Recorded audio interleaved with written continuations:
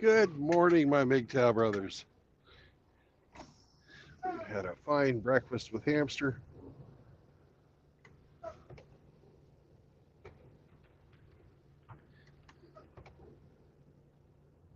Life is good. Tug test complete.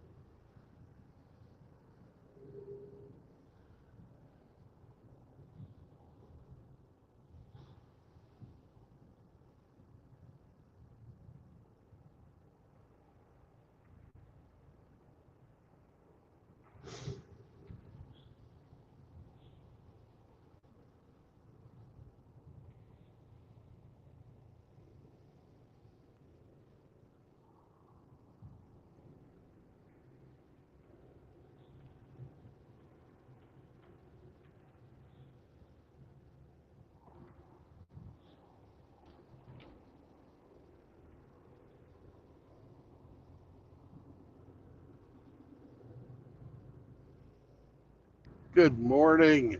How's everybody doing? We got Kevin, Tom, all the good smelling people are here.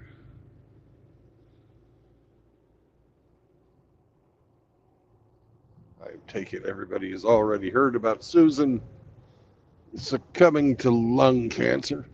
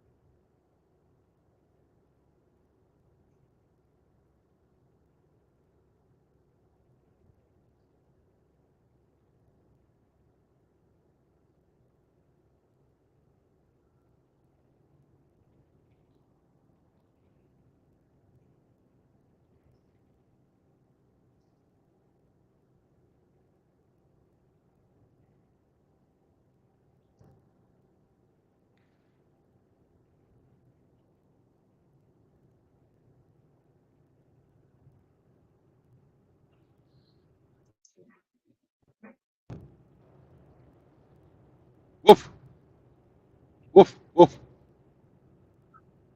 Wolf, wolf, and good morning. Oh, there you are. Oh, hey, How you doing, Aro? I'm doing fantastic. Thank you for asking. Glad to hear it.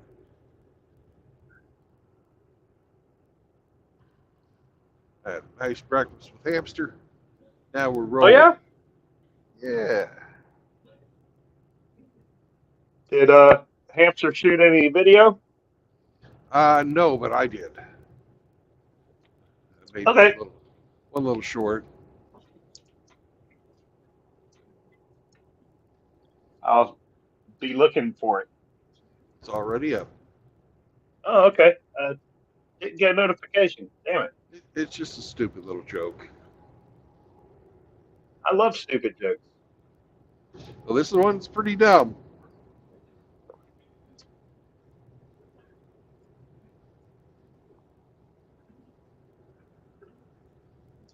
In the chat, you got Riggs, Kevin Killjoy, MGTOW Phoenix, Sergeant Grinch, Tom Landry. Yeah. They're all chiming in. Good morning to you. Good morning to all you boys, too. Meow. Penis. Penis. Morning, gents. Riggs? How we doing? Fantastic. Another day above dirt.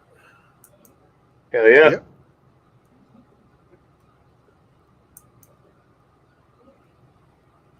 So leaving Hamsterland. Yep.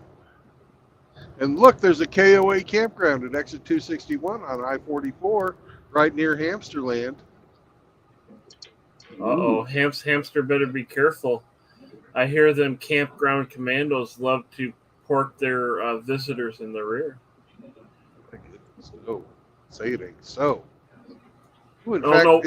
it's right out here where all the children congregate. Oh, wait. At the Six Flags fucking Six Flags, what do you call that park? Amusement park. Let me correct myself. The maintenance guy does that. Ah, the Not maintenance the guy, yeah. Not the commando, the maintenance guy. Yeah. He likes to stick his test probe where it doesn't belong. It's just, that's all part of mentoring. You just don't understand. Right. I just don't understand. I got it. I have never visited a KOA campground. I wonder if they have communal showers. I don't know. Only on the male side. Because I hear they like the male persuasion.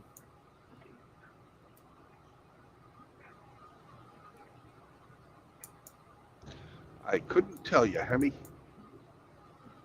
Hemi. Hemi's not even here. I'm on fucking autopilot. Jesus.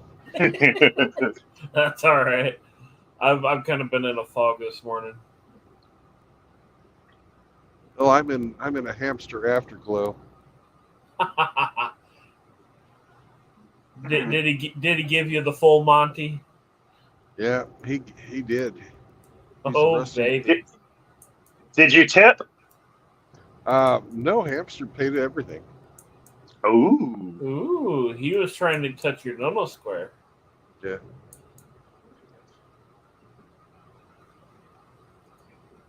Now you're obligated. Yep. Yeah. To leave.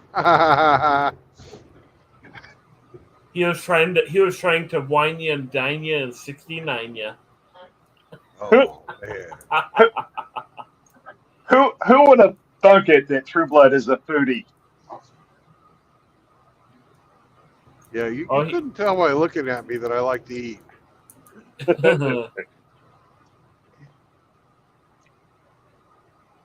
Life's too short to not eat tasty food. And this morning's breakfast was the best kind of food. Eggs? Free. Oh, yeah, free. I'm guessing hash browns, scrambled eggs, No. late sausage. Nope. Chicken fried Well, steak. I'm wrong. Chicken Oh, fried shit. steak, hash browns, and eggs. Fried eggs. Damn, son. How are I you not love- sleeping at all? I love little areas like that where you're cruising through and you see the layers of rock where they got to carve through. Yeah. It's always cool to see like the layers and shit and what was deposited over the millions of years. You don't necessarily have that around me. You just see the side of the dirt because it's just remnants of where the glaciers stopped. And a little erosion. Right. Yeah, once you get south of me, it just flattens out.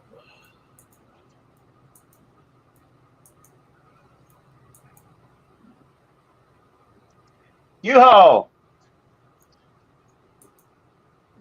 Hey, RO, are you on Facebook?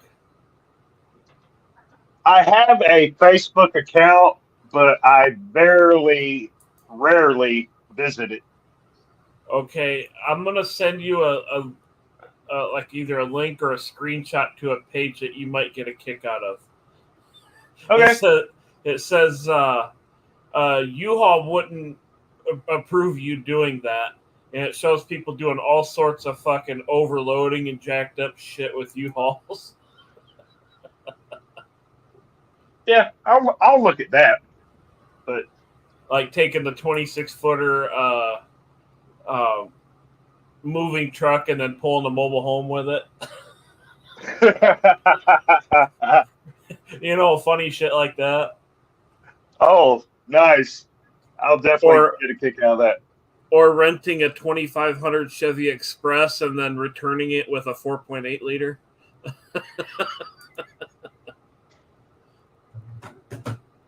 $20 engine swap.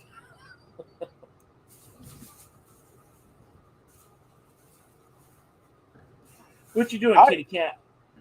I heard a story about this guy who had his own personal vehicle, but when it needed new tires, he would go rent a vehicle with the same size tires as his personal vehicle, and while he had the rental, he would swap the tires, and then he would turn the rental back in with the old worn out tires from his personal car, and it was cheaper than a set of new rubber.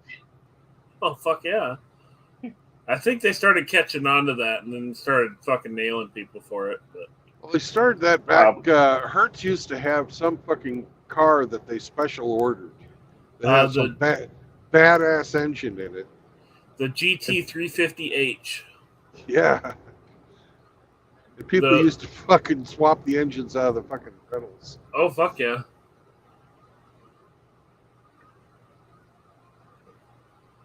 Yep. The Mustang GT350H for Hertz rental car. I remember seeing something about that.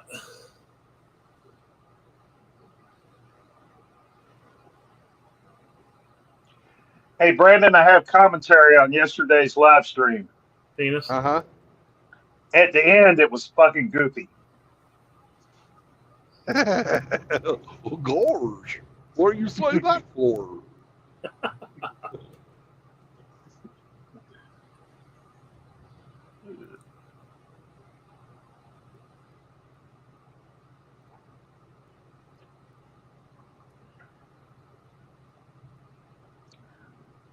I made some good money this past week. I'm going to spend a little bit of it in a bit. The haircut and a beard trim. All right.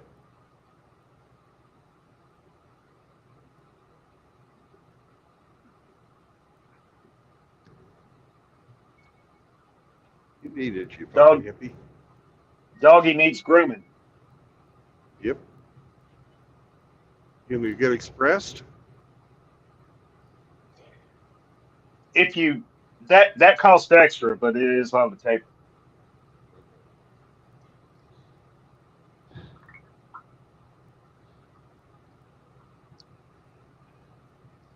Well, did you guys hear about Susan Wojcicki? No. Rest in shit, bitch. Yep. She died of lung cancer yesterday. Eat a dick, Susan. Eat them all. So now she gets to censor shit in the afterlife. Yep. Well, rest in peace, Susan. She was not well loved in our community.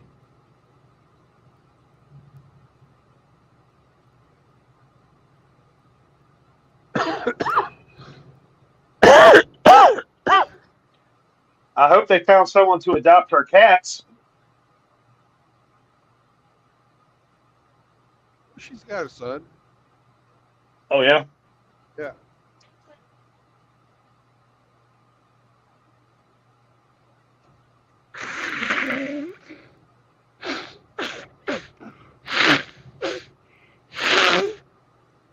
Nice, True Blood. Real nice. Anytime. Ah, fuck. That's, a choice between having to decorate my mustache. You guys get to listen to it.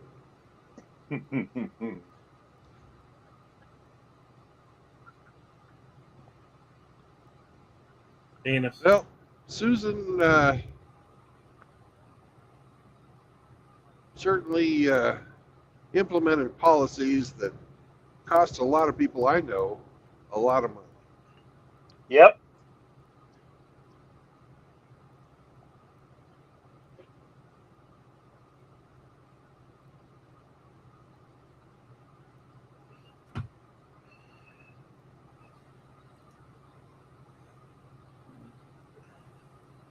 I don't know what kind of person she was in real life. When the guys that founded the Alphabet Corporation needed a garage, she let them borrow hers. And then they paid her back with a sweetheart corporate gig.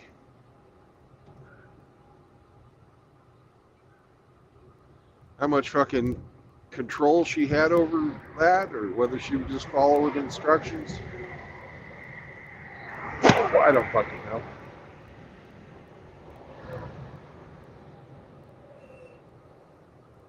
Never met her.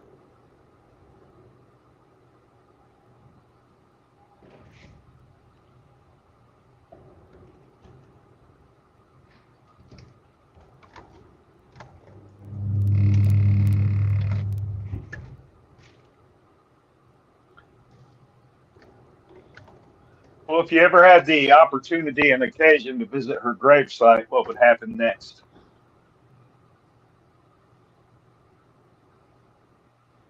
I wouldn't bother.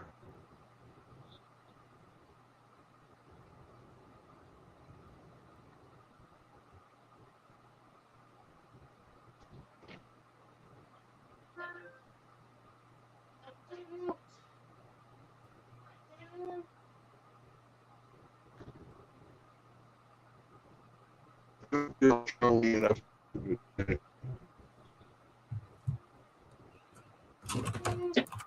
Arigato, Mr. Roboto. Yeah, the video's frozen too. No signal. He must be going through a bad area. What you doing, kitty cat? Meow. My big black and white male is staring at me wanting scratches.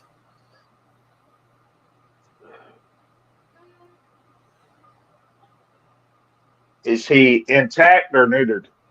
I got my hand forced in the matter, so he's neutered. It's for the best. I got him from the Humane Society. Tomcats do not make good house cats. They spray on every fucking thing. He's been an interesting fellow.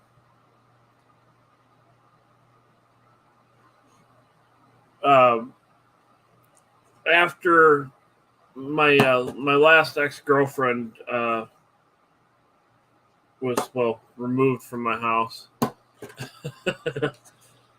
I had a dog for a while, and I wasn't home enough for her, so I had to rehome her.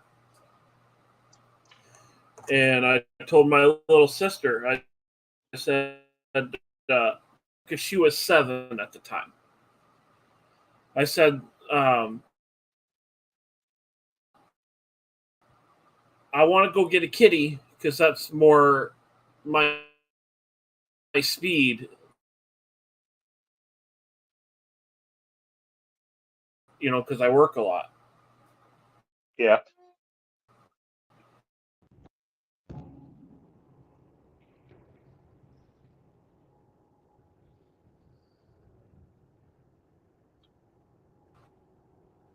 The king is back.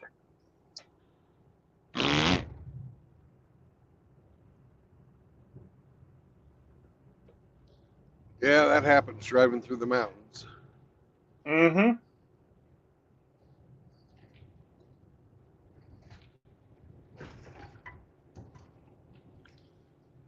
Moki Alex says, "Hola."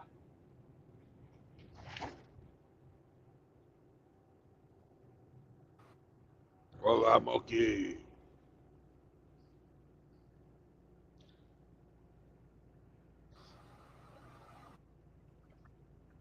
Hell, I got an email after I was eating with Hamster, and I'm no longer going to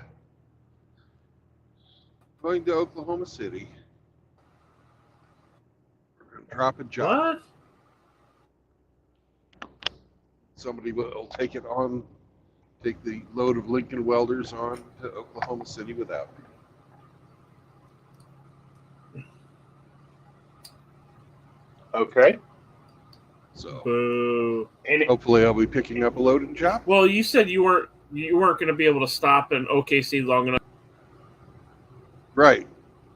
That now I'm not even going to Oklahoma City at all.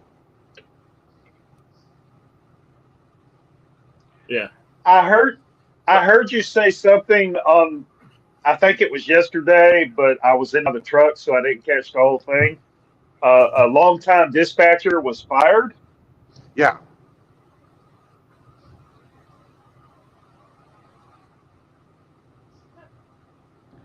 The only reason I know is because he wrote me and said, "Hey, I got fired." Hmm. There hasn't been any public announcement or anything yet, so he was just letting people know, "Hey, if you don't see me around, it ain't because I'm sick." We got us another HMT. Shocker.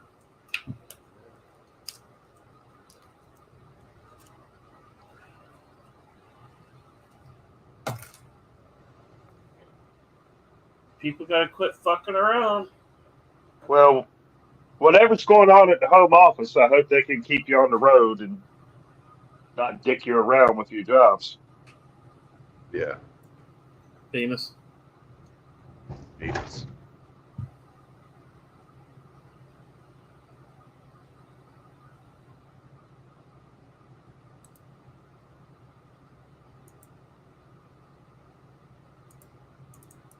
Oh fuck! That's all this movie is. I haven't. One of the guys in the bike group I go eat breakfast with on Saturdays. He's like, you've never seen Close Encounters of the Third Kind? I'm like, no. He's like, bring me a USB stick, I'll give it to you. It's only what, 770,000 kilobyte.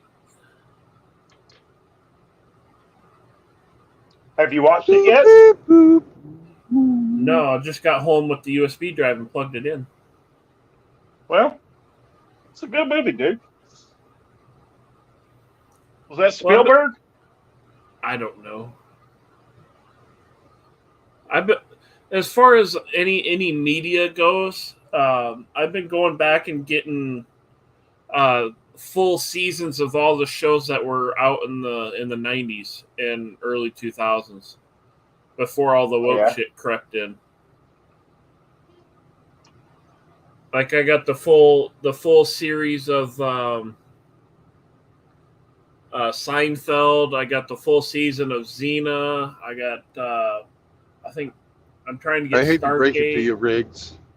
Xena What? was woke. She had nice titties. Xena was woke. She did have nice titties, but she was woke. Yeah. That's like Well, the yeah. lesbian Superman. Right. But I bought. Well, it's all the the shows I remember from when I was a bit younger. Yeah, Xena was a spin-off of Hercules. Everybody liked it because you could really tell. yeah, Lucy Lawless was hot. Hercules.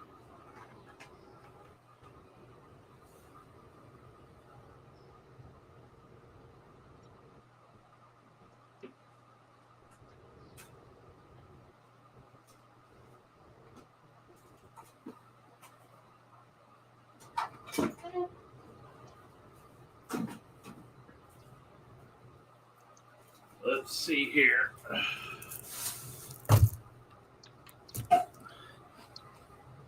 Now, it's been a minute since I've ordered any movies because I've been really trying to crank down and get the money stacked up. But this is the list of the last ones I ordered. Heartbreak Ridge, Full Metal movie. Jacket, Good movie. Up in Smoke, the old Cheech Pretty and Chong from '78, Biodome with Pauly Shore, Lame. Good Morning Vietnam, John Carpenter's They Live, Ice Cold and Alex, and The Hunt for Red October. Never even heard of it. Good movie. Which one one of the did few you not movies hear where I of? like Alec Baldwin. Oh, yeah. The one right before Hunt for The Ice Cold and Alex. It says it's a World War II era. So it says the year is 1942 along the barren North African coast where the war has turned towns into smoking ruins. Captain Anson John Mills, a commanding officer in the Royal Army, is tired and thirsty. Separated from his unit while evacuating Tobruk, Anson must navigate a dilapidated ambulance and desperate passengers across the whole, enemy terrain. So it's a World War II era film. It was recommended to me by one of my older friends in England. He also gave me the disc for the Dam Busters.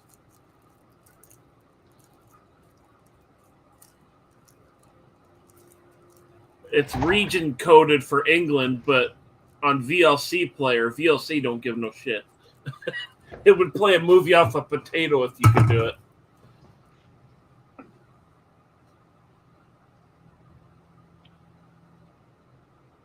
It was pretty wild how they did the Dam Busters. Yeah, the bouncing bomb. Here, let's skip a fucking bomb off the water. Grinch, I do not have all of the Friends episodes. That was a bit too chicky for me. Just a bit. The only parts of that show I enjoyed was any of the stuff with Joey in it. When he was going, "How you doing?" or the scene where he's on a date with the chick and she leaves chocolate cake out. She comes back and her chocolate cake's gone. He's like, "I'm not even sorry." Fucking pig. Did you ever watch Firefly? No. Great fucking show. Great show. I don't ever remember seeing that on or even listed like as a rerun. That was 2002, 2003, and it was like on the WB or UPN or some shit like that. Oh, in my area, we don't get WB. But Well, you should look if it you're up. It's a great fucking show. yeah, it really was. Let me see here.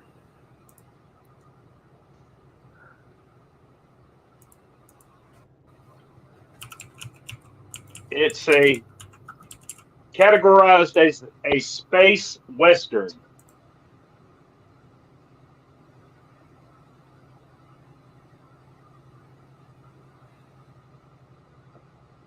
And I think it was done by the same guy that did Buffy the Vampire Slayer. Judging by the looks of some of the title cards, I could see that the Buffy people made it. But it was good. It was actually good, huh? Yeah, it was really good. Pull up Probably my Amazon because here. they didn't have a fucking bunch of chicks trying to be badasses in there.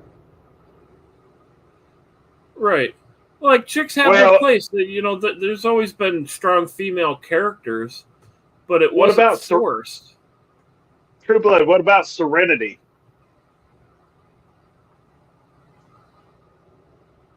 The movie he made. Yeah, that was the fucking finale to the show, right? Pretty much, and it was basically centered around that one chick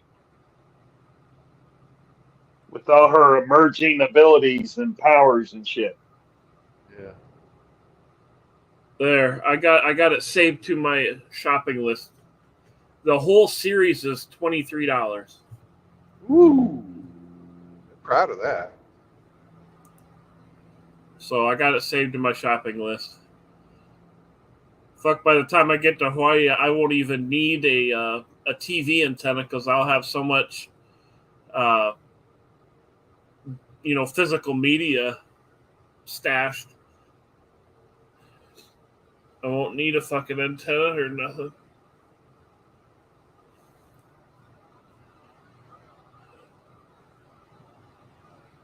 You'll be too busy banging on the fat native girls.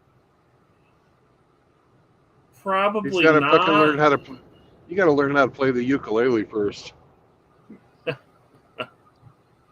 You know, from what Frost has told me about the women there that are not pet post wall, they're just the same as the fucking Gen Z bitches here.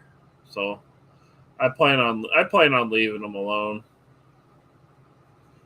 I just want my quiet place in the woods to tinker with my motorcycles. That's it. Build me a little one lunger, an iron lung, and little putt around the island. Are you going to get a Harley Davidson? Probably not. I like the motorcycle. I don't agree with the management. Yeah. The build I have in mind uses a Harley engine, but mostly Harley bits anyway.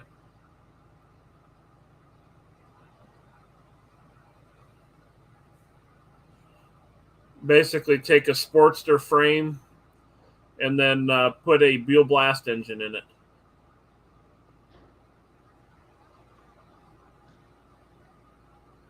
And then throw a big bore kit at it. So it's like instead of 500 or 515 cc, it'll be like a 650 one cylinder.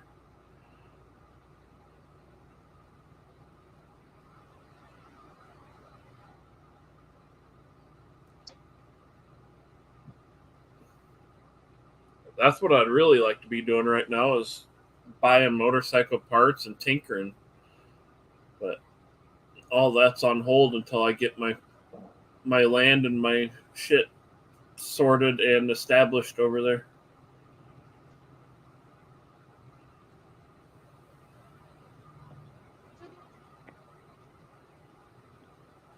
Fucking sucks having to basically just fucking save everything and not have hardly any fun at all. It's called deferred gratification. Yeah. I just hope It's all also- this shit. I just hope all this shit that I'm putting myself through to get it is going to be worth it in the end.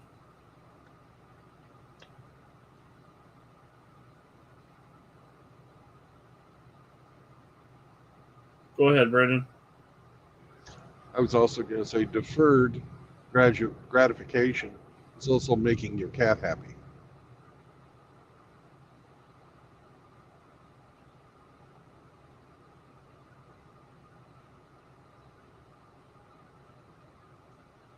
I'm hoping You're right. both. I'm hoping both my kitties make it to Hawaii. Have you looked at what you got to do to bring them to Hawaii? I have not. I'm just focused. I'm just focused on trying to get all the money together just to even get the property to begin with. Like, I'm trying to not cloud my mind with all the shit 500 miles down the road, and focusing on trying to get across the starting line. Well, I'll give you a heads up. It's a bureaucratic nightmare. Everything is that way anymore.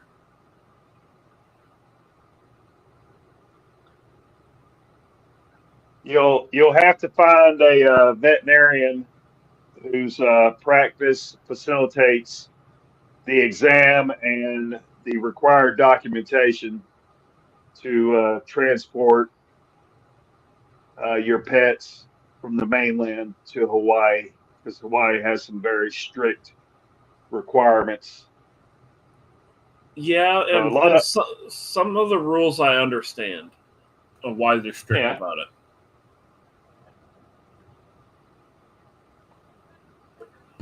But like I said, finding a vet who can do that documentation competently is a challenge, because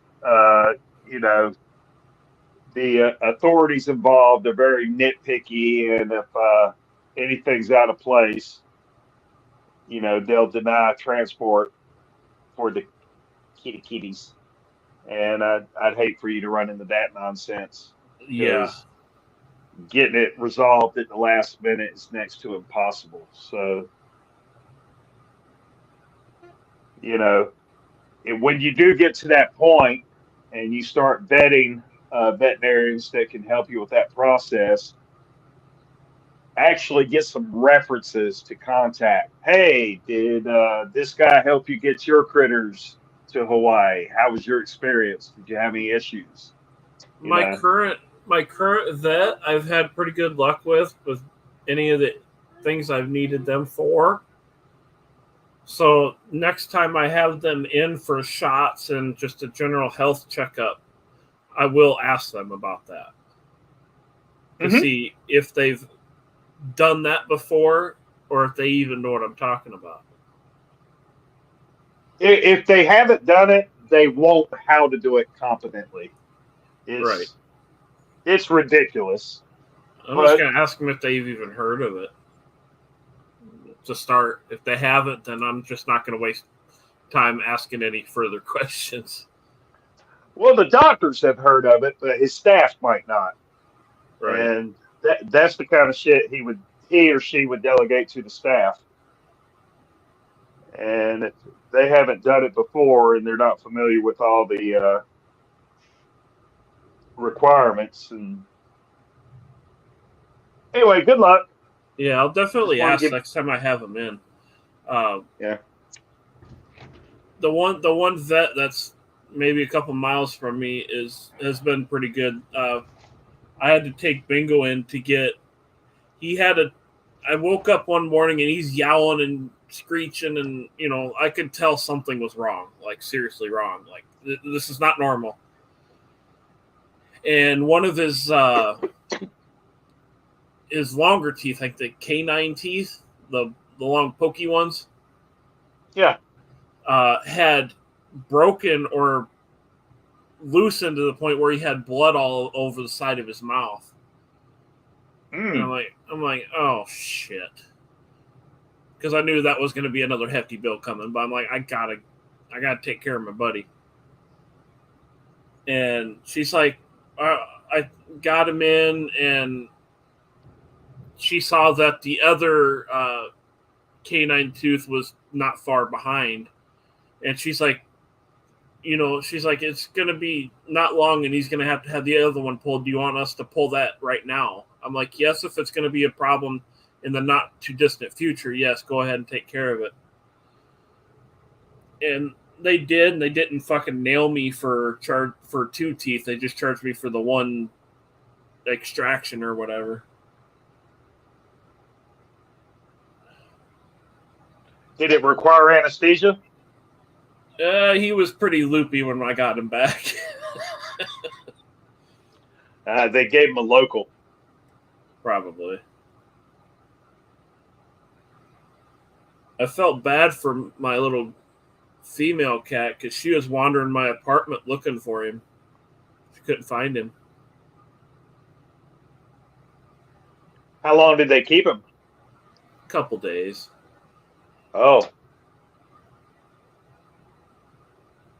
She was wandering around going, meow, looking for him, like, he'll be back, don't worry.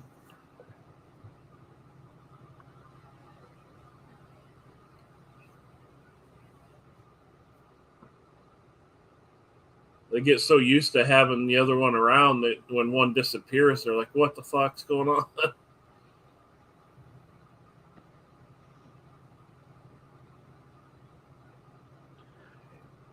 You know, I get pissed off, and he's not here to defend himself, but I'm going to call out Father Saunders. He keeps talking about his St. Bernard and how she's doing badly, but I haven't heard any mention of him taking her to the vet. I think that's because His mom. well, his mom's freshly out of the hospital. And I understand. I totally get that. I think Saunders also understands that there's not a damn thing that the vet can do for the dog because Actually, there is. The issue she's having is age, just fucking age. Actually, there's a lot the vet can do to alleviate a lot of issues that come up with aging pets. Did you hear that Saunders' kid figured out a food that the dog would eat? I hear that, and good on Junior. It's awesome. But just like Saunders, I'm a dog lover too, and I just want all filthy ones. I want all good doggos to do well. Well, I do too. Go ahead. I was just saying, whenever Saunders puts his Saint Bernard on camera, I can tell she's just the sweetest thing in the world. Oh yeah, she's a sweetheart. Great temperament. Just a great companion animal to have, and I just want her to do well. I've never had Bernardi be any sort of mean or anything at all anytime I've ever been around that dog. Have you noticed that the large breeds are the ones with the best temperaments, and the smaller they are, the more ornery they are? Yeah. You're just saying that because Sam doesn't like you. No, I had a Chihuahua mix, and she was ornery too. Especially Hemi's little dog. That little thing is vicious. Chihuahua. Chihuahua. Well, if you were Hemi's dog, wouldn't you be vicious too? Don't forget racist. I beg your pardon.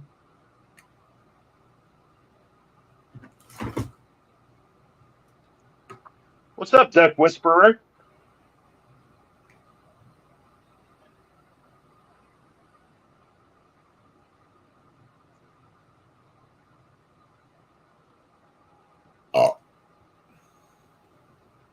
Penis. Penis. Penis.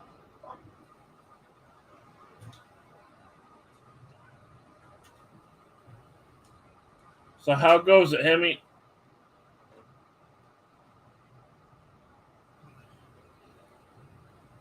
Sir Did you wake up? Dropped again, probably. Oh shit. Sir drops a lot, strikes again. Killjoy putting $2,000 into a motorcycle. Guns, ammo, beer, and liquor. That's not much. I think when I had my Harley, I think I had $6,000 in it. Oh, sorry. Go ahead. I saw the best store right there. Oh. Guns, beer, liquor, and homemade ice cream. Hell yeah. Oh shit, we got a gay German in the chat. Guten What's up, Tag. Char? What's up, Char? Mr. Gay? Why's Char got to be gay? Because he said, hey, Rigger, gay?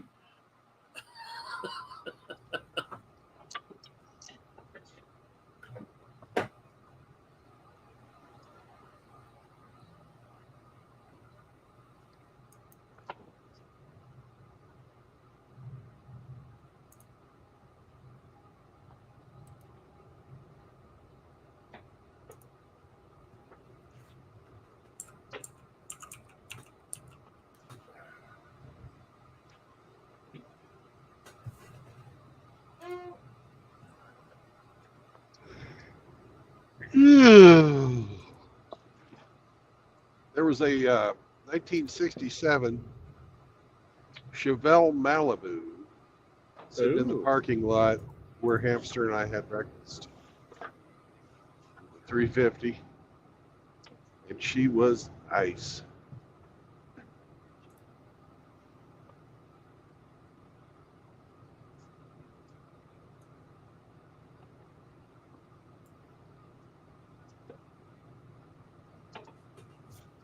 High school, I had a classmate who drove a, I don't know what year it was, but it was similar, you know, one of those older model Chevelles, and a lot of restoration.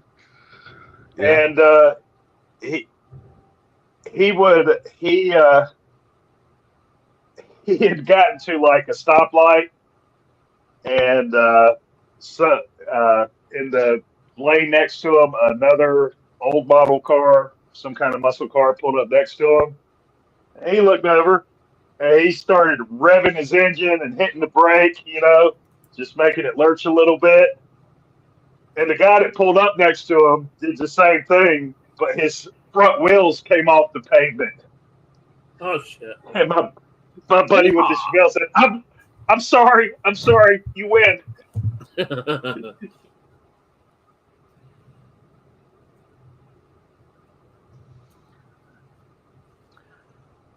All my high school friends that had the really cool cars eventually wrecked every one of them. Were they at some point Mustang owners? I remember a Mustang fastback. I remember a Pontiac Firebird biting the dust. I remember a Pontiac Trans Am biting the dust. You know, Mustang owners aren't known for their driving skills. they were badass cars till they got demolished, and I was jealous as hell. You know, my mom bought a 1980 Chevrolet Chevette with over 100,000 miles on it, and she let me drive it. But it was basically her backup car for her mail route. When her main car was in the shop for service, she would drive that one.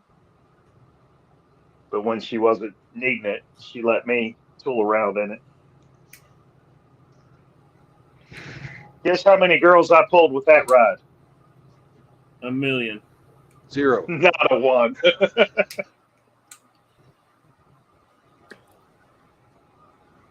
I think that out of all the vehicles I've ever owned, the one I'd probably have back would be my 92 Lima Z34. Out of all of them, that's the one I'd have back. How many do you have? Only the one.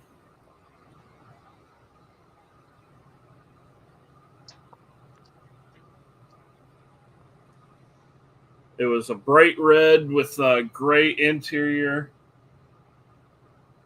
It had the vents in the hood and a little spoiler out back, and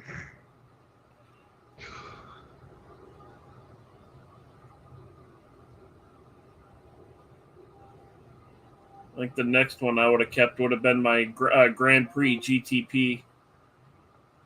That was a snappy little car. Man, I hadn't heard of the Grand Prix in years. Fucking GM and their boneheaded fucking ideas killed Pontiac in 2008.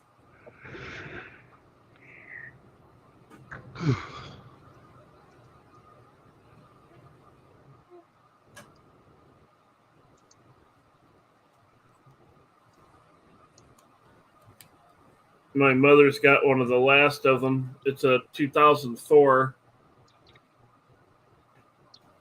that she's letting just rot away in her driveway. You remember the Pontiac Fiero? My buddy had an 84, 85.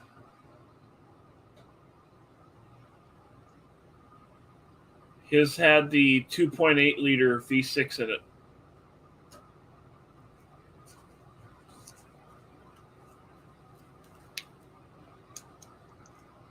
They move pretty well when you put a 3800 supercharged in them.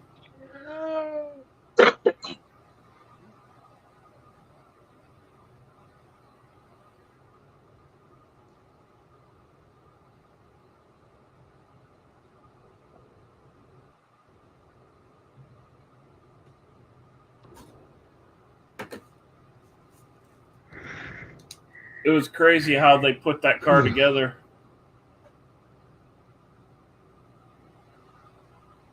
We put it up on the lift, and we're inspecting just the car in general to see how it was done up.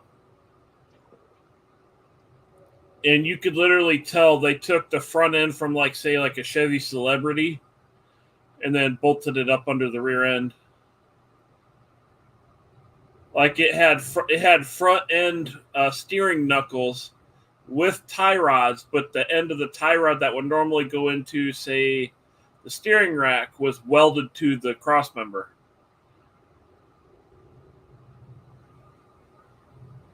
Okay. So it still had tie rods on the back, but they didn't do anything. It's fucking weird. It was a parts bin car.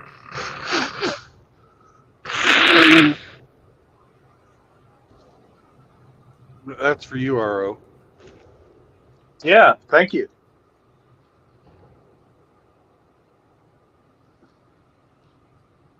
Hemi says 1990 to 91 Cavalier Z24, 3.1 with the 5-speed. Hemi, my brother had a Beretta with the 3.1 and a 5-speed.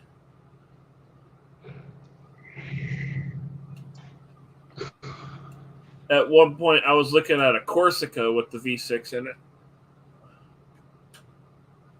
Corsica. I haven't thought about one of those in ages. Right?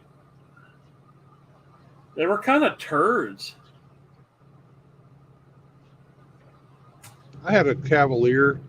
I don't remember what year it was, but it was fucking maybe 88 or 89 or something. But it was a convertible. It had a 6-cylinder in it, but it wasn't fast. No, that was kind of toward the later end of the Malaise era. Yeah. So But the it sure was a horsepower- lot. It was really nice driving around with that fucking convertible. Because I was in, at that period of time, I was in fucking Washington. I'd fucking go out into the mountains and shit and drive around. I had that fucker until I got done with the Navy. And I sold it. The, Yeah, if the you coolest buy vehicle I ever. I'm sorry, Riggs. go ahead. No, I was just saying the coolest vehicle I ever owned was a '87 Jeep CJ7. I was a. Let's see. It Do was you remember actually the Renegade? I think it was called. yeah. That had like the body kit. I think it was called. Was that Chrysler or AMC? Let me look to verify here.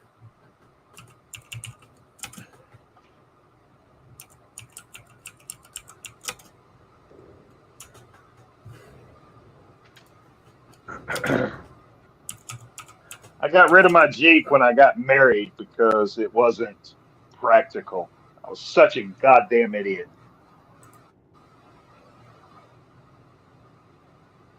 Yeah.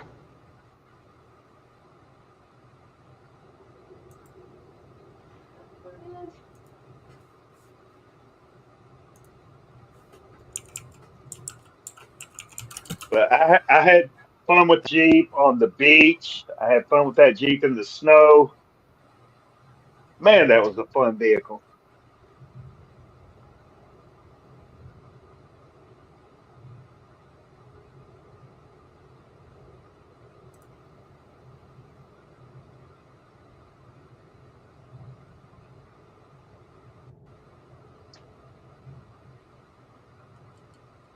I think it was the one I'm thinking of was it 1990, so that would have been Chrysler, I believe.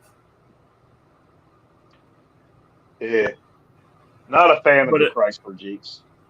it looks like a Wrangler with a wide body kit.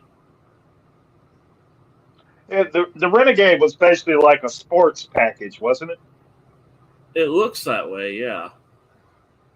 More trim than anything. Yeah, it looks like they put a fender flares on it and then they push the wheels out a little bit.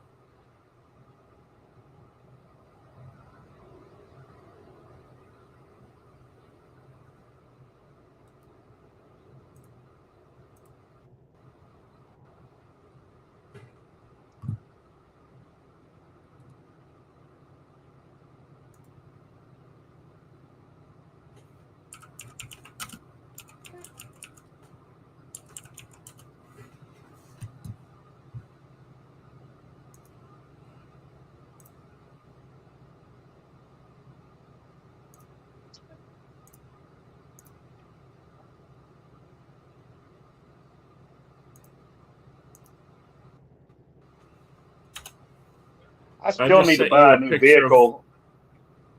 I just sent you a picture to your Discord inbox, Aro, of what I'm kind of referring to. Yeah, I'm pulling it up now.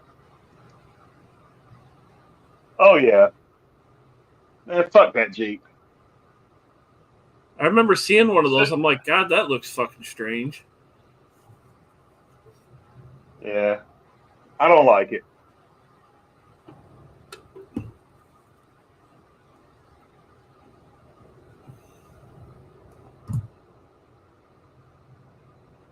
Any Jeep with square headlights can eat a dick. Eat a Yeah, dick. yeah, Penis. I can agree. Penis. I can agree with you there. When they started putting square headlights on everything in the what late 70s, I think it was, they kind of No, ruined. it was later than that. I remember a Monte Carlo in 78 or 79 that had squares on it. Or was it that oval-ish square? But they ruined a lot of the automotive designs by putting square headlights where they should have been round.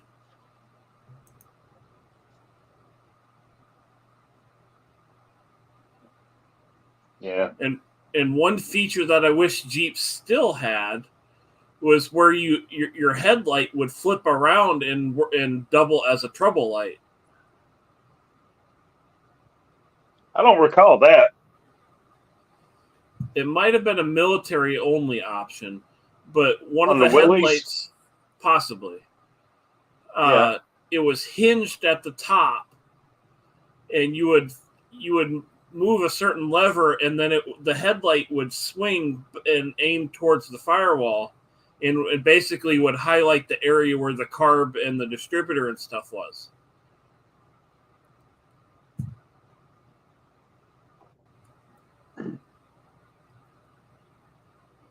Well, if there was a need for that feature, it wasn't a very well-built vehicle, was it? It's, regardless of the vehicle, it still helps to have some light on the subject. Yeah.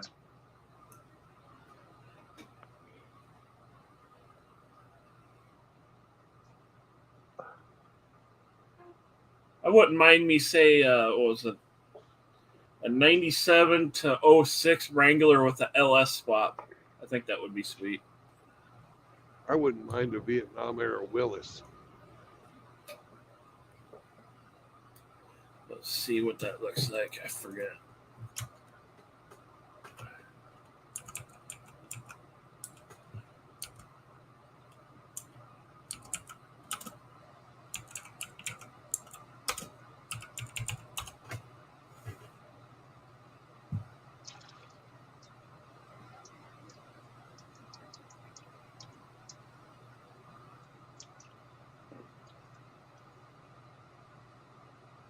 All right, gents, I have to hop off and get to my grooming appointment. Shaggy Dog needs a trim. All right, take care, Aro. You need me to send you a I'll- little extra so you can get express? Just I make got sure- it covered. Make sure you specify you don't want the JFK option. No, don't want none of that. Anyway. Be well, guys. I'll holler at you in a little bit. All right, take care. Bye.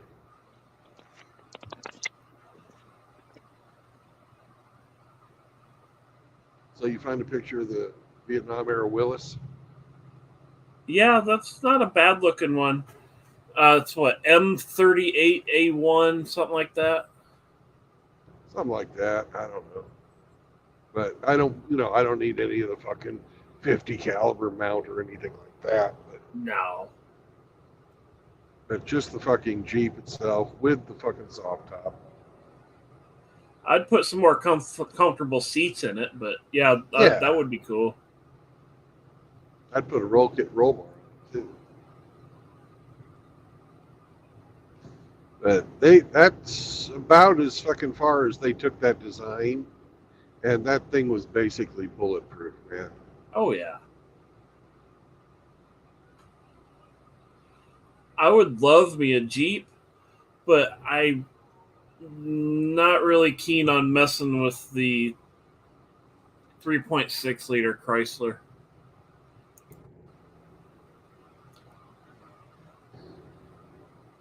I think the Willis had the straight 4 in it, didn't it? Yeah, I believe so.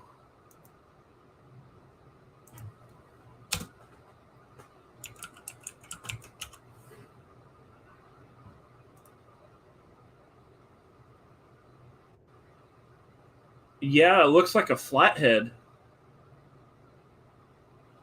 4-cylinder flathead. Yeah, those things were fucking bulletproof. Yeah, not the most horsepower in the world, but yeah, they would run and run. Everything's easy to get to. Everything's easy to fucking repair. Oh yeah. That's kind of why I want a particular. If I was to get a Jeep, I want a particular one, and it was only made in 2003.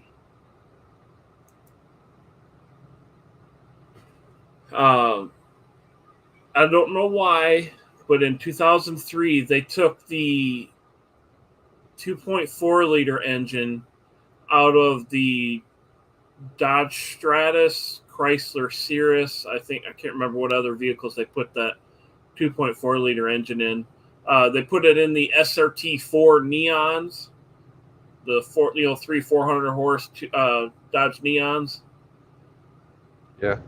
But it has the equivalent room around the engine to work on it as that Willys does. Well, the reason I like that Willys is they have a fucking plan already out there for wood gasification to make that fucker run. So you wouldn't need your minivan then. My just- minivan is fucking dead. The fucking mice, they ate the wire harness. That's a problem a lot of people I don't think realize about living in the sticks. Is fucking mice eating your car's wiring. 'Cause The that's what wiring happened. harness for my van costs more than the van's worth. Yeah. I had an 87 town car that I basically drove on weekends or, whether I wanted to go to a car show or go for a cruise. So it didn't exactly get driven a whole hell of a lot. Right. And the mice ate the wiring for the throttle position sensor. So it just kept falling on its face. I'm like, what the fuck's going on here? I'm like, why is this thing acting funky? I'm like, I know nothing's been changed or broken or modified since the last time that. No, it was just messed with dinner. Yeah.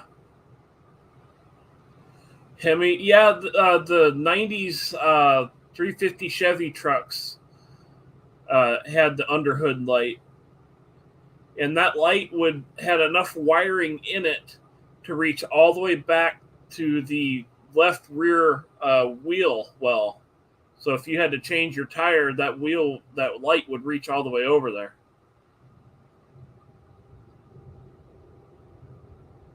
I know that because my brother's got a 93 or 94 Silverado. And it's got that light under the hood.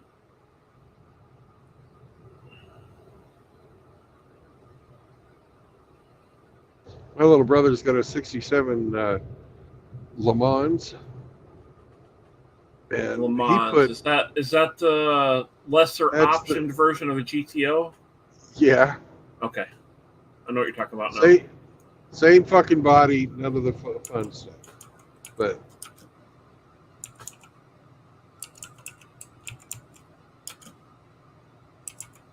he put fucking LED glow strips along the fucking frame of the hood.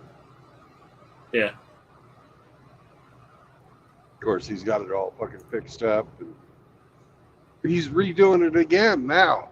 It's going through like its 12th or 13th. He's had it since high school, right? Oh shit.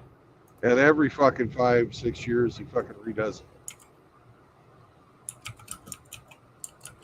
It's a very well-loved car.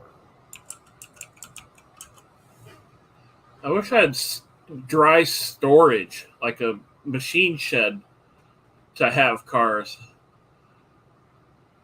Because I would have probably kept a couple of the ones I've had over the years. I would just mothball them until I could get money to fuck with them again. Yeah. Like my Grand Prix Supercharged, when the transmission gave out, I wanted to put it on a trailer and send it home because I knew after I got out of school I would have the money to bring it back to its former glory and have a nice little fucking hot rod. But yeah, I was a fucking broke college student and didn't have the money, so I basically sold it for, basically scrap price at that point and had to move on. I'm like, fuck. I had a 38 fucking panel wagon, and I wish I had done that with that, but I fucking sold it. I had fucking gotten the body done on it, and I hadn't started on anything else.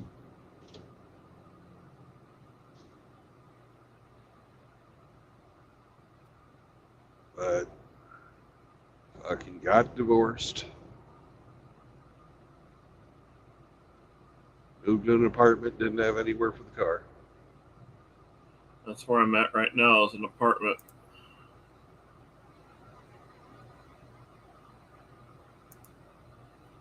I already have people fucking with me over having my truck here.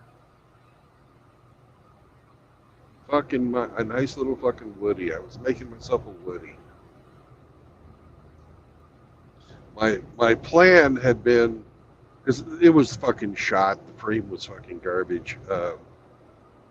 And 38, not the fucking most zippy or good handling or anything like that. I was gonna put a fucking Ford Ranger underside.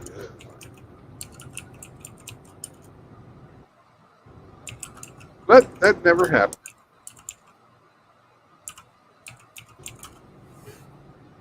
If I do well in Hawaii, I got I all would the like to mess with cars and bikes again. If I do well. Yeah. The body on those fucking things was held to the frame by fucking 8 bolts. 8 bolts. Oh, shit. Jesus. It was so fucking simple. Oh, yeah. I could have fucking modified that to anything. Yeah. 2,500 pounds of steel and wood, but still. And wood, yeah. It was a Woody. Of course it had wood, Well, even on the non-Woody models, the roofs were fabric and wood.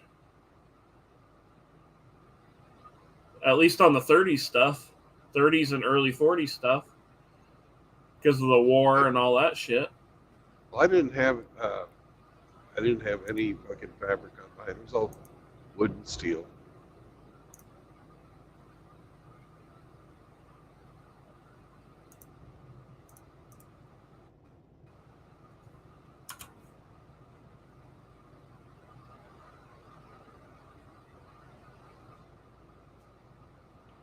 I just sent you a picture of the Jeep I would like to have. Specifically the engine bay shot. Oh, okay. You see how you'll see why I want that particular engine Jeep by the room.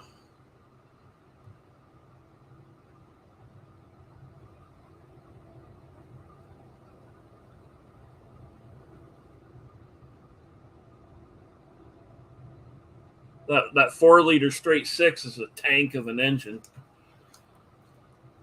as well, and just about as easy to work on.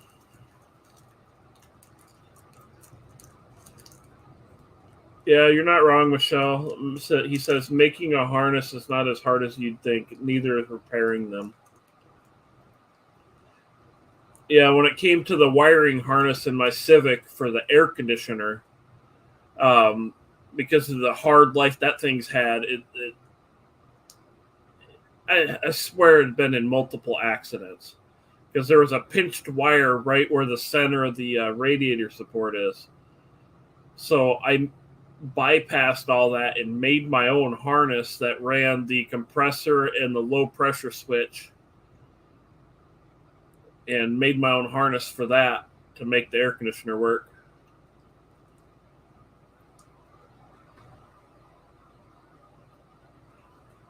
It was made using an extension cord, but copper wire is copper wire in my book, as long as it's the correct size and whatnot.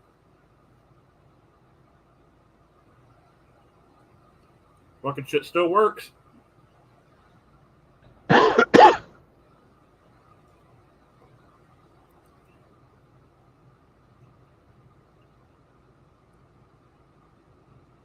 Rusty's back.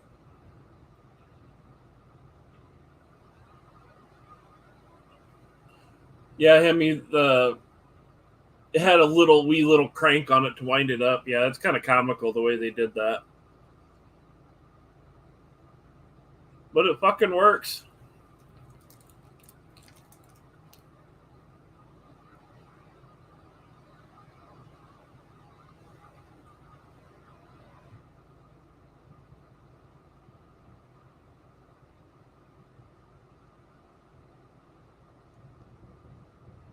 You're awfully needy this morning, Bingo. Back for more attention.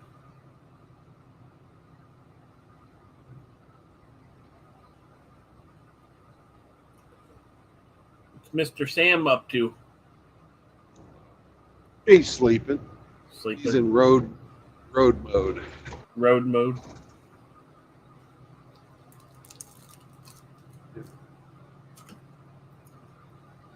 Well, when he wakes up, give him some scratches for me. Will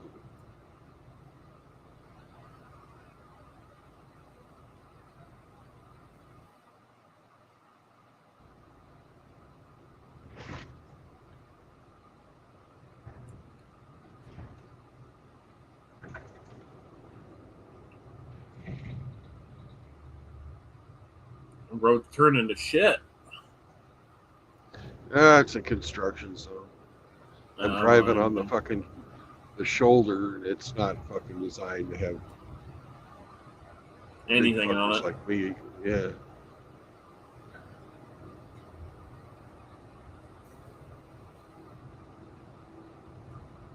There's about a 10-mile stretch down here by Rolla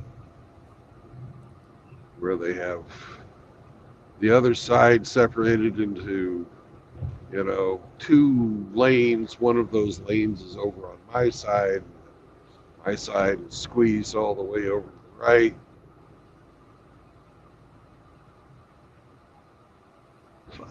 Fun. And you got to go 50. Yeah. Speaking of low speeds, I'm going home last night from work, and I'm behind this vehicle. They're entering the interstate road traffic at 35 miles an hour. Dumbasses. I had to drop it into fucking second gear and fucking hammer it. Like, fucking go!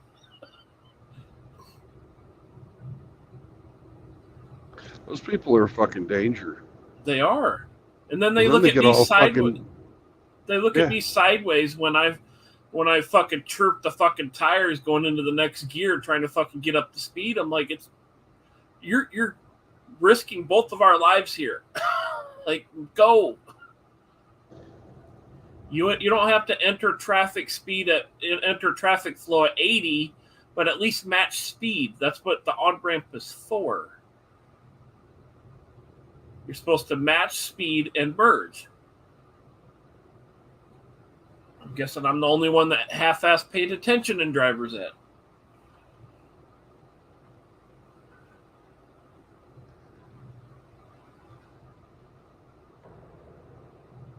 And then they really give you the fucking weird look when you're fucking zinging past them. It's like, it's time to go, people. Move.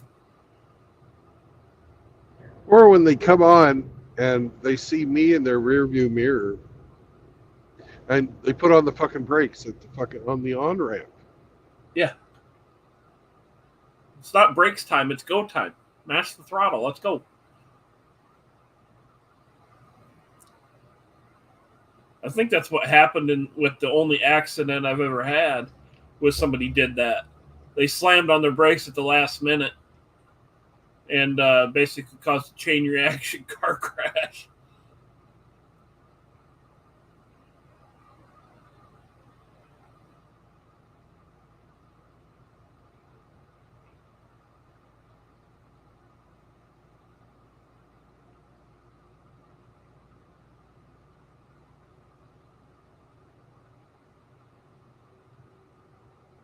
Fuck, even when I'm getting like there's some of those on-ramp, off-ramp deals where the end of the one on-ramp, there's like a stretch of road and then there's an off-ramp to go to somewhere else. Even when I'm on that and I'm not getting on the interstate and I'm just going to continue down the off-ramp and go to some of the side streets, I'll turn on my right side turn signal to indicate to everybody either in front of me or behind me that I do not intend to merge, so that they could just cruise on past me. Basic road etiquette, I guess.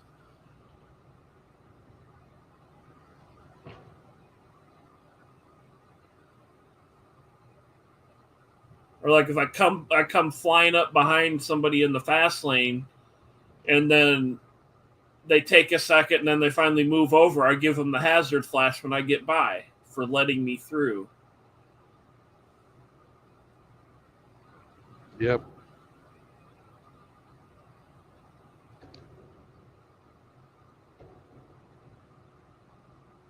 Now, the one thing I didn't know about was the not flashing the high beams.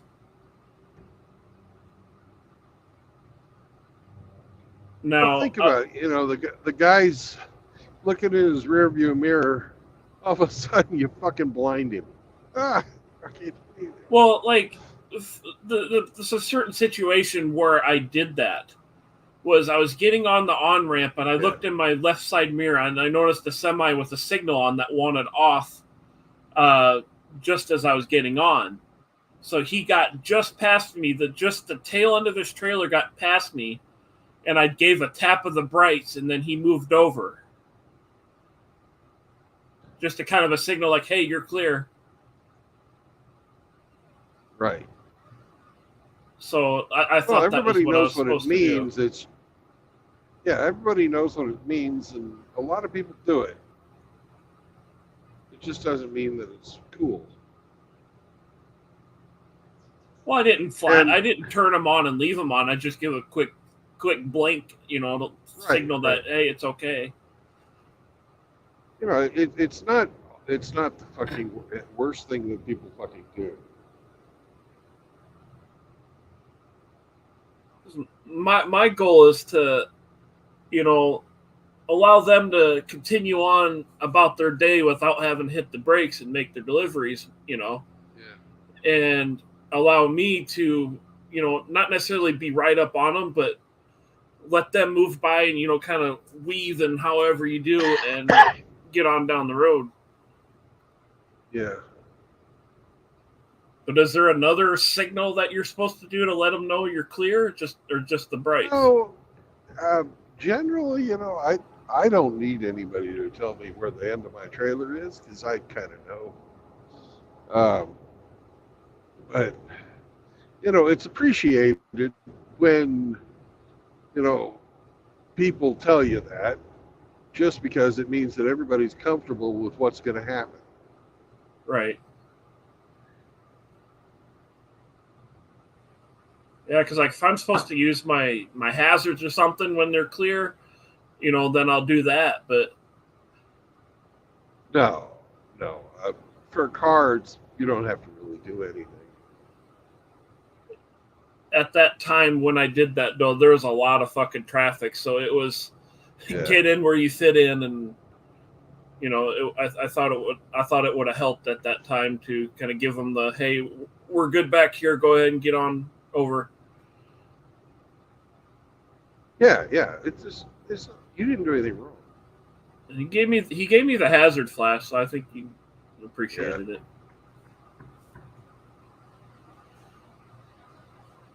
Because we're all trying to get down the road and get where we need to go, and little gestures like that, keep things moving. Yep. I'm just not one of them dumbasses that drives with my brights on 24/7. Yeah, those people are annoying. I fucking hate those people. Penis. The ones that really piss me off are the ones that fucking, when you try to get over, they'll speed up to get around you. I hate those assholes. I'd drop a couple gears and fucking damn near run them off the road. I'm like, you want to be an asshole? Let's play ball. I'll match your energy. I don't have that fucking option in this thing. I understand. I'm giving her all she's got to get up the hill as it is. Right. Or hell, even on the flat, fucking getting up to speed sometimes takes some time, depending on how heavy I am. With how crappy my car is, it's like, go ahead, motherfucker. I'll write this motherfucker off. Go ahead. Try me, motherfucker. I just reach into the glove box for the gun, roll down my window. No, you don't. No one said anything about pulling the trigger. I just pointed at him. I'm kidding. Don't do that. That's how you get arrested. Exactly. I mean, you might scare the shit out of them. Yeah, they're gonna see you roll down the window and point the gun at them, and they're gonna go, "Oh shit!" and they're gonna run away from you. But then, you know, a little police report is filed, and next thing you know, you got a person with a badge knocking on your door. So yeah, don't do that. All of that was a joke. I've had people try and fuck with me, but I just went and sat my machete up on the dashboard and kind of, go ahead, buddy, go ahead. They just need a little reminder that they're mortal, and maybe they should remain humble before boot gets applied to ass. Right. It's like, I'm prepared to defend myself. Please don't make me do that. I had one road rager, and he goes, "Oh, I'm gonna fuck you up, you bitch." I just pointed to the camera. Yeah. They shut up real quick when they realize they're on fucking camera. Yeah. Yeah, just take your dash cam, point it at him, turn it. It's already pointed at him. Oh, well then he's just a dumbass. Yeah. Like, you see that little black box that's hanging directly below the rear view mirror? Yeah, that's a camera. You're live. You want to say that again? And it's got a microphone too. Yeah, so you're able to catch their voice, yeah. So they can't say, "Oh, I didn't say that." Oh, here, it has audio.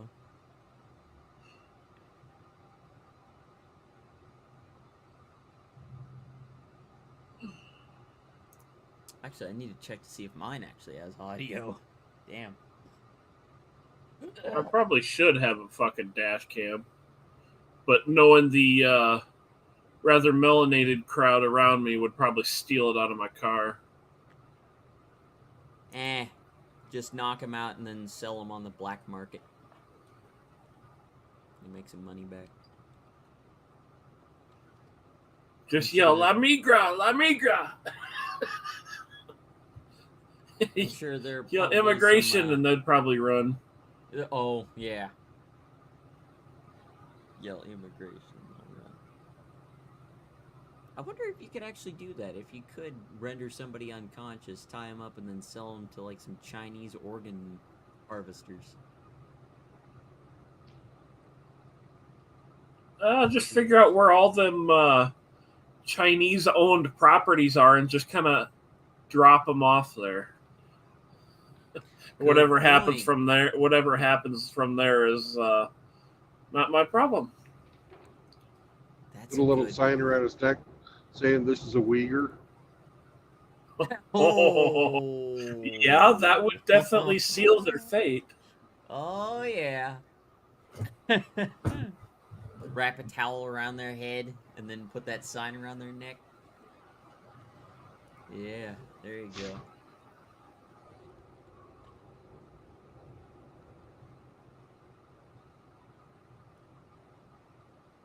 We'll actually see what dash cams.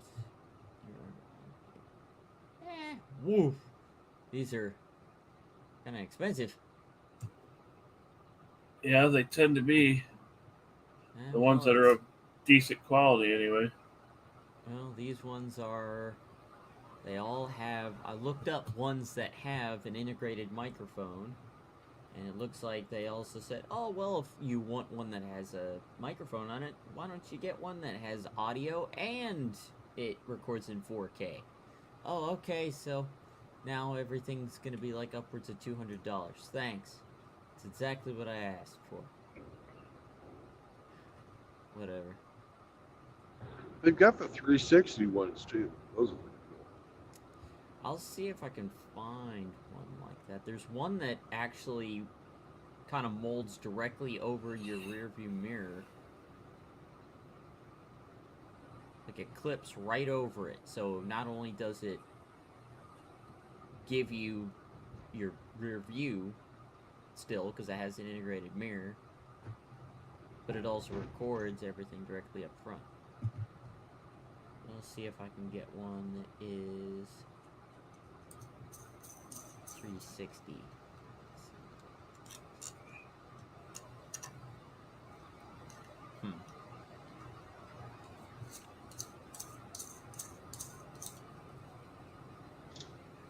Yeah, if I drove a lot like Brandon does here, I would definitely have a dash cam. Because you have some fucking wacky shit happen out on the road. Yeah, I've got two. One that I stream live, and the other one goes to the company. Damn. They've got a 4-channel one here. Damn, 4 lenses. Let's see here. Holy shit. Michelle says YouTube is trying to cook my CPU for daring to tune in to the Pig King stream. So he says he's going to catch us later. Hi. And then Lucius Aurelian says, "Ding dong, the Wobble Jack is dead." Yep. He is correct. She died of lung cancer. Yeah. Says even ancient dreadlords may die. And then Av to the rest of you. I think I found that one you're talking about, Brandon. The 4-channel one is 360, so it's got 4 separate cameras. One that you attach to the back, and then you've got 2 that can swivel. Left, right, forward, back. Yep, left, right, forward. Nice. Yep, 150 degrees back. pointing from the front all the way around to even inside your vehicle.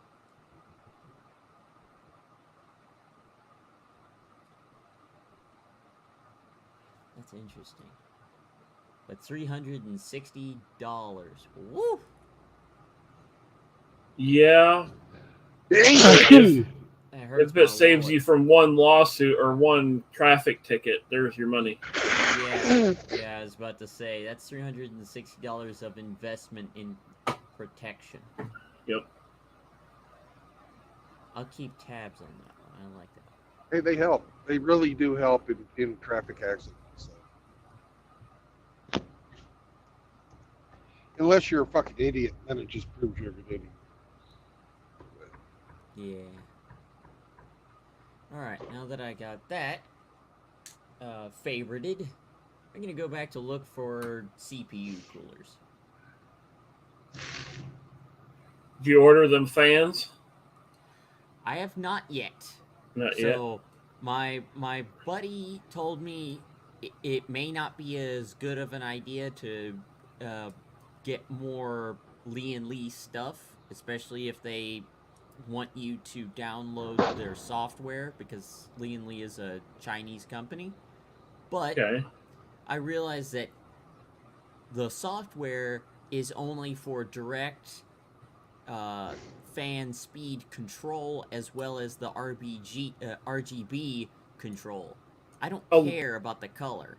A lot of these motherboards now, they have fan headers on the motherboard where Yes. the software for the motherboard controls it. That's what mine Exactly. does.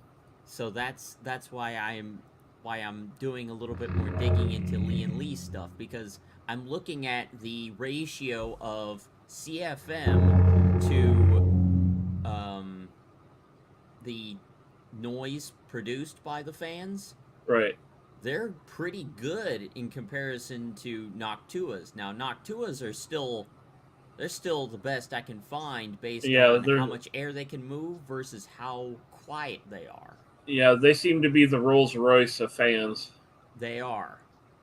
So I'm still keeping those as like the bar. They're setting the bar right now. Right. There's only one fan in my system that isn't a Noctua fan, and that's because it's a 120 mil, and I've got a bunch of 120 mils here. Yeah. That joke What's is never up? gonna fucking die. Hello, hello. What's up, Constantine? Oh, forget a Saturday. Game time. Yep. Yep. Sorry for show delay. I posted link, but I didn't know who Glenn and Roma will join us.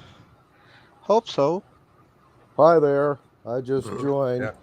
Oh, okay. Mhm, All right. Well, Brandon, I'm gonna check out and let you guys do your game deal. mhm. All right. Later, Riggs. Have a good game, guys. Will do. Thanks. Yep.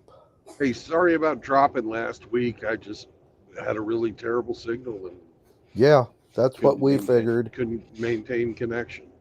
Uh, it is what it is. It's obstacles. So we totally can understand that. We too have electricity. And it happens. Hmm. Yeah, I just work in a place that, well, they got the land cheap for a reason. Yeah. Uh, uh, it is what it is. Yeah. Yeah. Oh, after talking to you guys last week, I've started the new campaign maps. They're not finished yet. And I spoke with Oren and Eric about gunpowder and D&D, and they said there is a publication, an AD&D publication entitled The Gunpowder Codex. Oren it's only like 20-25 pages, but Okay. Oren is getting me a copy this week, and sometime. It's also the semester's starting, and well, he works for the company that the school buses, and Mm-hmm. so it's a busy time of year for him. But anyway, so gunpowder's available and all that. I should have their charts and such in a week. There are some new subclasses of characters based solely on gunpowder. Eric, who's DM'd a few of these in other dungeons, says they're pretty weak. In his opinion, kind of like some of the character classes in second edition D&D. You're a lot better off to just do a regular, fighter or rogue or whatever that has an exotic weapon. And they allow that. You just have to expend one of your skill points on, well, firearms, maintenance, and how to operate them without shooting yourself in the foot. So I will let you know specifics about price and range and all that other D&D. shtick when I get the book. It's D&D. Do we really want gunpowder?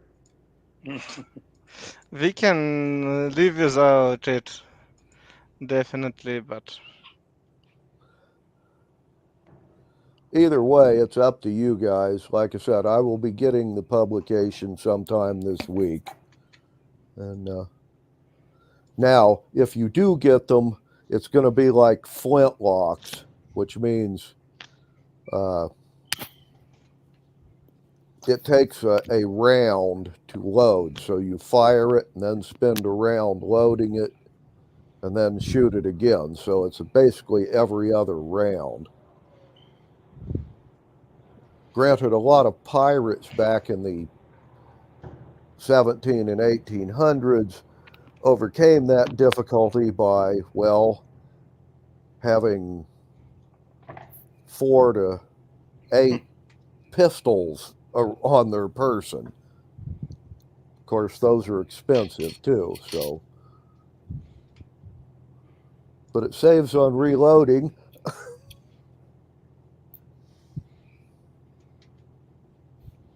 Yeah, up to a point. Hello, guys. Hello, Hey, hello. what's up, Roma? Nice to hear you. Mm-hmm. Yeah, I get it. You're deciding if we want to have firearms. Yeah, I was just saying I will be getting the D&T Gunpowder Codex this week. Ah, So if you wanted to use them, that's cool. If not, that's fun too. You can always just use magic and treachery, you know. We- absolutely. We probably stick with it, but we'll see how it's going.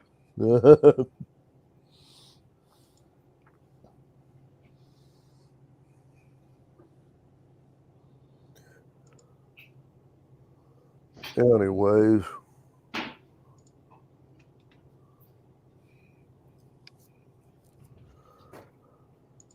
By the way, Bill, where are you today?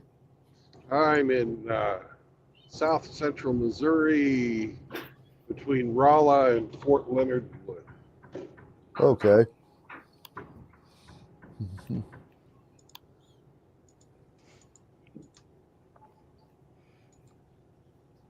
Mm-hmm.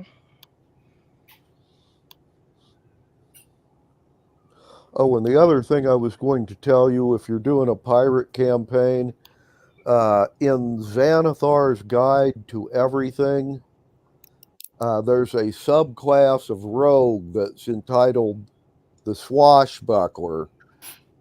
So you might want to take a look at that just for laughs.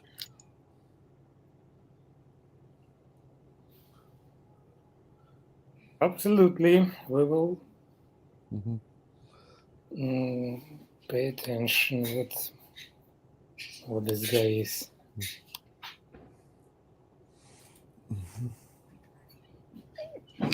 I wanted to call you up and talk to you about a fighter class.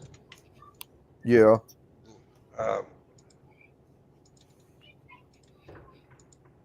And I'll do that off, when we're not like Mhm. gonna play. But Right. Okie doke.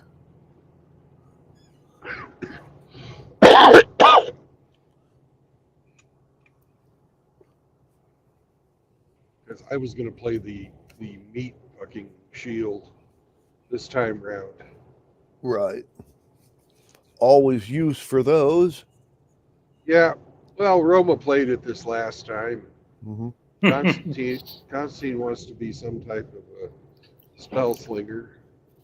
Yeah. Drubius is going to be a druid. Always fun. I don't know what Roma wants to play, but I figured he did the meat shield this time round, so it's my turn. Yeah. Well, rogues are always fun. Rogues don't make very good meat shields, though. No, but they get to sneak around and pick locks and stab people in the back and that sort of thing. Yeah, well, Oh, one other thing about an aquatic campaign.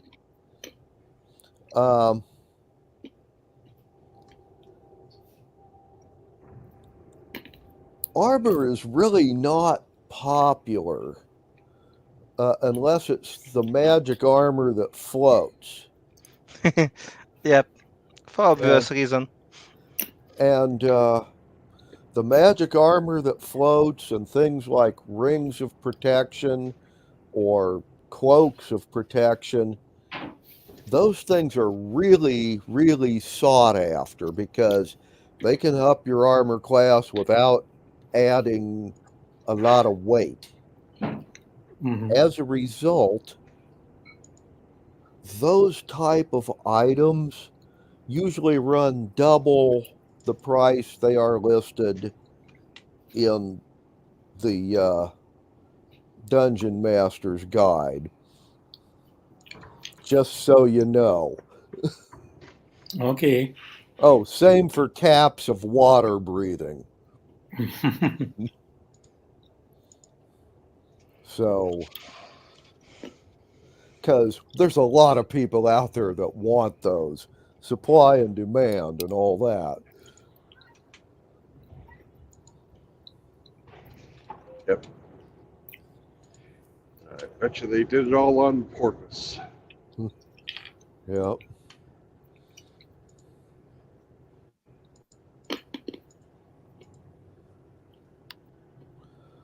Now, All right. When last we left. yes, you were in the middle of a battle. You had sent a message to the Typhoonal Dragon, but it had not gotten a response yet. The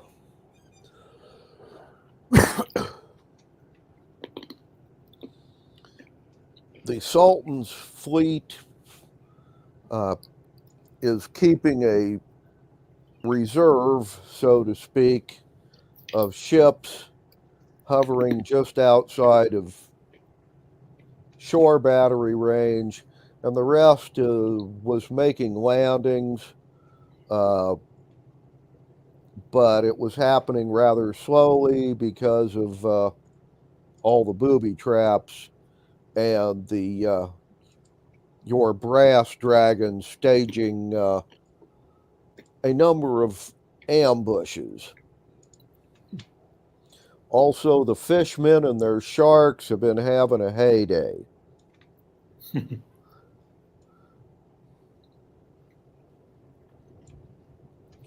Beyond that, their water-breathing troops more or less kicked the ass of all of your harbor defenders except for Roman and one gnome and the 2 tanks.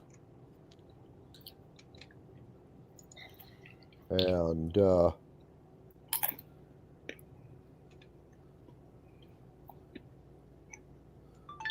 that's about where we left it off. I had improved invisibility and I'd cast haste on myself before. Mm-hmm. That was all I had gotten done before I fucking dropped out. I don't know where you guys left it. Mhm. We finished up with the fighting at the bottom of the harbor where Roman was. Okay. And that's about where we folded it up. Oh, Constantine took a infiltrator prisoner, Mm-hmm. and a couple others got past. Apparently, they were headed for the guy, the Hobbit that's commanding the defenses. They were supposed to assassinate him and the staff. Constantine sent them a warning that they had assassins coming. All right. I'd like to fly out to the reserve fleet, Mm-hmm. see if I can spot the dude in charge. All righty. Well, give us a perception roll.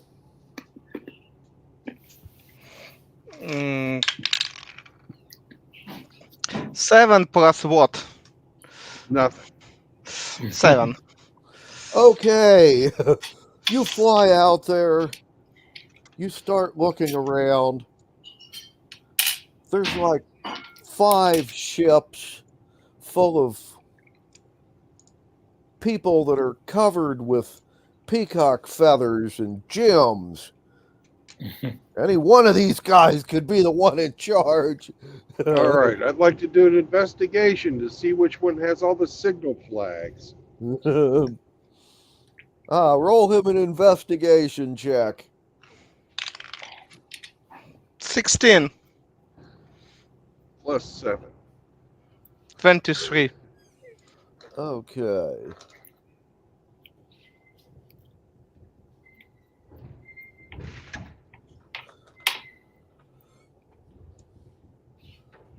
Well, you've narrowed it down to 2 ships, and of the 2, when they give orders, you notice the ship on the left does it first, and then the other one also signals in that order. So you're assuming the one or another of the richly dressed peacocks on the ship on the left is the guy in charge. Yep.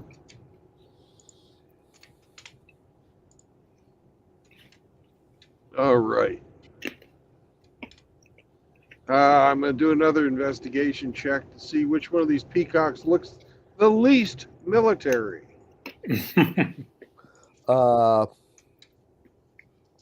That will also require a stealth check, invisible or not. Okay.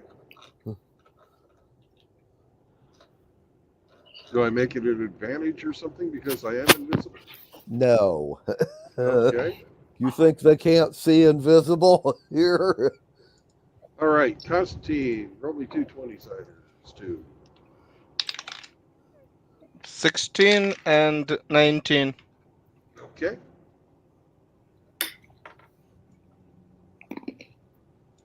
Hot damn. Okay. Yes, you have spotted him, and they're people that are supposed to be watching for invisible. Rolled a 5, but they get a +3 to that. It comes nowhere near your stealth roll. Those weren't my stealth rolls. Those were my Portent. What do you call it? Rolls. Portent rolls. Portents? Oh. Well, you need to do a stealth roll then and beat an 8. 18. It's probably beat before Yep. dexterity and all that stuff. Then I get a +3 on top of that. So. Okay. Then you were able to spot the least military looking guy out of the crowd without bumping into people or that sort of thing, or being noticed by people that are supposed to be looking for invisible.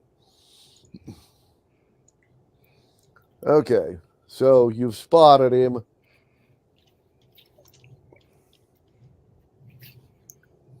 All right. I'm going to hit him with a charm person.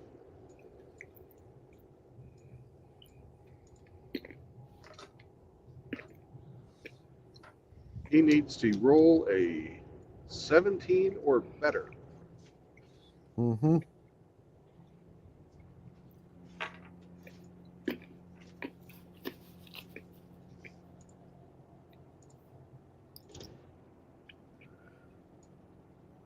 $15 plus 2 exactly matches it.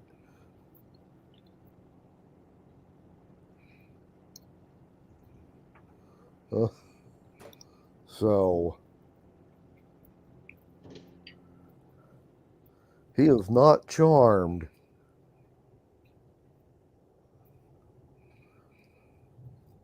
All right. Let's do it again. Is he aware of this now? Okay, I don't know. Let me look up charmed person real quick. Because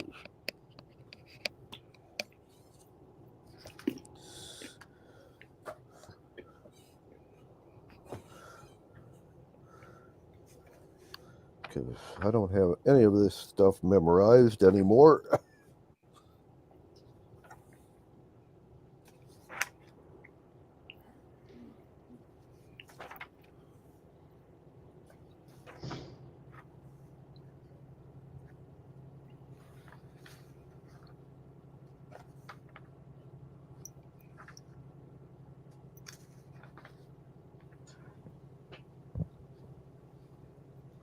Charm person, page 221.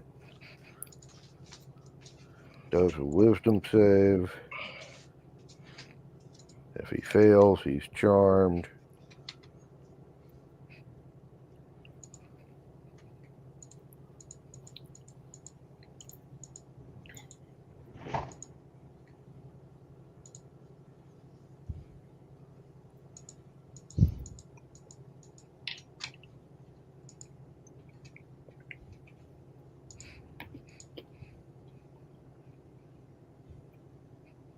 Okay, then no, he doesn't realize that you attempted to charm him, but he is not under your influence either.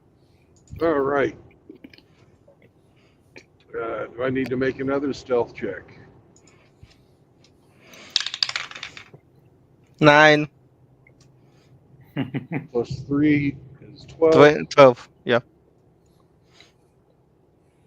But Glenn didn't say we had to or not. Mhm. Okay, you said you had a 9 plus 3. Yeah. They have a 10 with pluses. So once again, nobody sees you or bumps into you as you invisibly move around the gonna- rigging. I'm going to charm him again. But I'm not around the rigging. Well, it's a sailing ship, and they got fucking people up there. Well, yeah, they have people everywhere. Anyways, charm him again. Okay. One thing before we do this, is it Yeah. possible to use a high charm at a higher spell slot and get some type of a bonus? It's give more people under your charm. Not. Oh, I only Then want if you make more slow, use higher spell slot, you can charm 2 and so on and so far. Mhm. I only want the one guy.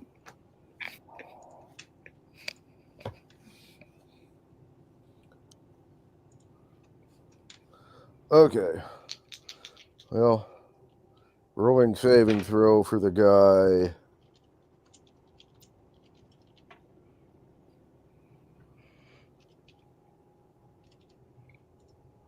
He rolled a 14 plus 2 for 16. I believe he has to make a 17 or better. That's correct. That's right.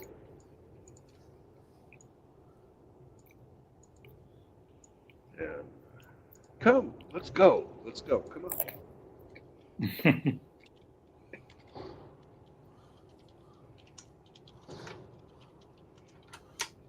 Okay.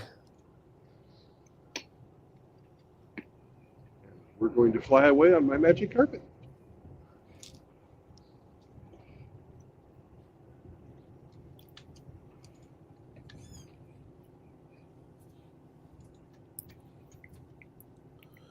And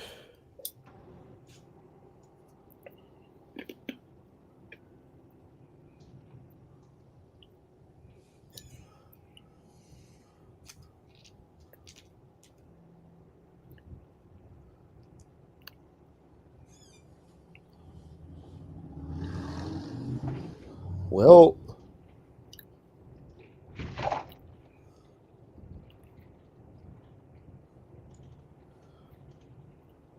the portly, richly dressed guy jumps onto your carpet.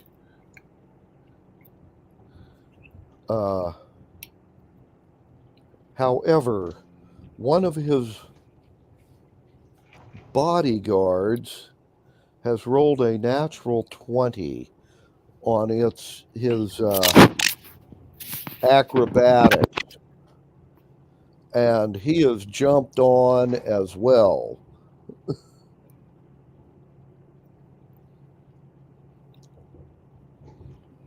So you now have 3 people upon this carpet, and you need to roll initiative. Because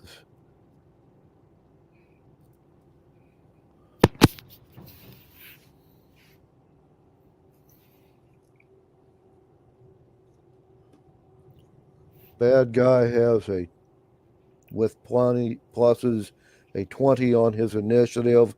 The fat guy has a 3. But he's on your side.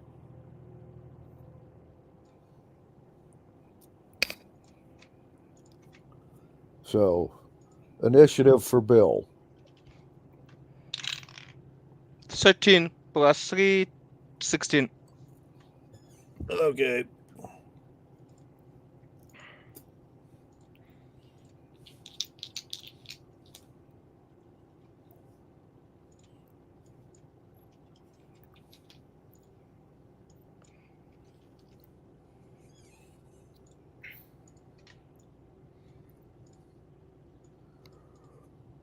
All right, Bill, the wine steward has leaped onto your magic carpet with you and produced a pair of poisoned knives and has tried to stab you twice. His first shot was an 11 and his second shot was a 13. That's with pluses. Okay. And you're up now. Well, I'm going to go ghostly form and continue flying the carpet back to the city. Okay. Let him stab that if he can. Plus, I'm invisible. So he does everything at disadvantage. You know, if he can get me, if those are magic daggers, then the magic will fucking stab me. But we're going back to the city, and let's face it, if he fucks up the carpet, he's gonna fucking land in a fucking ocean full of sharks. Well, yeah. It's a win-win on my point of view. Okay. By the way, the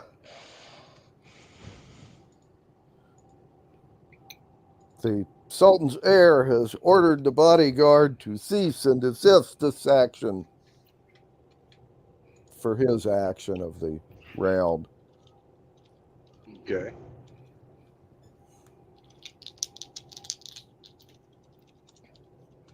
Thank you, my friend.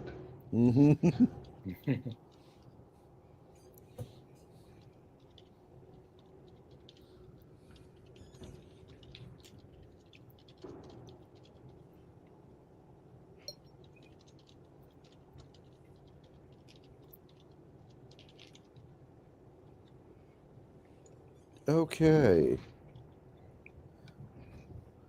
And bodyguard is going to stab you twice with poison daggers. Since you're in ghostly form, the poison isn't effective.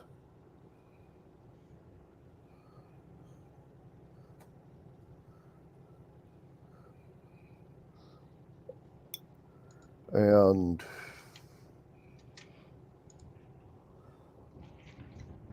altogether, he does 16 points of damage. Do you have an action? My action is to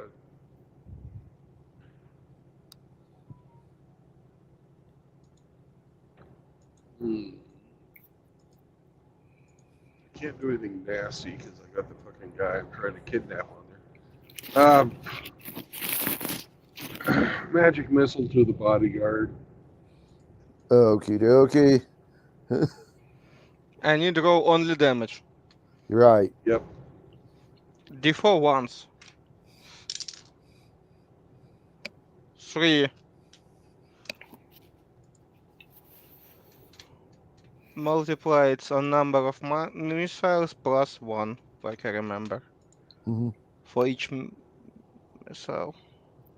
It's mean 4, 4. It's 3 or which level? Which was, I don't remember. You're going to have to read it. Okay, I will find it.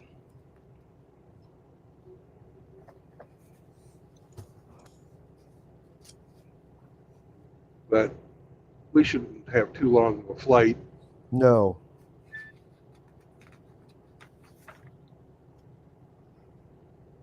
Let's see. Magic missile. Three.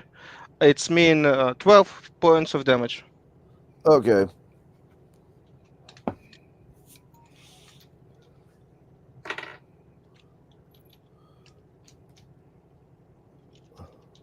Well, that's interesting. You've just done him 12 points of damage.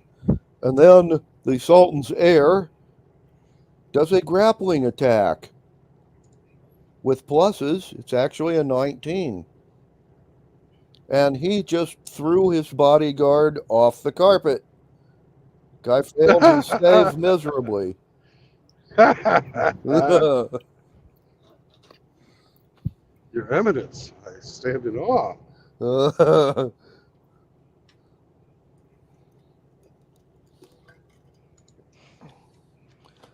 And he shrugs and tells you he can always get more bodyguards.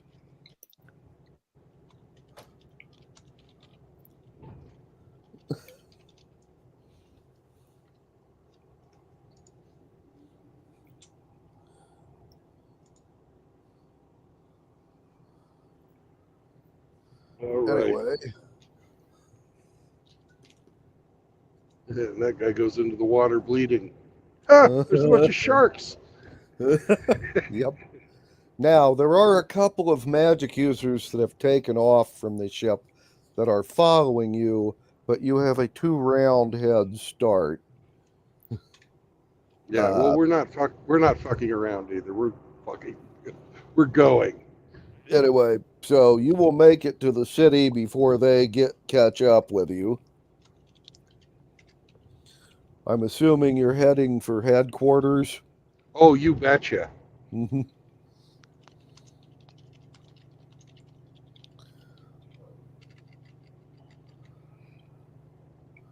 Okay.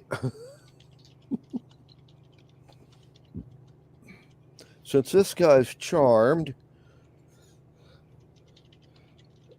and surrounded by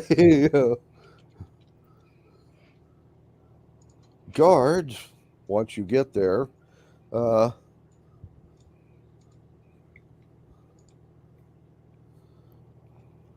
general is going to see about talking to the enemy about a parley. That would be wise. Yeah.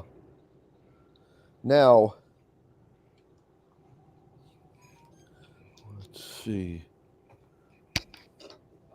Now do we have a suite of rooms that we could put this gentleman in? Do you what? Do we have a suite of rooms here we can properly house our guest? Well, this used to be the palace for the military governor of this district before he took all the troops and marched up to join the Wraith King. So yeah, we have a lovely suite of rooms. So yeah, you have a lovely suite and a bunch of guards. Not very many servants because we evacuated all the non-combatants from the city.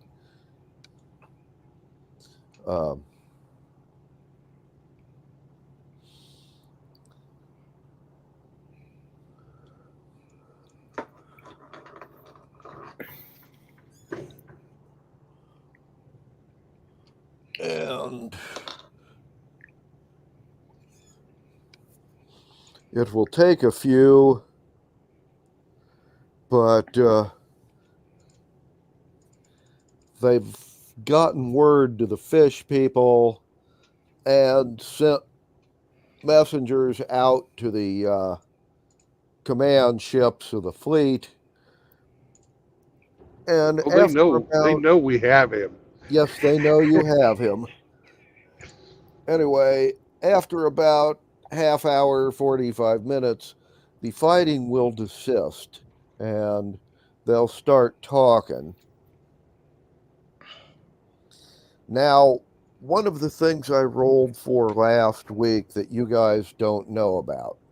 By the way, Roman, your potion of water breathing will run out during this activity, so you'll have to come back to the surface or drink your last potion.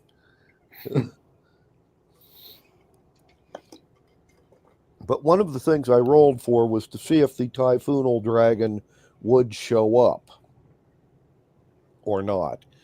And while he hadn't put in an appearance yet, my rolls indicated he would show up in the 3rd hour of the battle, which means right about the time they're going to start negotiating for a surrender or a ceasefire or something.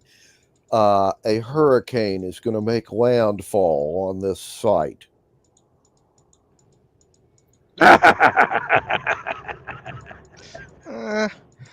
That means they not turn back to their homes.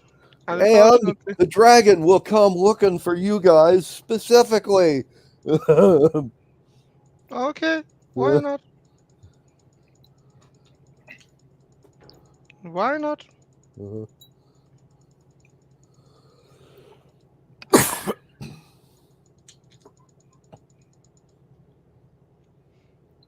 Jeez, and he can't find you.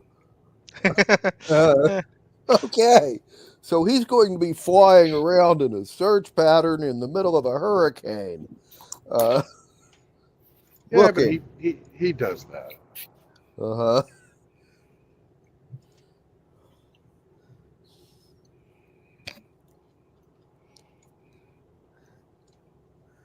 Anyway.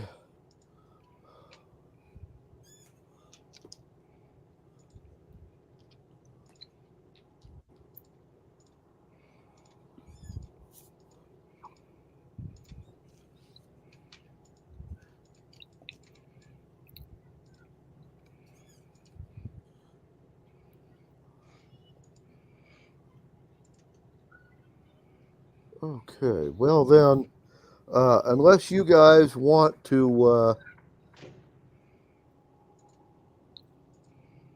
do something to attract the dragon's attention. That'd be kind of rude if we didn't go out and say hello after we called him in. Yep. Well, keeping in mind there is a hurricane going on, so flying is damn Oh, yeah, dangerous. We're not going to fly, but he can. He's like a typhoon dragon. He does Well, yeah, he flies in and around them, does acrobatics, all that during typhoons.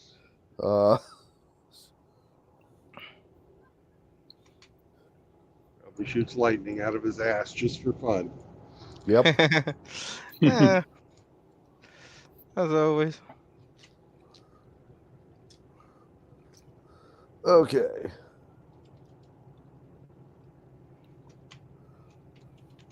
Well, unless you guys actively go out and announce yourself in the middle of a hurricane,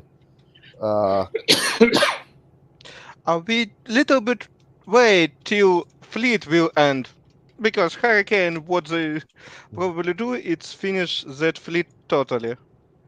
After that, we can announce and discuss something with that dragon. Maybe then we can ask him. But before that, I just want that we finish one stuff before we start solving another trouble.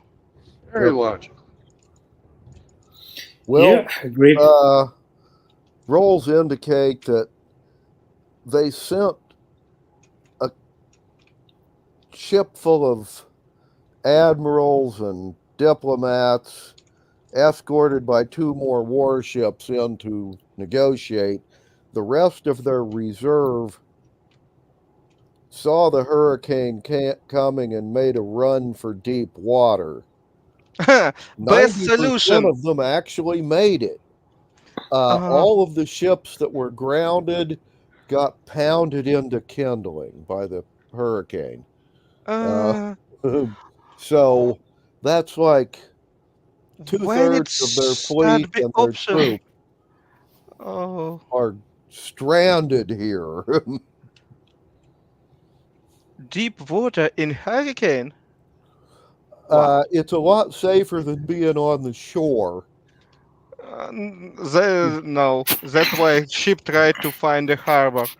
Uh, what Not happened? because it's safer. Okay, just because it's safer does not mean it's safe. Okay, Yeah, what you do definitely. is you like try to get to where you're not going to hit any rocks and Yeah.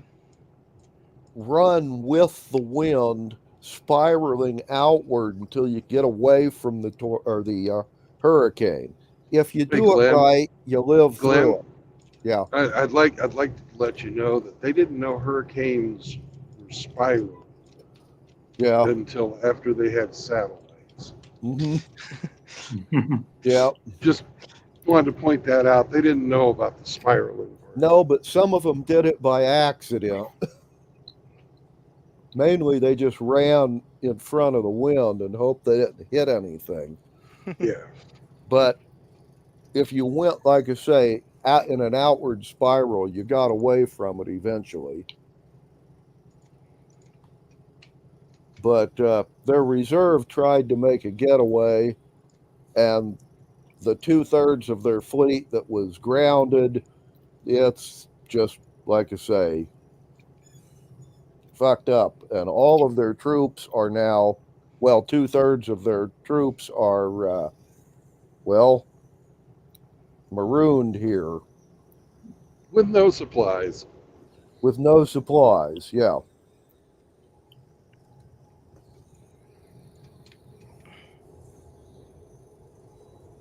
Anyway,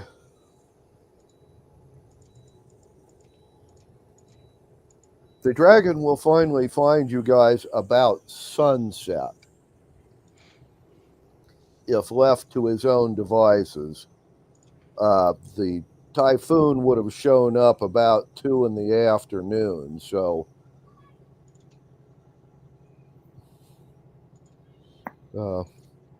it's really going good at this point. Flooding, high wind, all that. Yeah. That's why we moved all of our supplies up to the fucking High above ground. Yeah, high ground. inland, along with all the non-combatants. Yeah.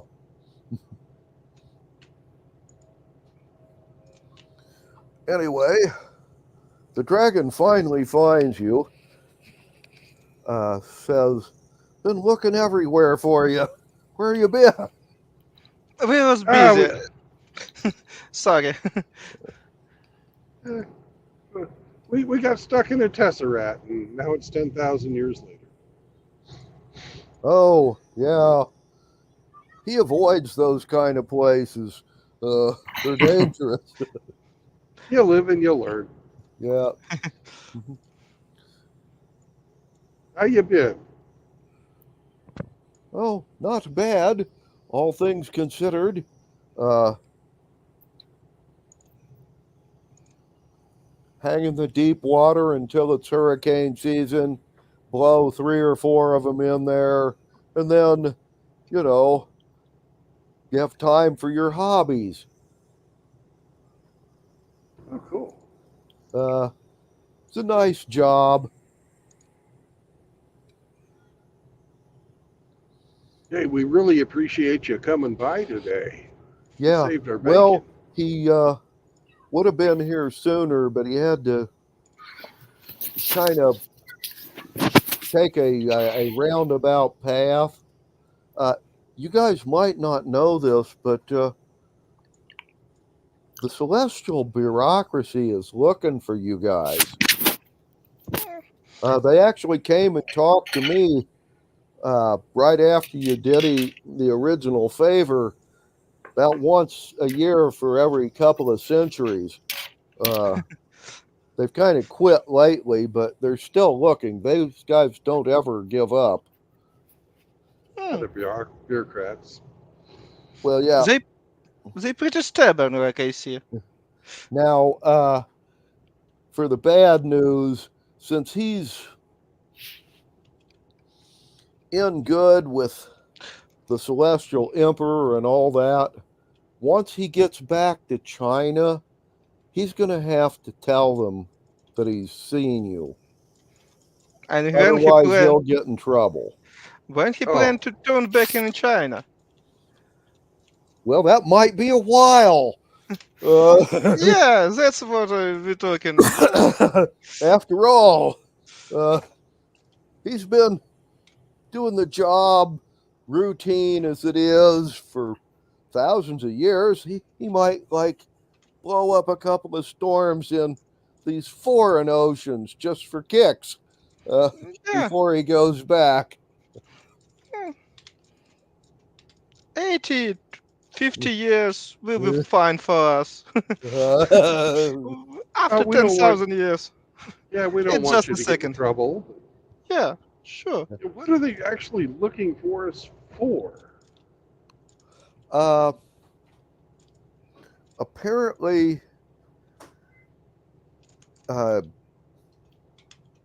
you received stolen goods, some sort of enchanted ink that belongs to the bureaucrats. Mm, Now, at your trial, which by the way they've already had, they determined that you guys didn't know it at the time.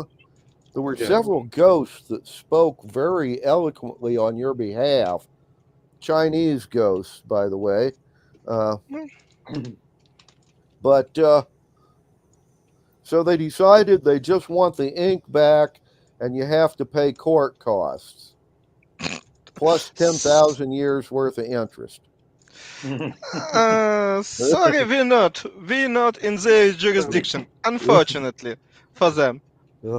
Anyway, that's just, what the bureaucrats are after you for. So, Okay. Yeah, just in case. What about said they're not Chinese gods? If they Hey. try to decide case not their citizen or prayer or somebody. Well, It's a huge question. you might, Can you go ahead? well, since you're all foreigners, if you got some foreign god to intercede, that would bring out a whole different bunch of regulations, and they'd have to redo everything. Might get you a better verdict, might not. Yeah, it's their right, but again, we know their followers. Which time that happened? That they forgot a little bit, or they already took all the realms. Maybe we forget something about that last 10,000 years. Yeah. Maybe something changed. We was a little bit busy inside the Tesseract.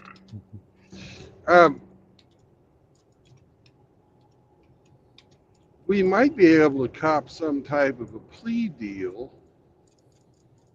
because we know the guy who stole the ink.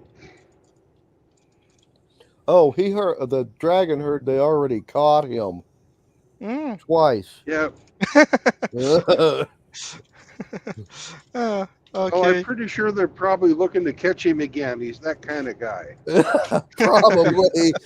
The dragon doesn't keep up on that stuff much. Just Probably for the best. you hear gossip every now and then. Yeah. And really, he's not the one that's dangerous. It's his butler. Anyway.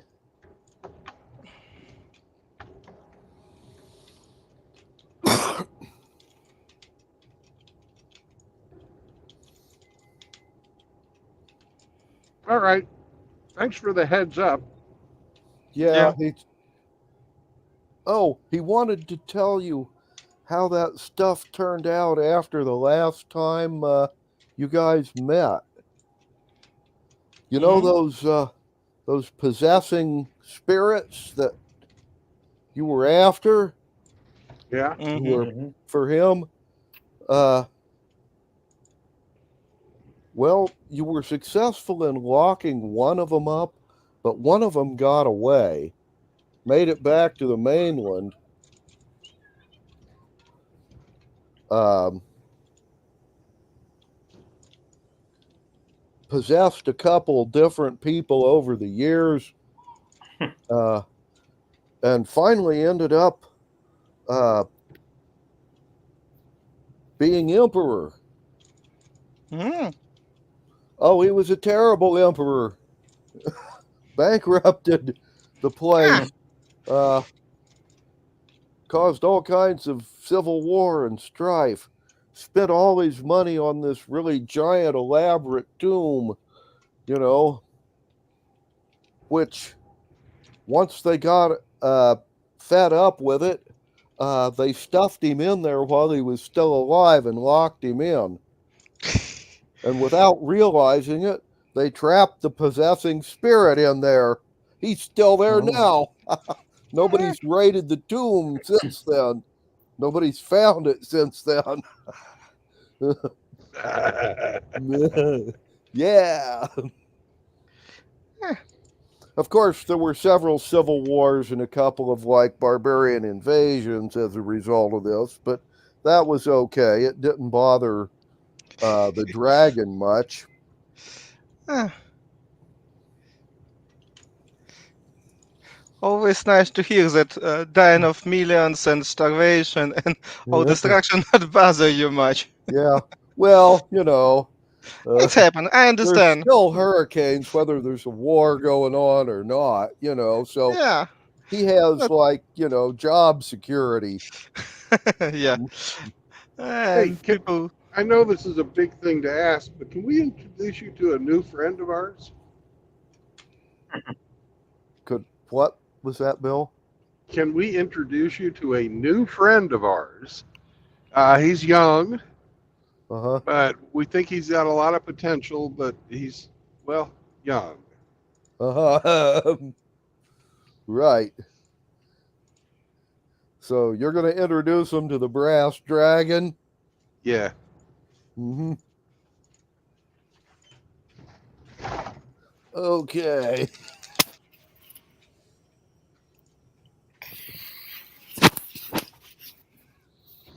Right. I'm going to elbow the dragon and our dragon in the side, in his fucking ribs or something. Call him sir. Yeah. Oh, he does. He's the two of them like are chatting back and forth. The Typhoonal dragon has convinced your dragon that he should go to China. It's a great place to be a dragon. Not like around here where every now and then you run into those pesky dragon slayers and stuff like that. There's whole temples dedicated to dragons in China. Well, we made him a senator. He's like part of the government. Yep.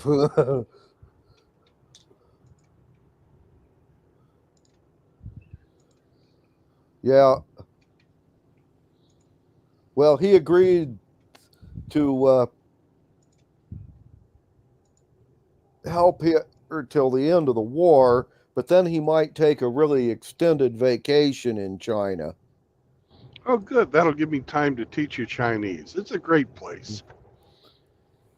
He'll just have one of the other senators vote his proxy till he gets back. 20, 30 years. Not that long. Perfect.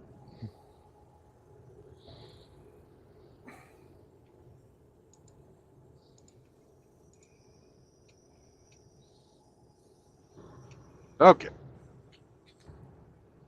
So, what happened in the negotiations for the heir?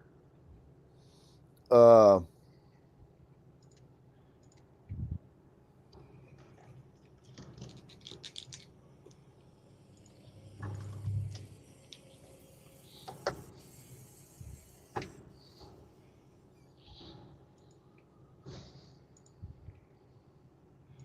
Well,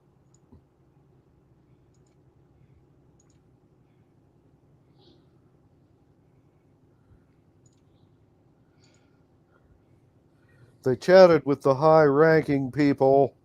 They chatted with the Sultan's heir after the charm wore off. And basically, we have agreed to hold him hostage for 3 years, during which time all of the invasion force will work as auxiliary troops for the Army of the Republic. At the end of that time,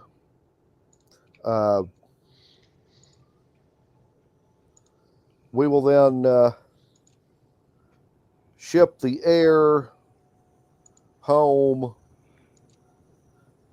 and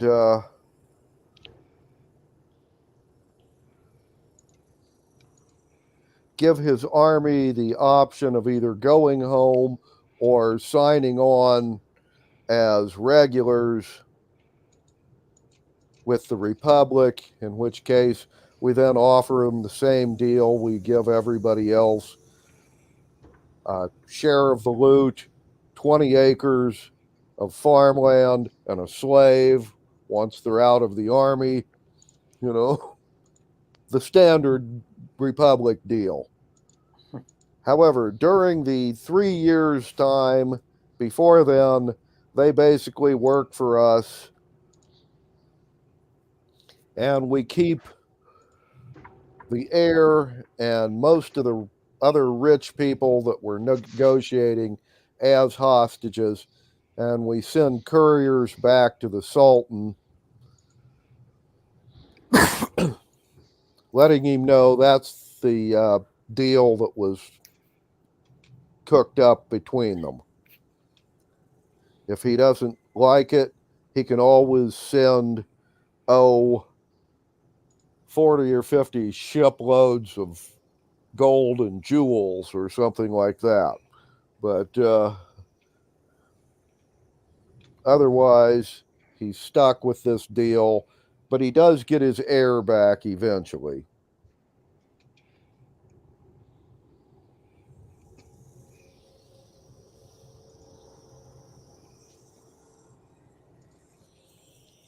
Well, And it will be a couple of weeks before we get a response to see what the Sultan's take on this is. For all we know, he might say, I have more heirs. You can keep him. But that doesn't do him much good because, well, even if he wants to come and try again, he doesn't have much of a fleet left. So, at the very least, he'd have to pause and rebuild his navy.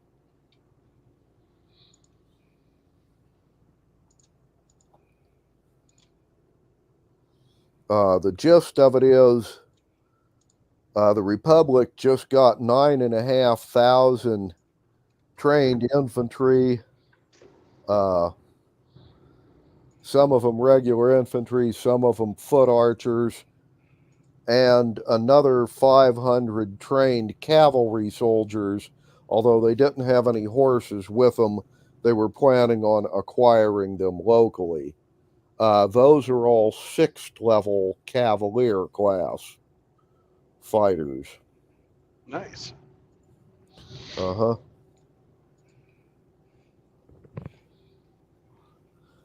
Long live the Republic. Yeah. You've pretty much doubled the size of the Republican Army at the moment. Yep. And most of these guys are higher level than most of your soldiers. So, We totally appreciate that.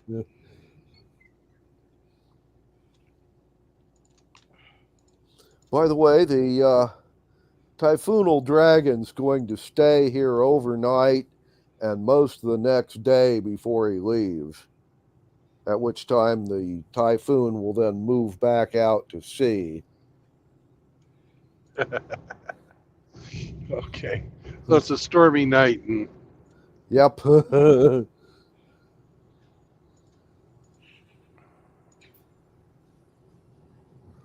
I'm surprised he didn't ask us for another favor. But hey, works for me. Yep. No, he's well, in a pantheon of gods that are mostly all lawful good, he's a chaotic neutral, but he's a legitimate chaotic source of chaos, which means he gets in trouble more often than some, but not as much as the Monkey King. And at the moment, he's not in trouble with anybody. So he didn't want to like have to tell them too much about you guys. Like, yeah, I hired him again.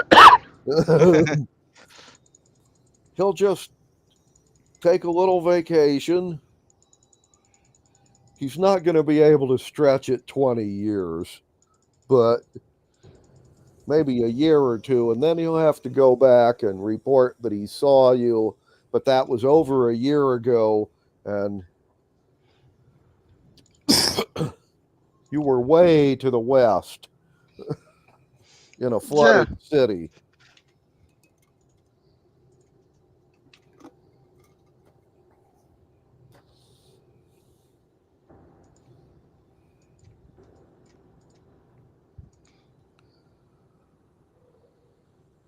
Yeah, there shouldn't be too much damage to the city because, well, we prepared for the hurricane to come.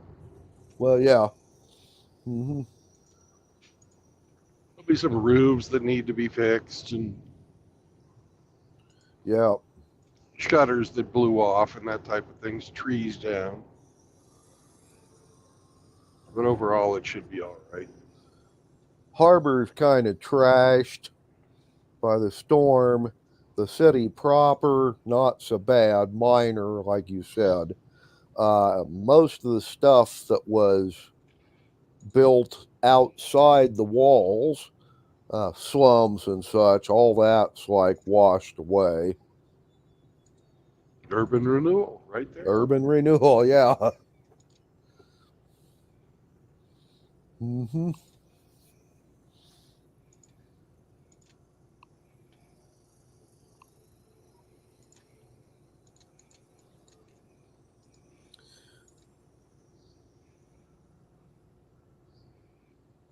Anyway, at this point,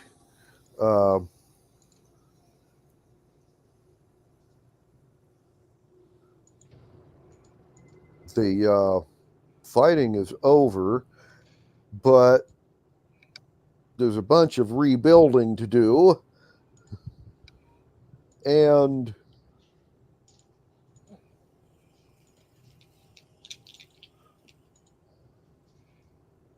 the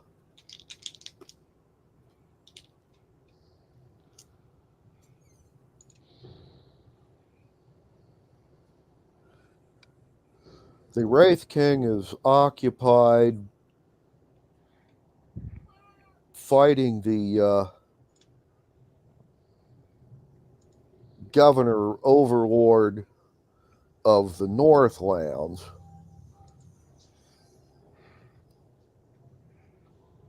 So the Republic just got some new troops along with the ones they've got. Next logical move would be to move up north, and once the Wraith King and the North Lord get done fighting, see about, finishing off the Wraith King.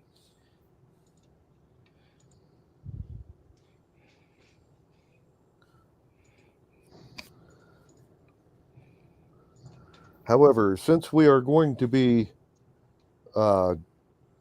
probably ginning up characters for the new dungeon next week and start playing it the week after that. By the way, Bill, this new fellow, is he going to he's be in- able to? He's in the chat right now. Okay. I was going to say, have him show up next week and gin characters with us. So, Hey, Drubius, can you hop on?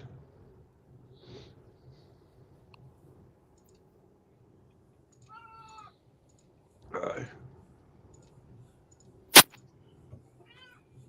don't know if he can hop on right now. He works swing shift, and I don't know which days of the week he works. that would be something fun to find out. I believe because he's in the chat, so he's probably off. Right. It's, he works as a machinist. Right. I don't imagine you chat while you're playing with drill bit or machine. No, I wouldn't want to be using like a cutting torch or a grinder or anything like that when I was like chatting on the computer. Well, I'm sure he does the CNCs and all kinds of that type of thing. That's really expensive if you fuck it up. Most likely. Look, all tools are expensive. Drill presses and metal lathes and all that. They don't give these things away for free, But I'm sure the newer, cooler tools are even more expensive.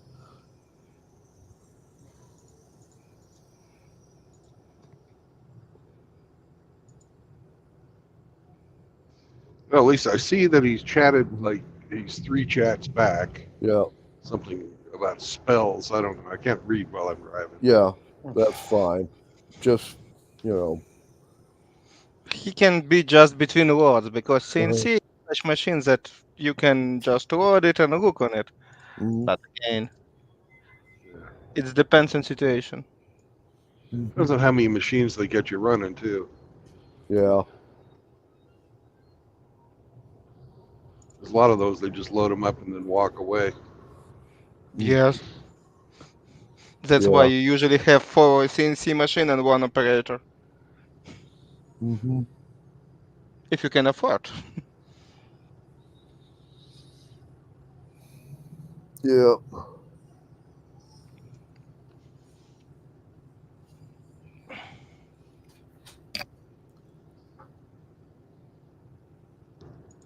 But he's from Georgia. Or Alabama. No, Alabama. He's from Alabama. Right.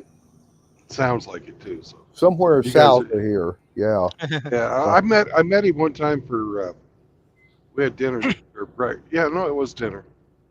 And he gave me some pecans that his family has a farm out there. Fresh freezer bag full of pecans. It was delicious. Yeah.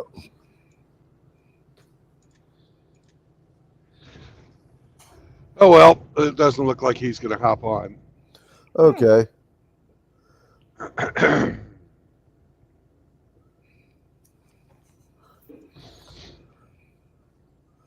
Anyway.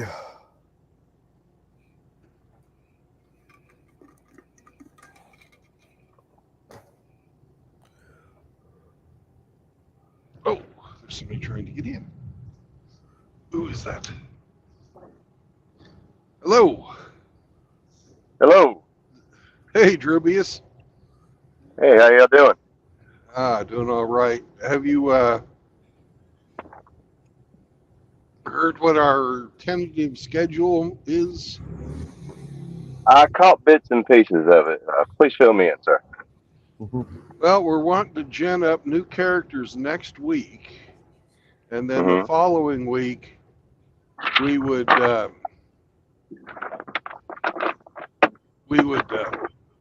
start playing. Okay. And I know you mentioned you had some stuff to do, but I didn't really get a hear what you had to say about that since you dropped yesterday. Oh yeah, sorry about that. I had another boomer moment. For whatever reason, I could hear you, but you couldn't hear me. Well, I don't know. you cussed and dropped, and then you dropped out of the stream.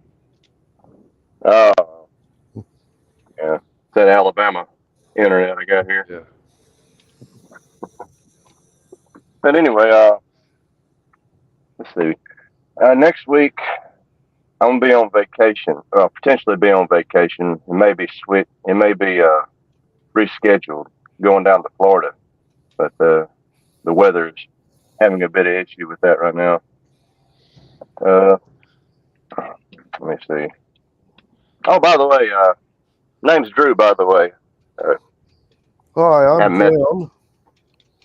Constantine? Yeah, nice to meet you, Roman. Hi, good to meet y'all, Glenn, Constantine, Roma. Mm-hmm. Yeah. Yep. Anyway, Drew the Druid. I said I've listened to y'all play, and I like Dungeons and Dragons, and I don't Yep. want to be a liability on y'all. I can't guarantee that I'll be available to work. Right. Like Brandon, I do work in a machinist shop. I work Mhm. Monday through Thursday. I'm usually off on Saturdays, but Mhm. I got other responsibilities. Right. Well, we're But here. that's true, y'all. Go ahead. We're here Saturdays, and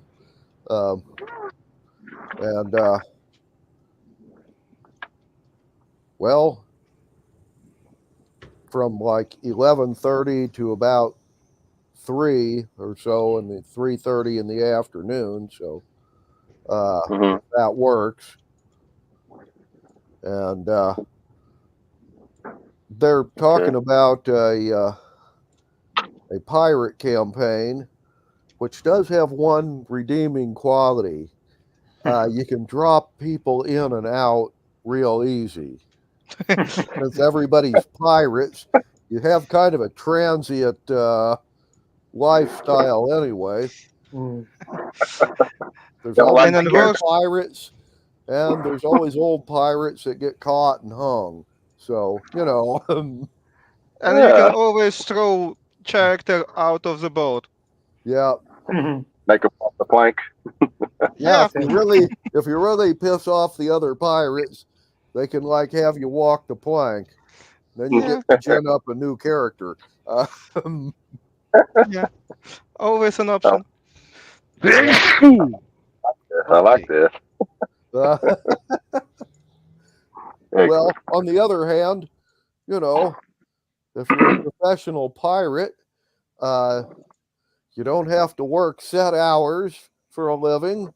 You get a lot of money. You don't have to wear a suit. All that. Yeah, I can see the advantages of being a pirate Yeah. and the disadvantages, of course. Like any freelancer. All right. Let's see. Well, it does sound like a good way to alleviate my issues with the scheduling. So, questions of character development, like Brandon said, I'm looking into a druid character since they're, I guess, the easiest to start off with. How would the druid fit into a pirate campaign, would you say? Well, if you look at the rule books and some of the additional things, the player's handbook, and then they have a couple of additions in Xanathar's Guide to Everything for Druids. There are aquatic druids that sail the ocean and, talk to the sharks and the water spirits and that sort of thing, and work water-based magic a lot to help out the ship they're on. Okay. Every now and then you can do fun things like have all the kelp bind up the enemy's oars to immobilize their ship. You know, fun stuff like that. Nice. Plus, when you do the wood, you can like help fix damage we take in battle, and Or possibly We- warp the wood on somebody else's ship so their ship ain't watertight no more. yeah. Yeah. I get you. But Druid remember, is always fun. if you sink the other guy's ship, you can't steal his stuff. Yeah. Yeah. For But if you obvious happen reason. to sink his ship, you can talk him into like giving you his stuff. At least if you're good at talking. Right. Persuading. Okay. Now, Interesting. keeping in mind, most of that would be done by the captain of your ship, and that's not going to be any of you guys. You're going to be the first level grunts. So the new pirates, as it were. The new swabbies. Yeah. So most of what you are doing is like reefing sails and standing watch, and then when push comes to shove, you are the guys who get to board the other fellas' ships and, do the fighting, trying to take possession of their ship without sinking it. That's usually a boarding action. In case we get bored, right? Yeah. Right. In case you get bored, yes. All right. All right. And what are y'all's characters going to be? Have y'all decided? I will be sorcerer. I know in person. Maybe Fey sorcerer. That's mean I can fly but be small. That hard to hit me with something. A lot of people will try, but not all can handle that. But we'll see how it's going. Okay. Good choice. I'm playing too long that I try to figure out something interesting and something new. Good. Good. Exactly. I haven't completely decided yet, but I'm thinking about being sea elf bard, maybe. Bards are a lot of fun. I've played bards before. I think any pirate crew needs some kind of a bard at least. Oh gosh, yeah.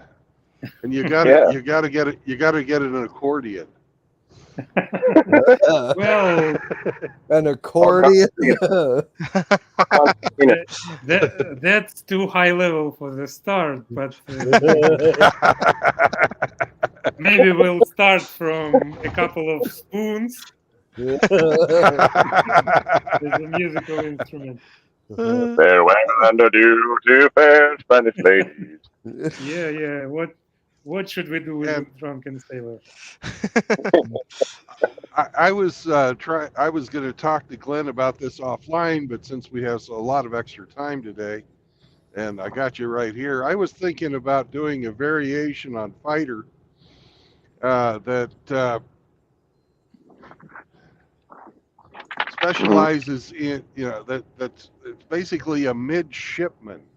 You start out, you learn fucking ship handling, command of sail setting, navigation, that type of stuff. Plus, you have the bonuses for generic fighter that you get for buffing the people around you as far as command goes. Mm-hmm. But you don't get the armor because, well, it's sort of stupid to wear armor on ship. Yeah. True that. And you work your way up, basically be like some type of a ship's officer in training, starting out at first level, which is a midshipman. Like the British Navy used to and used to have fucking midshipmen start off before they even hit puberty. Yeah. So Matt, go you ahead. know, you may have a 10 or 11-year-old fucking kid giving you orders. who would What be the in movie? charge of like, yeah, he'd be like put in charge of like a sail watch or, you know, one of the gun crews or something like that. Mm-hmm. So your class would be butter bar, I guess you'd say. Yeah, butter bar. I'd be a midshipman. Mm, A middy. And maybe. yeah. Pretty good class. Yeah. All right. But that's all up to Glenn whether, because this isn't a normal D&D character. We'd have to. Right. They don't really have anything like that in the D&D books, but historically, that's how you made your officers. Yeah. Mm-hmm. True. That's true. And right. eventually, we're going to have our own ship, so it'd be nice to know how to fucking sail it. That would be Yeah. something you want to know.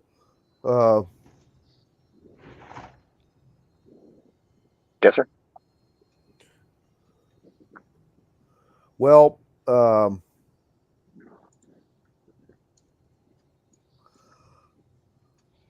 was going to set up a storyline somewhere along the line of you all, for different reasons, find yourself in a major port city, the capital of a kingdom that's currently losing a war, and you fellows, for different reasons, are there, and messengers come to wherever you're at, a bar that specializes in adventurers, a jail where you were arrested for, drunken, disorderly, whatever, wherever you are, and says, the people of the army have pulled a major fuck up. The king's dead. The army's been wiped out. The invaders are going to be here in about 2 hours. And they have sworn to kill all the noblemen in this city and enslave all the commoners. Standard procedure, huh? You have a bunch of naval officers, although they took all the Marines and the crews to beef up the army. Mhm. You have some noblemen and naval officers and a bunch of the Navy's ships, but no real crews.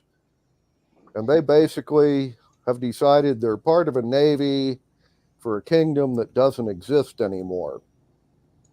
And they ask if anybody wants to actually get out of the city before it's too late. They're loading up all the ships in the harbor and heading for one or another of the known pirate havens in the ocean. And you are some of the people that want to leave that city real bad and decide signing on for being a pirate sounds great compared to being in this city when the enemy army gets here. You'll each have different backgrounds, and for whatever reasons, you can each come up with a story that explains this. You all happen to be in this doomed city at the same time. And you all are some of the people that get on the ship that you all end up starting on. And sail away because you don't want to stay here.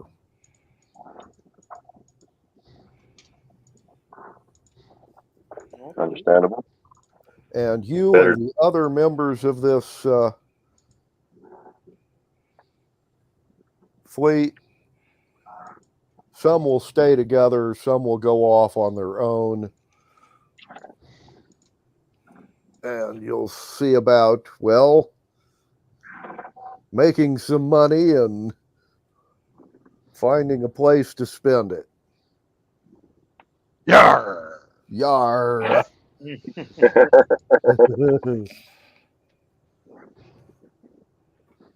Nice. I heard it's better to be a pirate than a slave. Yep.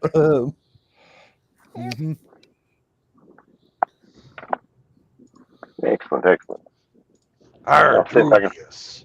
Mhm. Do you know what a pirate's favorite letter is? Would it be RC? Most people think it's R, but a pirate's first love is always the sea. I see what you did there. Uh-huh. Yeah. Yep, and y'all got to learn how to say R. Yeah. There's a couple different ways of saying R. R, R, R, R, R. See two pirates getting in an argument for that. Getting to R. I got a joke for you, just made up. What's a pirate's favorite activity? I don't know. What is a pirate's favorite activity? Arguing. Uh-huh. Option 2.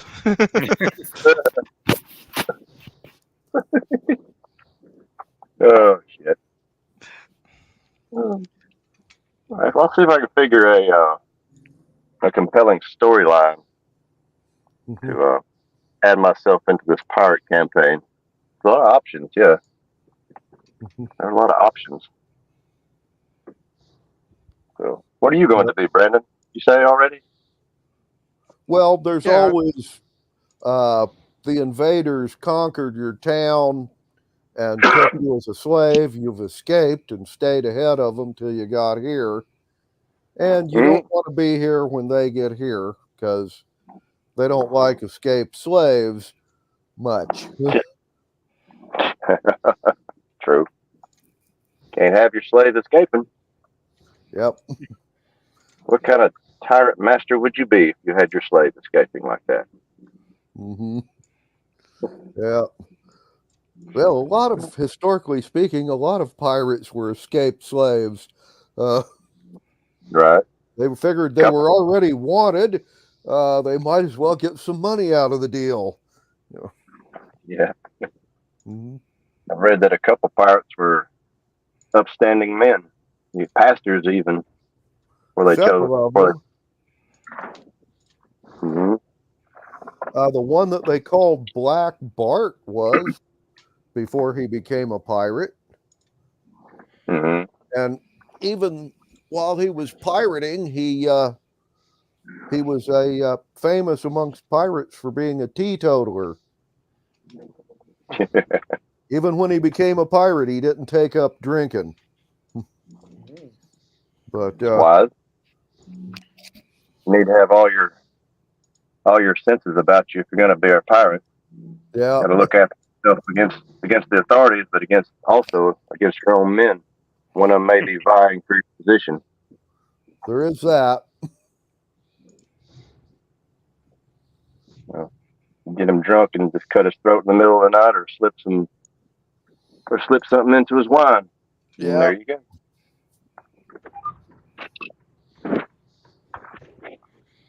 Yeah. All right. Let's see. I could be a druid. Of course, there's always rogues. I mean, Yeah. pirate campaign, rogues abound. Yeah, I was telling you they have in Xanathar's Guide to Everything, there's a subclass of rogue that's called the Swashbuckler. Mm-hmm. And it's geared towards, well, being a pirate as a character class. And what's this called? Xanathar's Guide to Everything? Xanathar's Guide to Everything. Xanathar's Guide to Everything. Yeah. Mm-hmm. It's an AD&D publication. 5th edition, like, you know, Okay. all the new stuff. It's been out a while. You might be able to find a used copy somewhere, or Oh, yeah. maybe download it off the internet for free, hopefully. Yeah. I'm sure I can eBay it for pretty cheap. Probably. Like I told Hey, Brandon, none of- I Ain't none bought of it the, cheap, though. ain't that the truth? I was telling Brandon, I bought the D&D Beginner's Guide, the starter Yeah. set. Mhm. Has the beginner's rule book, a set of dice, and Mhm. about 5 character starter sheets. Yeah. So I've been reading it, and a lot of it's over my head. But I suppose I'd have to just actually play the game in order to truly understand it. Well, yeah, that's usually the best way. Right. Read Okay. the book so you've got like a basic introduction, and then play it a while, and you get better as you go. Right. Very good. Very good. Yeah. I started playing back, it was like right about 79. Excuse me. 79. Wow. When did the game first start? D&D. Let's see. Yeah, I think that they time. originally published it in 72 or thereabouts. I'd have to look it up to tell you for sure. I can look it up. It's all right. Just thought you might know offhand. I've been doing this a long time. Well, Yeah, it Gary was got- out for a number of years before I got started on it. Yeah. Gary Gygax and his brother put together the original box set, and then they got some help and published what we all started on, which was what they called at the time Advanced AD&D, which was what we now call First Edition. Mm-hmm.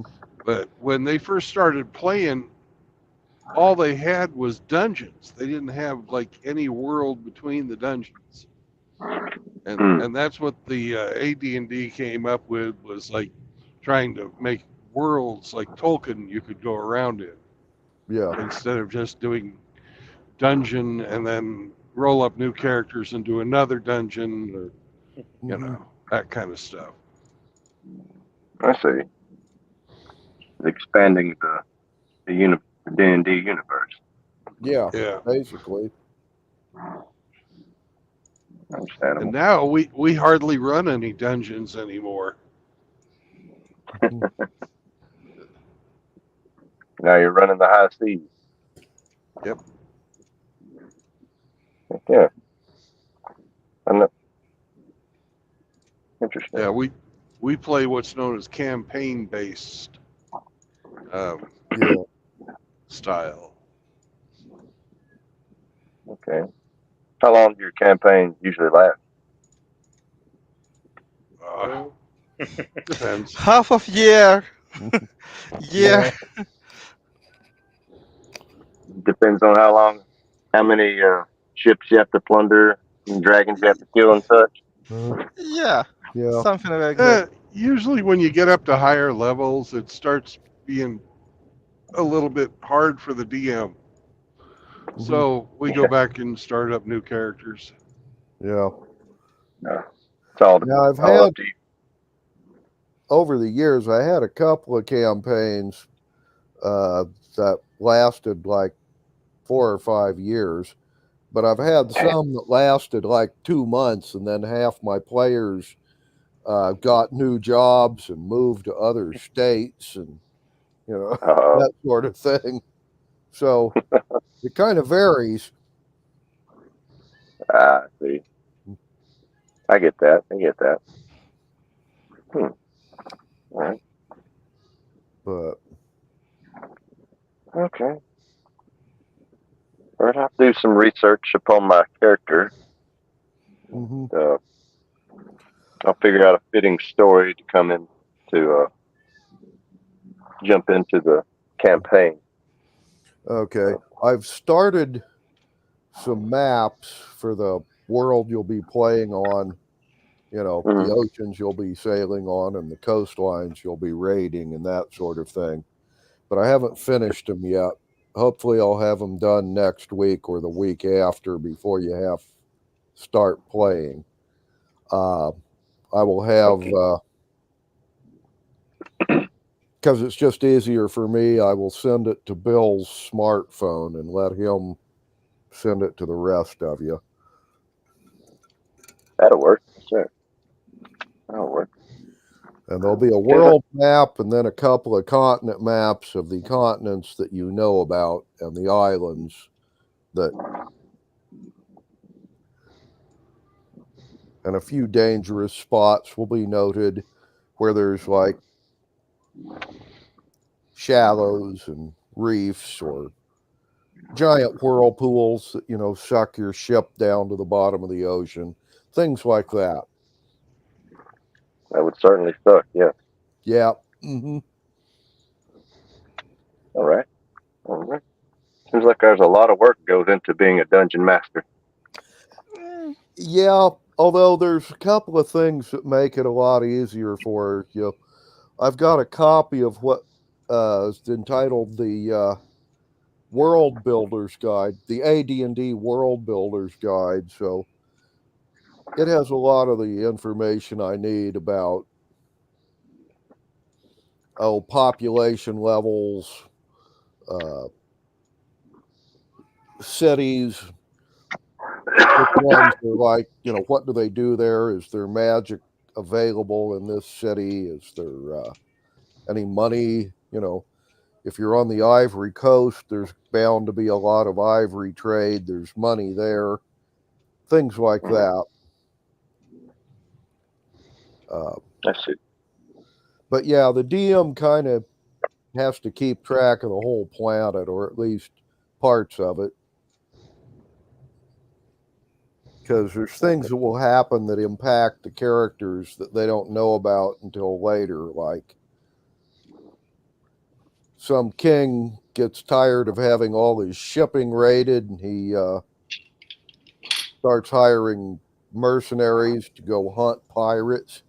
You don't know about any of this until people start showing up, well, looking for pirates. Looking for you. Looking for you, actually, yeah. Food shortages in one city might suddenly mean that instead of shipping gold and silver, they're going to be shipping grain. Not near as much profit in stealing a shipload of grain. You make plenty of bread, though. There is that. Well, it depends on if you take that grain to the city that's starving. Then the profits get pretty good. That's true.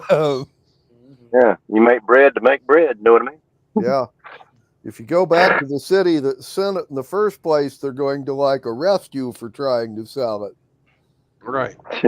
So. Yeah, they don't take too kindly about that. Buying stolen goods, stolen from them. Yeah. All right. Also, I'm pretty sure it may be unspoken, but what are the, rules and etiquette of the game, I guess you'd say? Well, when it comes to turns, you roll what's called initiative, and then you just go in order of the initiative. Say you roll an 18. I have a 15. A guy we're fighting has a 13, and then Constantine has a 7, and Roma has a 3. Right? We would go in that order, and you take your actions then. it's considered really bad form to continually pipe up when other people are doing their thing, hmm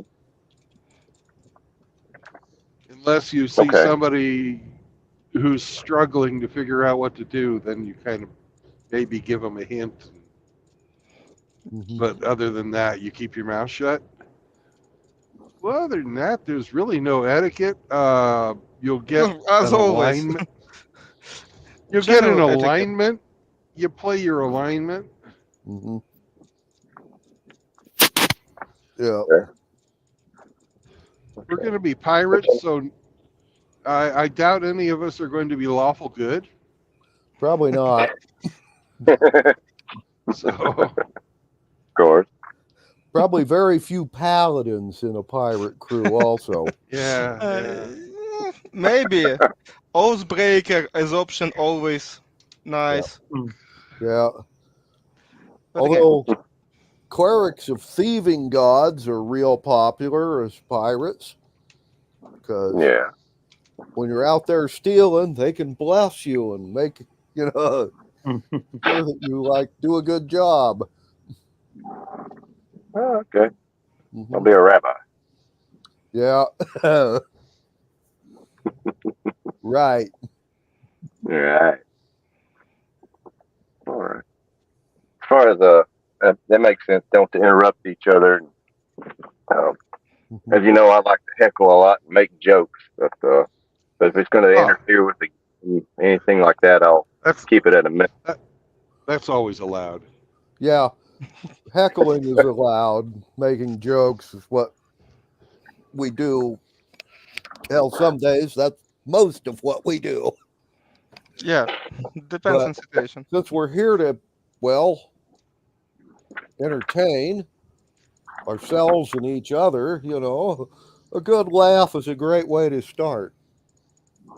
Yes, that's true. Yeah. I just don't want it to interfere with get to the point where not playing the game and eventually Brandon say, all right, enough, let's get on with this damn campaign here. Tell Yeah. Drew to shut the hell up.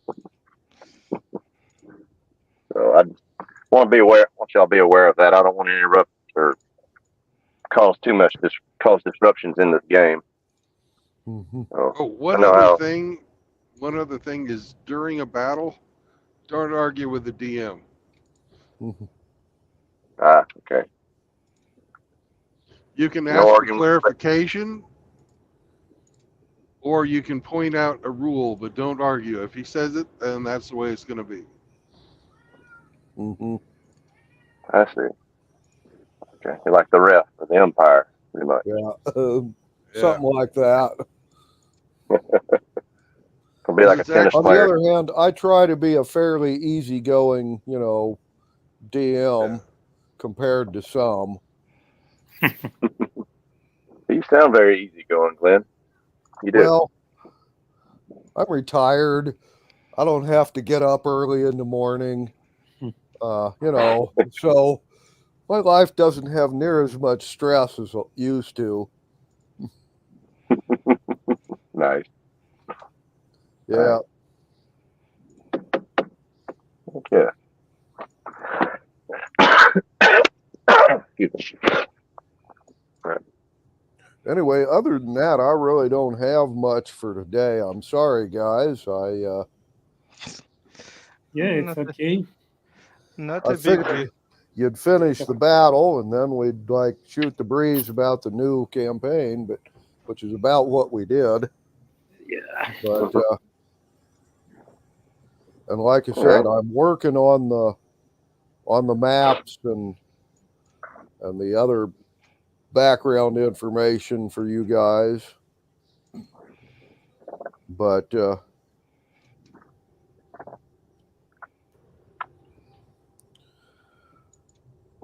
Since you guys, it's going to be an aquatic pirate campaign, yeah. are they going to be additional races? I mean, if there's human, dwarf, elf, dragonkin, dragonkind, whatever. There's all the ones listed in the player's handbook, and then there's about another dozen and a half playable races listed in Mordenkainen's Monsters of the Universe. Some of the exotic things like being a bipedal lion man, or say a lizard man, or A merman. merman. Yeah, I don't think I'll be a merman. they're one of the ones listed. Go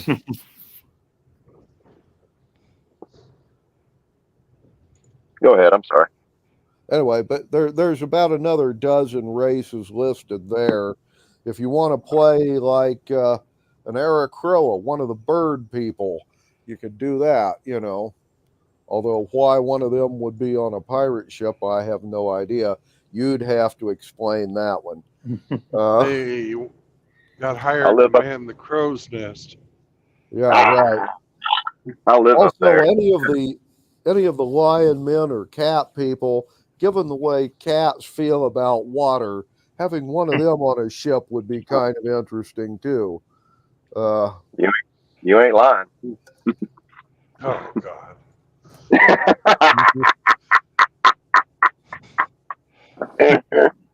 So that's what Anyway. probably interrupt the game too much. I love puns. No. It's perfectly fine.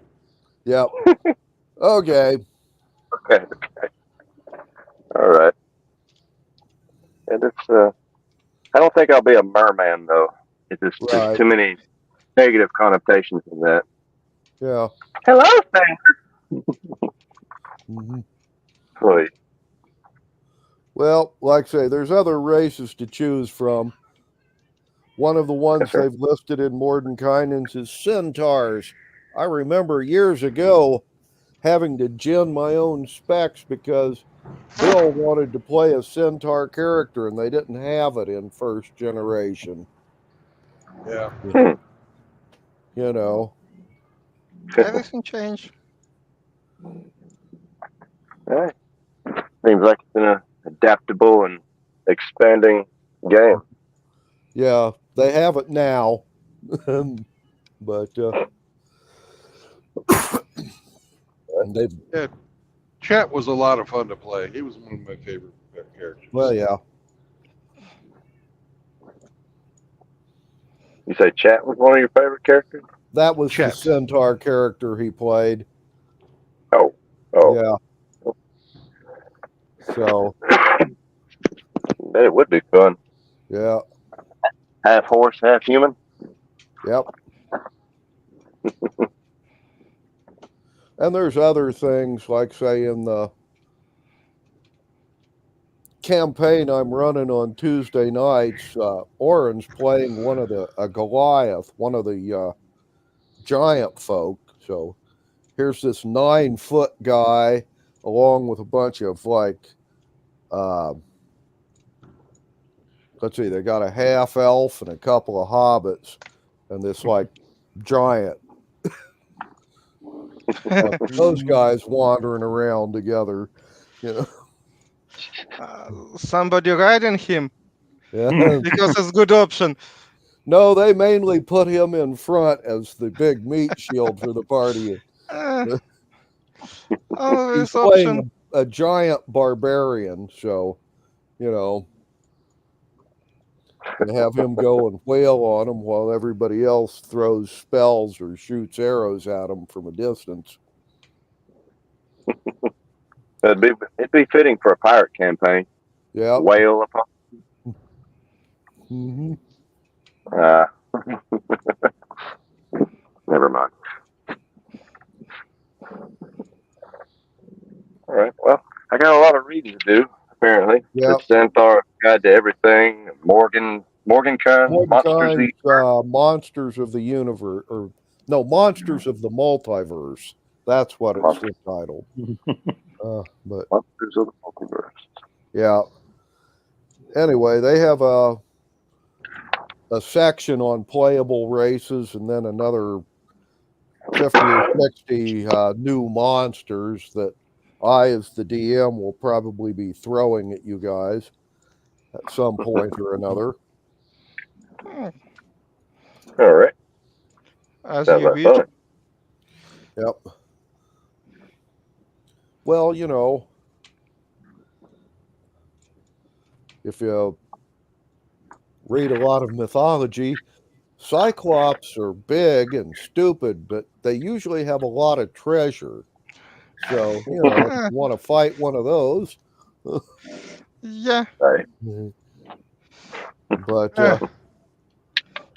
Well, if and you're into unlike, like golden sheep and stuff. yeah, but I was going to say, unlike, you know, civilized kingdoms, they don't have navies. The Cyclops can't come and chase you like other people can. Yep.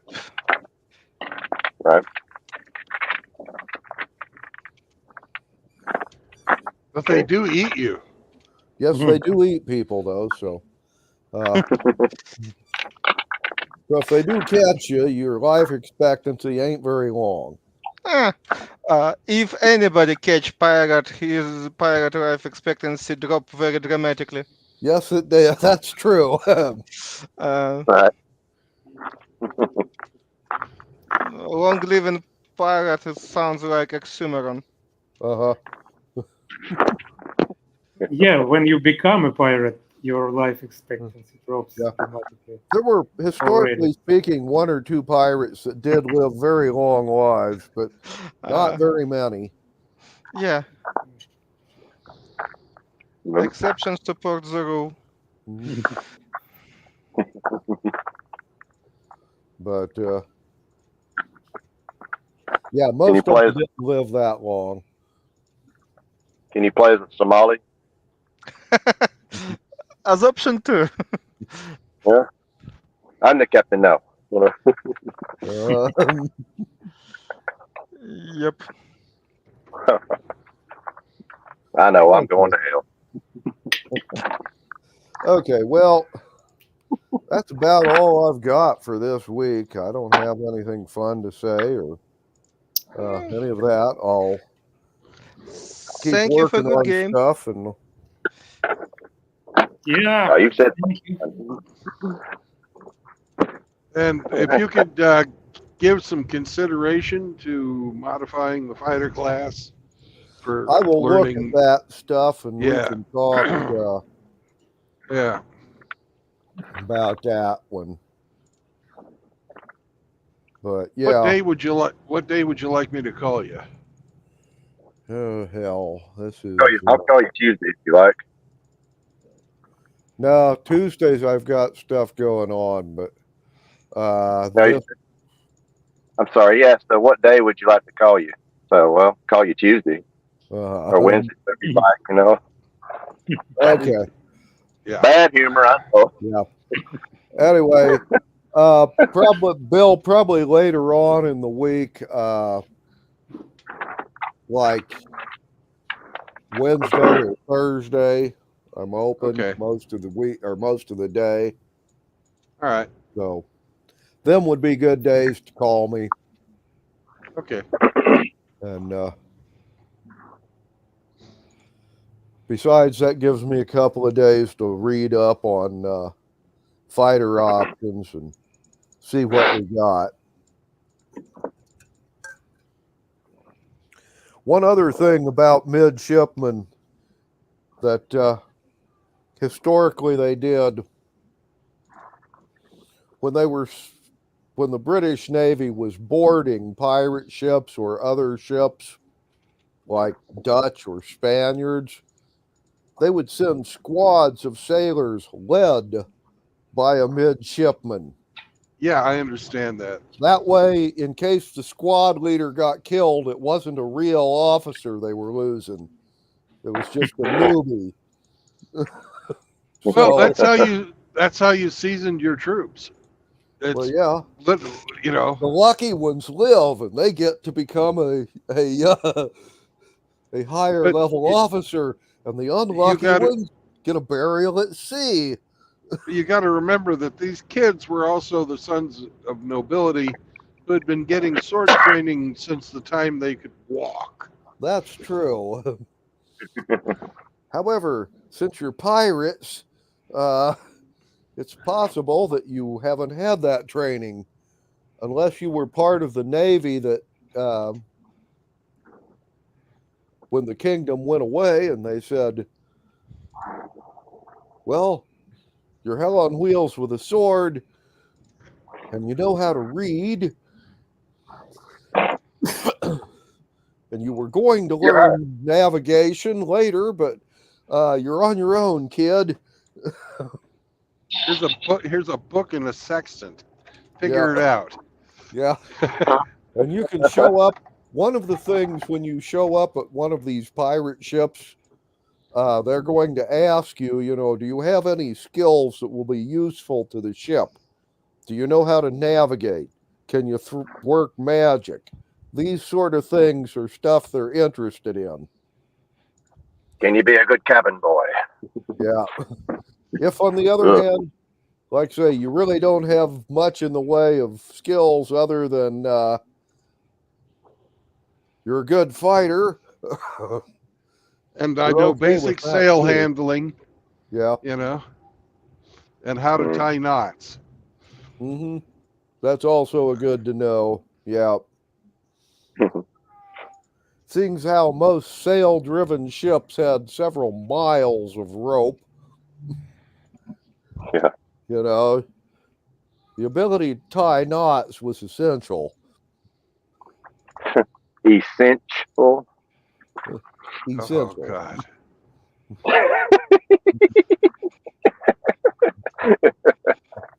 It makes my day whenever I hear Brandon exasperate like that. Okay. All right. I'm gonna sign off and talk to all you guys next Saturday then. And like I said, we'll gin up characters next Saturday and start playing the Saturday after. Yeah, great. Have a good weekend. Yeah, we will generate character next Saturday, like I understand. Yes. Yep. Okay. Sounds good, Glenn. Good to meet you. Yep, And nice to meet you. also, you all have a good weekend. You too, Glenn. Take care. Take care, Constantine. Roma. Thanks. Take care, Drew. It was nice to meet you. Likewise. Good to meet y'all.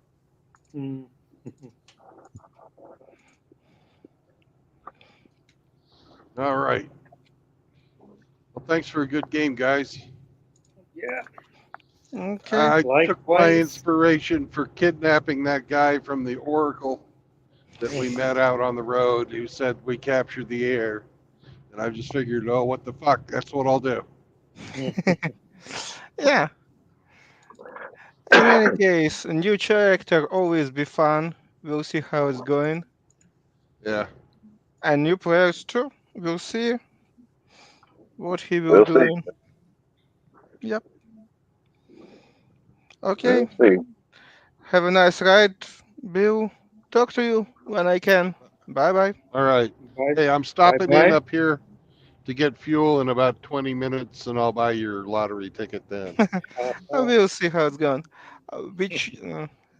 Our luck will be on our side. We'll see you. Bye. Yeah, it's definitely going to win this time. Sure. Bye. All right. Bye-bye. Good day. All right, Drubius. Yeah. I appreciate you having me on. Introducing me to everybody. Yeah, definitely. And you'll fit right in. Don't worry about it. Thank They're you. good guys. Oh yeah. What I hear from what y'all talking, sound like good. Like I said, I don't want to be the disruption more than I already am. I like to make jokes and make levity, but I know there's a time and a place for everything, even though I disregard that often. Yeah. So anyway, but I was telling you I got Discord now finally. whatever the hell Oh, that thing good. is. And did you need? It's I'm not sure how it works. They have numbers, or they give you the name that I put out, the username. I haven't seen your username. I don't know which server you're in. Um,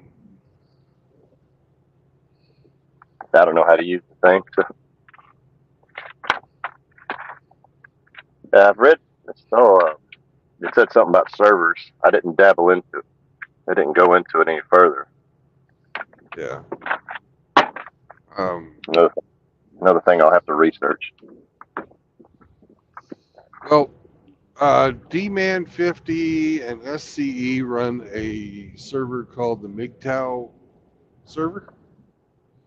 And almost everybody is on that one. Okay. And D-Man and SCE are all over the place, and you can find them pretty easy and say, hey, I'm finally on Discord. And Brandon said I should join the MGTOW server. All right.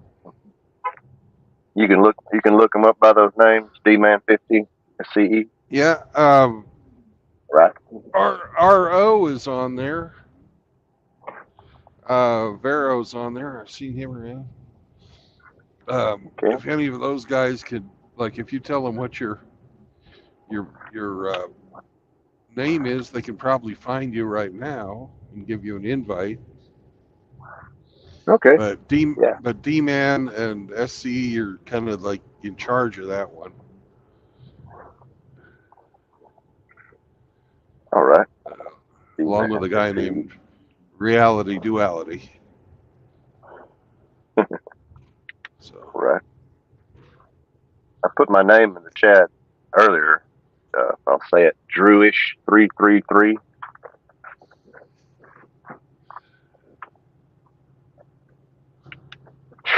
Yeah. I'll put it in the chat again in case anybody gives a shit. Well, I'm almost to Sarcoxy, which is where the place I'm going to fill up is. It's 8 miles from here. Sarcoxy? Sarcoxy. What a name. Yeah. What state would that be in? Missouri. Sounds like a Missouri state or Missouri town. Sarcoxy. Well, sounds more Midwestern. Where are you going? Sarcoxy. You want to go? No. Oh. Other than having a really big, nice new truck stop, there's not a hell of a lot in Sarcoxy. Yeah, it just I'd be surprised. Yeah, I'd be surprised if they've got 1,000 people. My kind of town, really. Yeah. My kind of town. Yeah. You're gonna shut the stream off for the day once you're there as well? No, I'm going to shut the stream off when I get to Joplin. Mm. I'm gonna fuel up in Sarcoxy. I'm running a little low. I get you. Okay. Last time I filled up, it was in Ohio, so I'm just about 900 miles from where I did that. Yeah, it's about time for a fill up. Yeah, I can go about 1,000 miles. You get down below 100 miles in the tank, and I start getting a little nervous, anyways. Yeah. Is that the truth? No, Yeah, you lose all kinds of trucker points if you fucking run out of fuel. Not as if you carry around a tank full of diesel, extra refillable tank full of diesel, do you? No, I don't. No. I don't carry. Plus, I might as well just start looking for another job if I did that. Yeah. You never live it down, at the very least. Well, what you don't do is you don't abandon your load, so you can't really walk to a fueling station. Mm. Yeah, that's true. And you gotta hire somebody to come out and fucking put fuel in your truck, and that's expensive. Money lost, and time lost, which adds more money lost. Yeah. I can see that. Excuse me. I can see that. How's Sam doing? He's sleeping. He's Sleeping. real good about that. Whenever we're driving, he just crashes.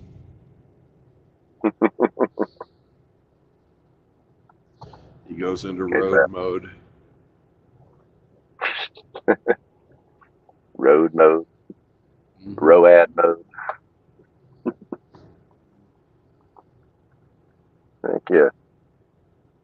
Yeah.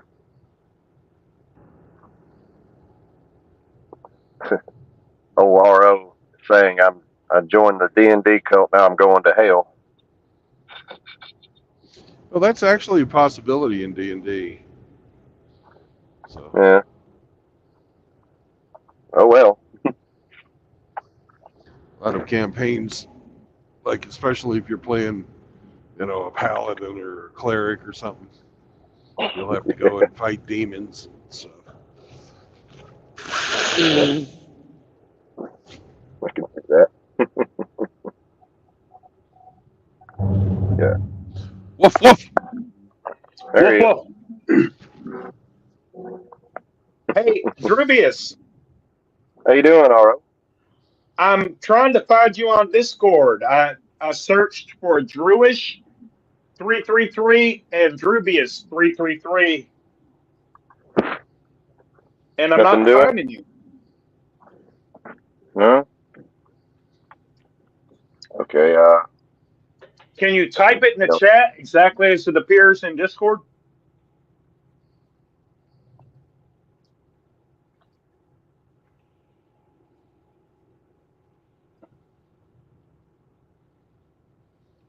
I mean, you don't have to. Just trying to get you a server invite.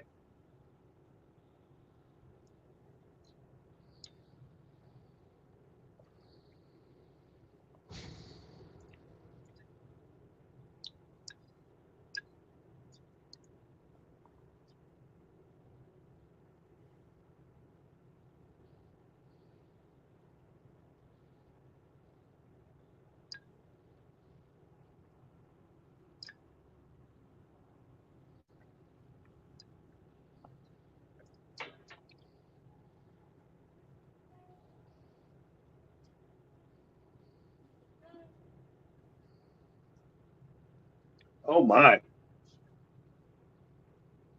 We lost Drew. Well,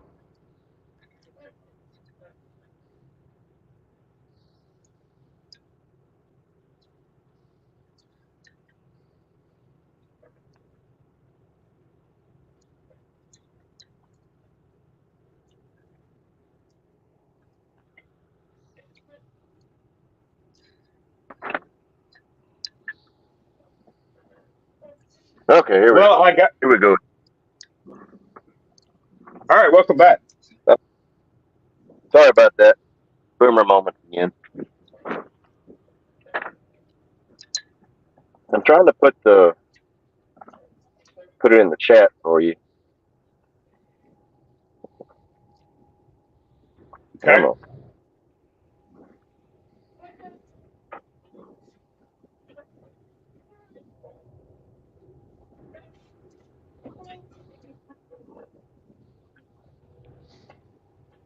Come on.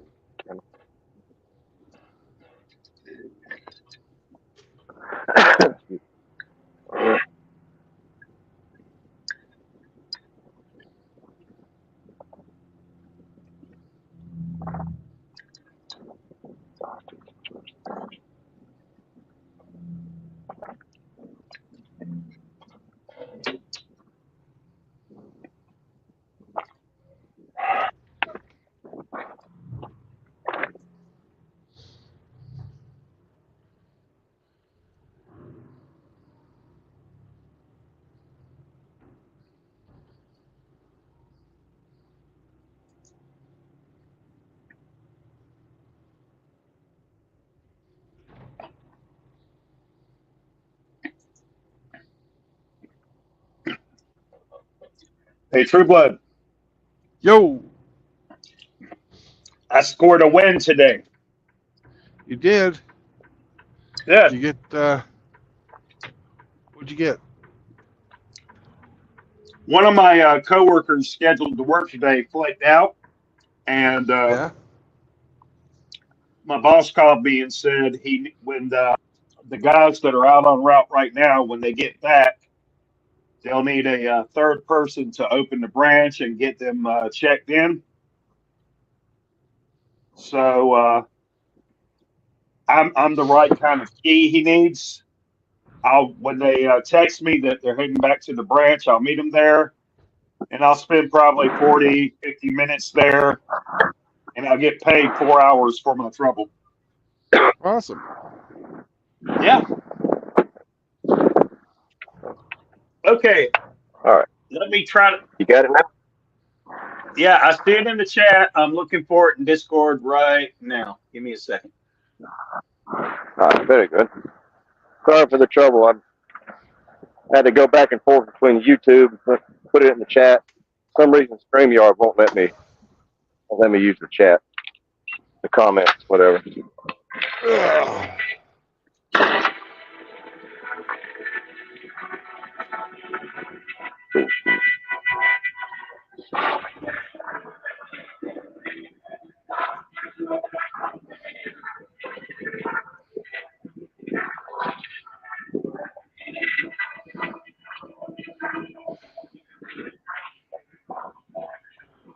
Dude, I copied and pasted it, and it's still not popping up. What the hell? Damn.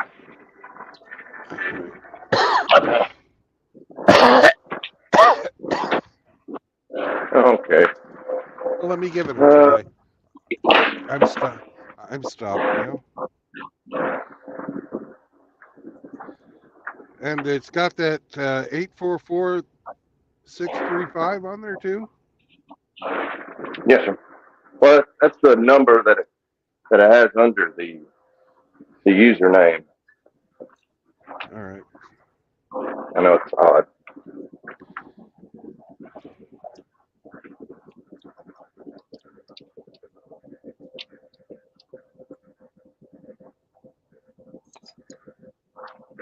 Is there anything else I'm supposed to be doing once I get on Discord? Do I have to join the server or anything like that? Right now, I got to join the server for D-Man and SCE. What's that? Nick Chow channel? There are different servers you can join, and they have different content, different members. A lot of them are similar, but different too. You can join any server you want. Mm-hmm. Okay. And when we figure out how to add you as a friend on Discord, we can send you server invites, and you can accept and decline at your own discretion. Okay. Very good. I'm probably doing something wrong on my end with setting it up. Probably why you can't see me. Damn thing. Do you have Discord right now? Do I still have Discord pulled up right now? Yeah. See, I should have it. See. Yeah, it's up right now. Do you see in the lower left of your screen your server name and your avatar, if you picked one, in the lower left?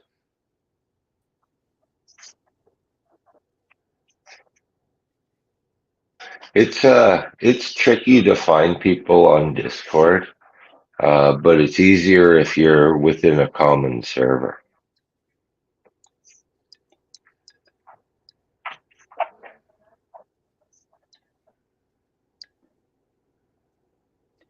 But at the lower left of your screen, if it's set up the same as mine, you should see your own username And next to it will be icons for microphone, headphones, and a little gear. Look Do for you- a server called the Men's Room with an apostrophe S on men's.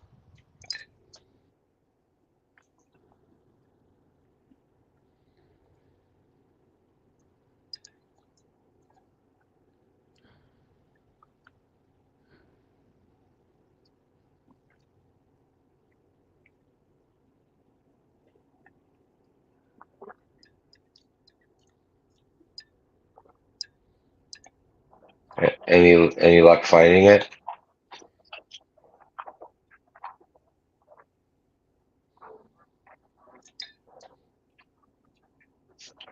You can I can send you a link to Chaos's as well. It's RO's on there.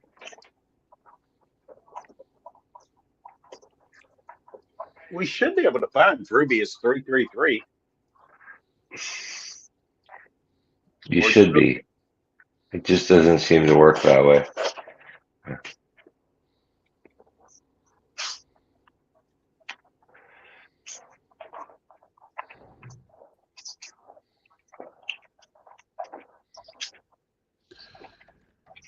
Like Discord.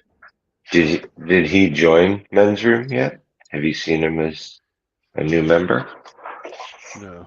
I'm looking at the waiting room now, and I don't see anything. Drubius, are you still here?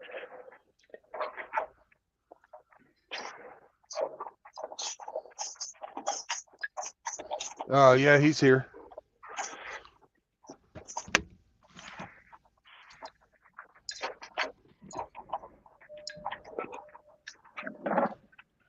Use the link in the private chat. Okay. House of Chaos. Accept invite. Yeah. Join the House of Chaos and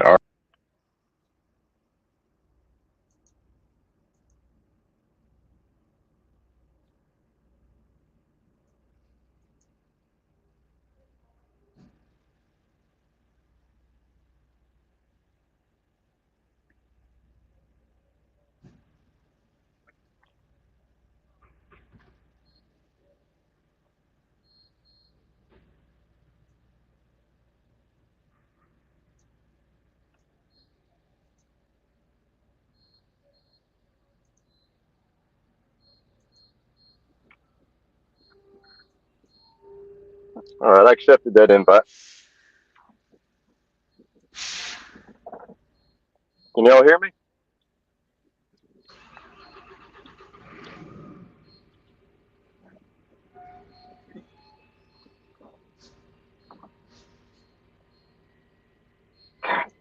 Piece of shit, internet.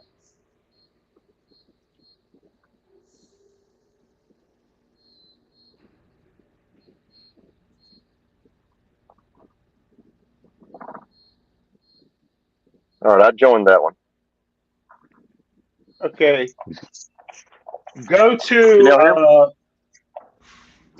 if you're in the House of Chaos. Let's see.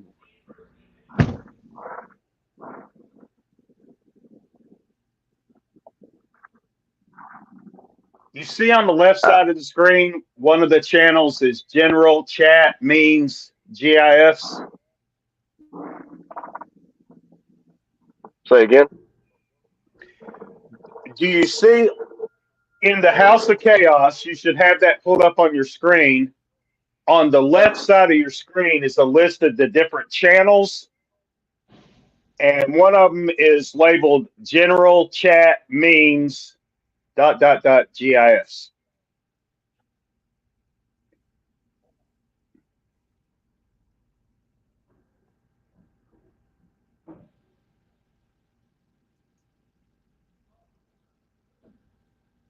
If you don't see it, just say you don't see it.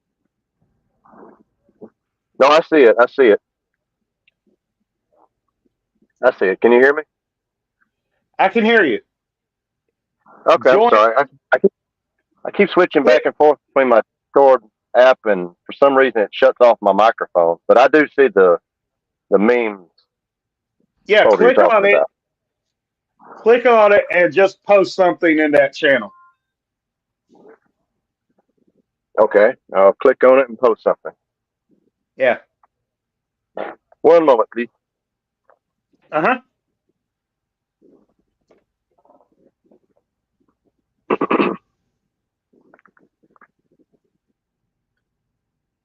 Fuck.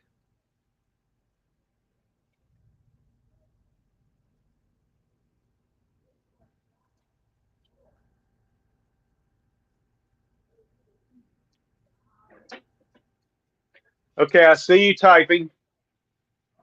Looks like your screen name is 844635.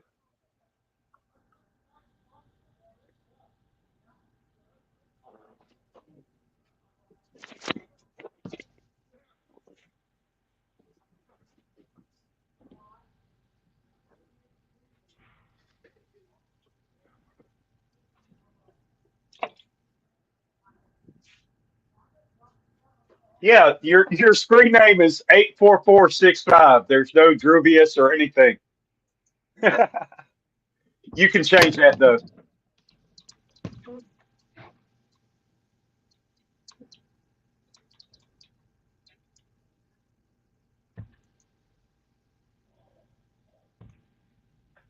Okay, I sent you a friend request. Eventually, you'll figure out how to accept it, but I'm not going to pressure you to figure it out right this minute.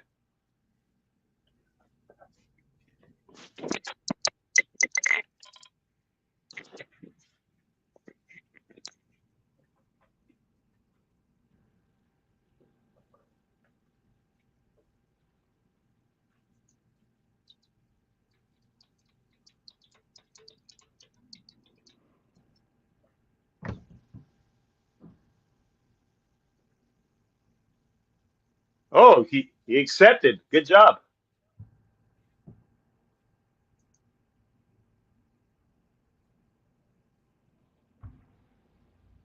You better clean that windshield.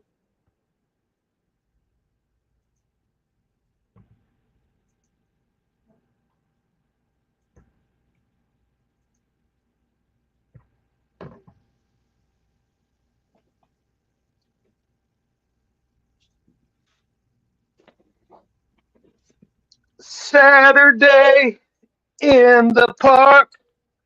I think it was the 4th of July.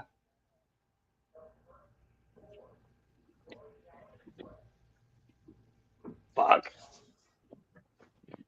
Man selling ice cream, singing Italian song. That's a good song. I like that. Yeah, I've been listening to a lot of old school Chicago lately. Enjoying the hell out of it. Mm-hmm. Good music, fantastic. One of my favorites is "Feeling Stronger Every Day." Oh yeah, it's a good song. I mean, you can't help but be pumped at the end of it.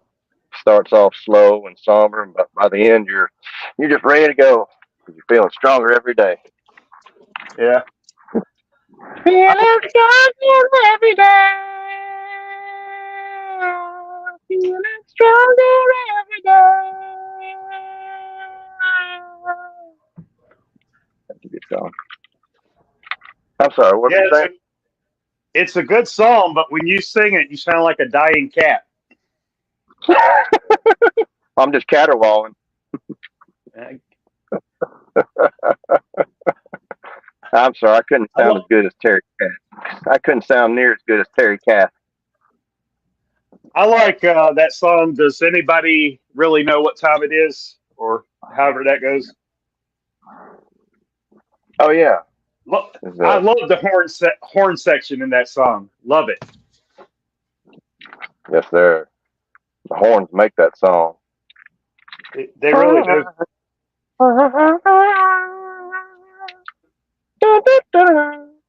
As I was walking down the street one day, a man.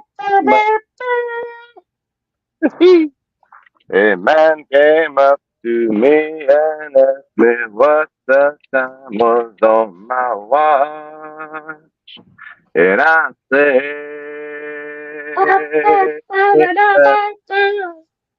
does anybody really know what time it is? Does anybody really care about time? No, I can't imagine why. No, there's time enough to try. Now I'm gonna have that song in my head all day. Thank you. I love that. Well, you could have worse songs running through your head. Oh, indeed. That's a great one. Great song to have in your head. Like Baby Shark, or however that shit goes.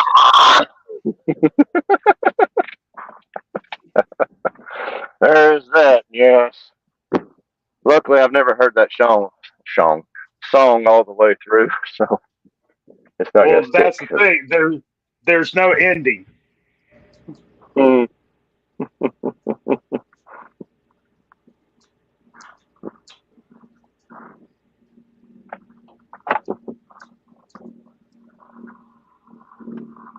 What else we got here?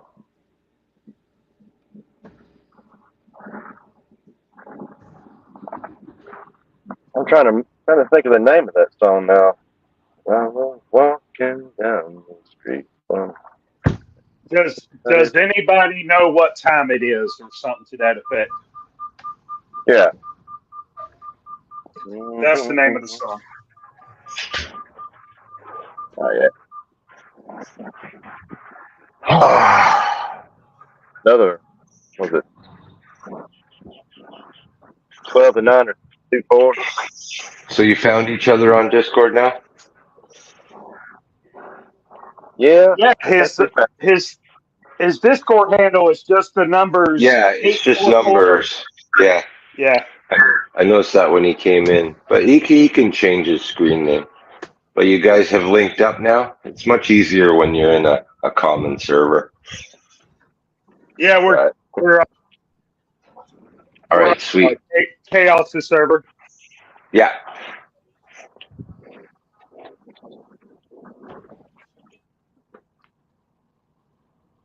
How do you generate an invite from another server? Go to the server and look in the top right. You'll see a little person icon with a plus. Yeah. That'll generate an invite link to that server or chat or whatever. All right, You I can do just that. sent Drubius You can do that when you're in a chat room too. I just sent an invite from the men's room.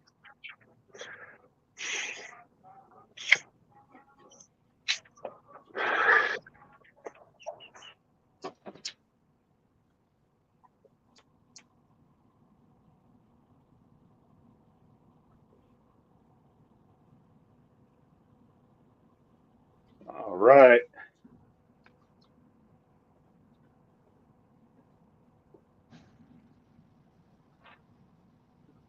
I got to run to the office, so I'm hopping off. I'll be listening in.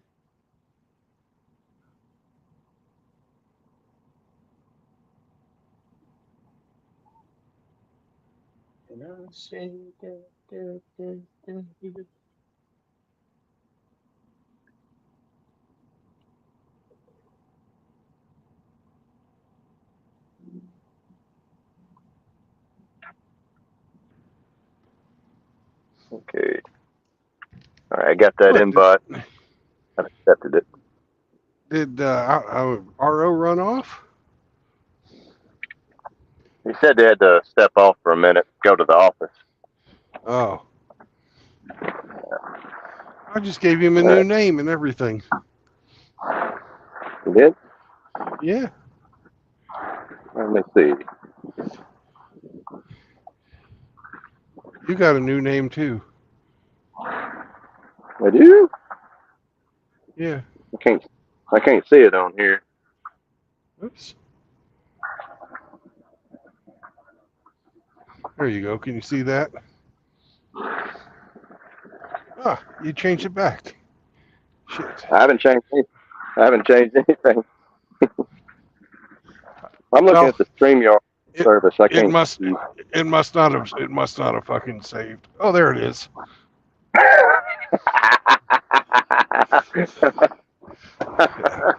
I'll be right back. You're right. I gotta dewater Sam.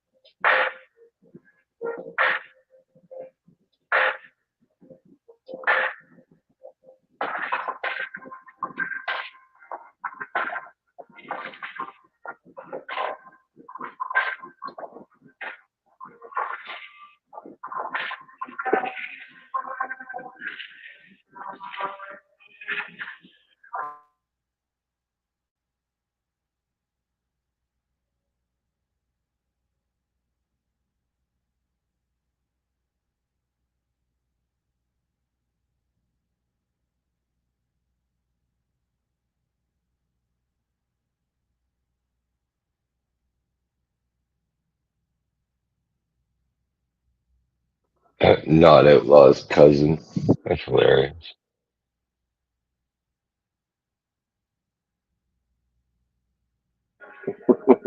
I know, right?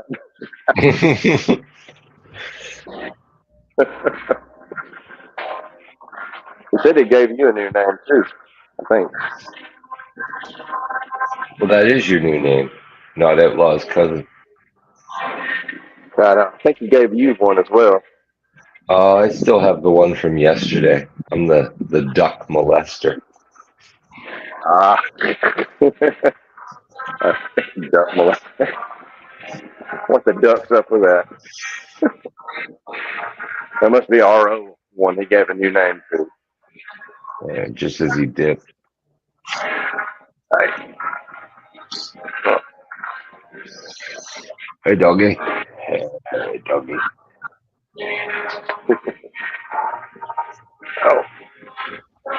Can you hear the music bleeding over, by the way? No, it's not. It's not audible. Okay, good. I'm at the gym right now. Yeah, it's a little bit of background noise, but you can't really distinguish what it is. It won't get him any strikes or anything. I think you're too far from any speakers. Okay. Or your headphones do a pretty good job at noise canceling. Well, they're shitty headphones. They probably don't pick it up. I didn't think about it getting them struck like that if it's music. So I didn't want to disturb the chat. You got to be careful sometimes when you're out in the store and they're pumping in the music. Yeah. I'll keep that in mind next time.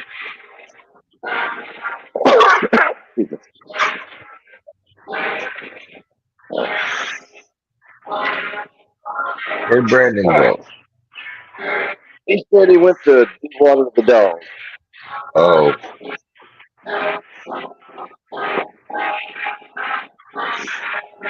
I'm not sure how much water a little chihuahua can hold.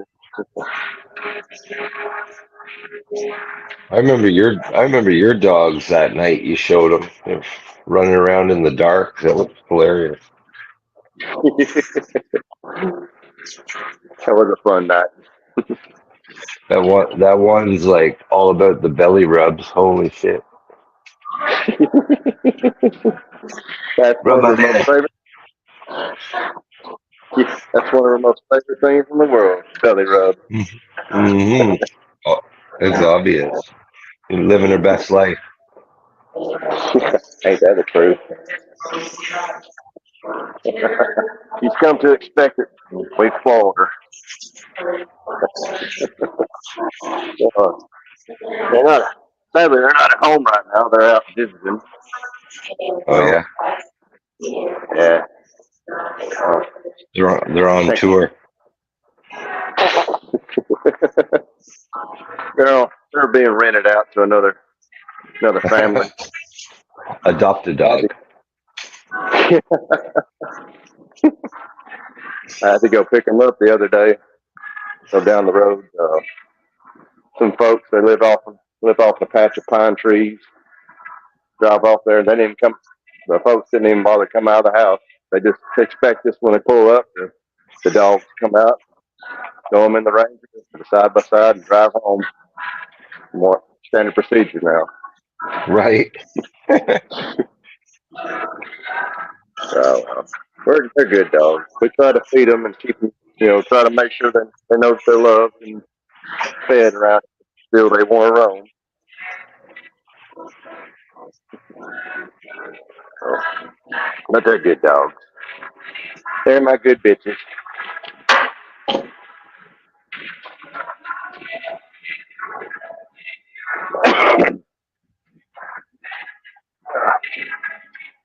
Next time they're available, I'll put them on camera for you. Excellent.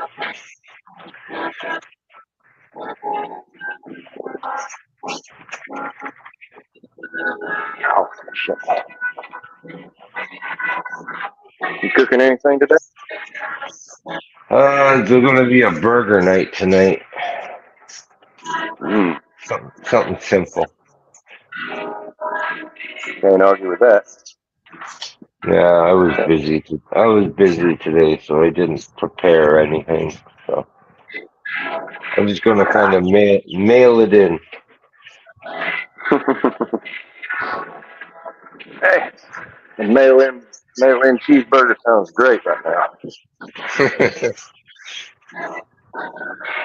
Sounds great. Had a concession stand cheeseburger last night. Oh yeah. Had a local tractor pull. Oh nice. In town, a county over from me. But, yeah, I like it. What bumped me was yesterday on Brandon's stream. I noticed when he's going down the road, I saw a couple of the tractors on a trailer on the stream. I thought, I know where they're going. Right. Sure enough, they were headed to a tractor pull down here in Alabama. North Alabama. So, it was a good time last night. There's nothing like a good concession stand cheeseburger and hot dog. The motor fest. County fairs, man. They're awesome. Mm-hmm. That's Americana right there.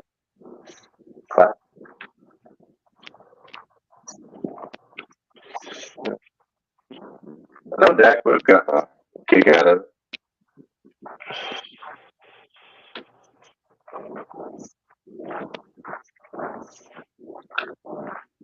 Hey, don't shoe those boots. The dog's chewing boots. You play with your ball instead. What do you think? You puppy. Oh, Sam. Oh, Sam's giving him puppy balls or something? Mm-hmm. He's giving him shit. Oh. She's a good girl, but she's a clumsy one. Oh my goodness. What is she? This is a sheepadoodle. It's Old English sheepdog crossed with a standard poodle. You tell him, Sam. I've never seen such a clumsy dog, man. The name itself sounds clumsy. Sheepadoodle. Yeah. Can't even say it without laughing. Sheepadoodle. Sheepadoodle. Well, there's all types of doodles. The dogs that they've crossed with the poodle. The golden doodle, the sheepadoodle, the Bernese mountain dog cross, whether it's a Bernedoodle or something like that. The Shih Tzu doodle.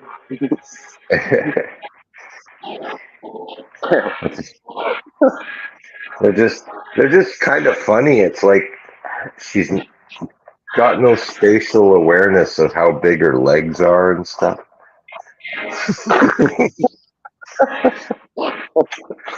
It makes a doodle out of everything.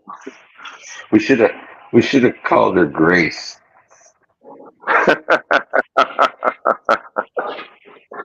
Because she's the least graceful thing I've ever seen in my life. As graceful as a wounded moose, as my aunt would say. Yeah.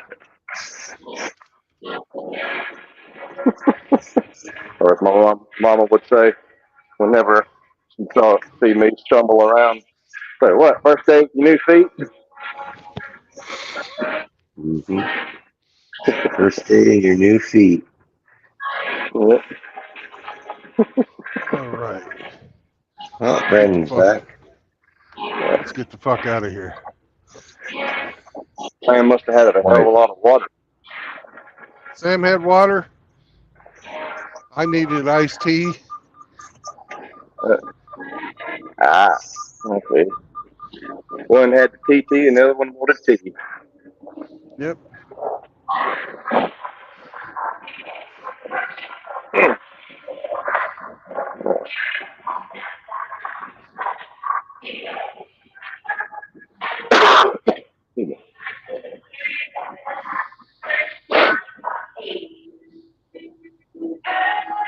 Yeah, right.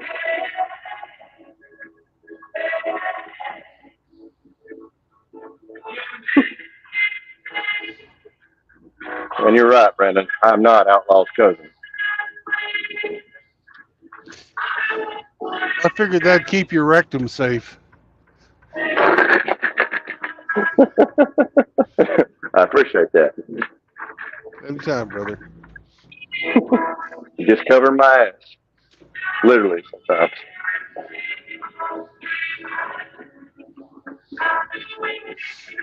Yep.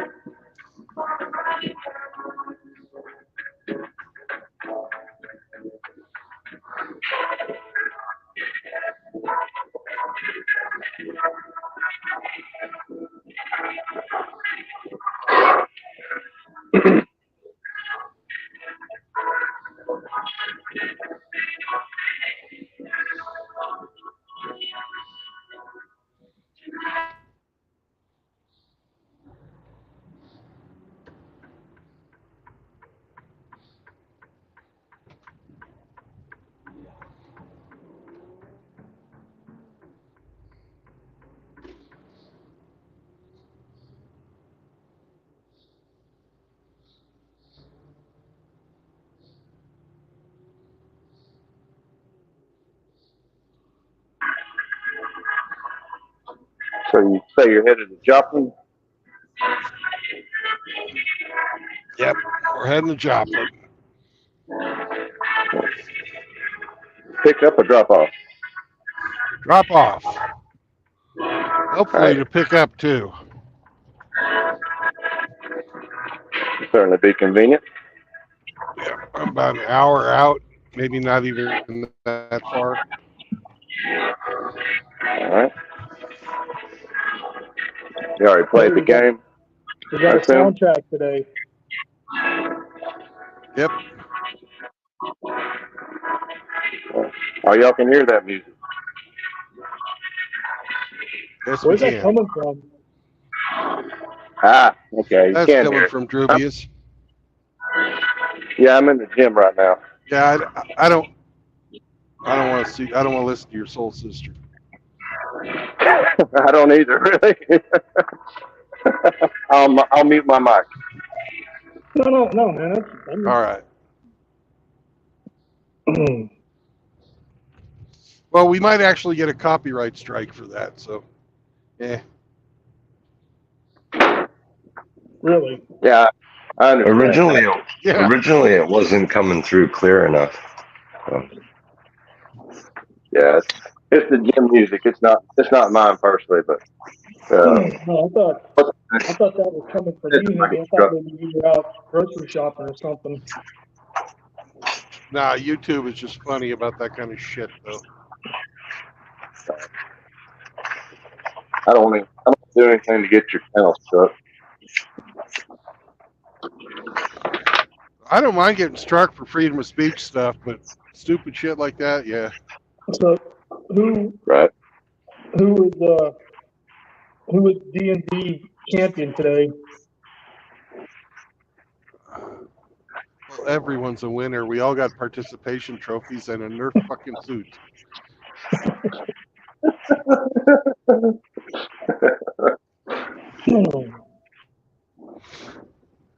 Everybody's a winner.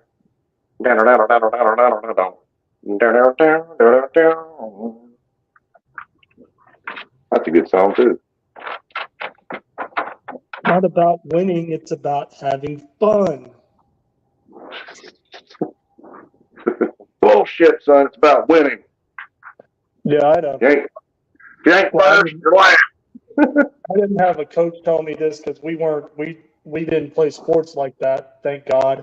But I was. Yeah, we never played the participation trophy bullshit either. I heard this coach addressing his team, and I can't remember where I heard it, and he said something to the effect of, he's like, "Hey, is everybody having fun?" And the kids are like, "Yeah." And it's like, "Oh, so losing's fun?" And they all kind of got quiet. He's like, if you're having a good time losing, he's like, raise your hand. And none of them raised it. He's like, that's what I thought. All right. I saw this clip on YouTube. It was a little league baseball coach. I don't know where it was, what state or anything, but he was addressing his team, and he was asking them questions. I guess this was after the game. I guess they lost, and some kids weren't paying attention. And then he was asking questions, and one kid, he asked one of the questions. He's like, who thinks we're just out here to have fun? And one kid spoke up, and I can't remember what the kid's name. The kid goes, "Well, that's what my dad says." And he looks at the kid, and he goes, "That's because your dad's a loser."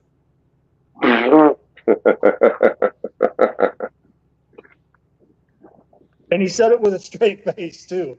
He's like, "That's because your dad's a loser."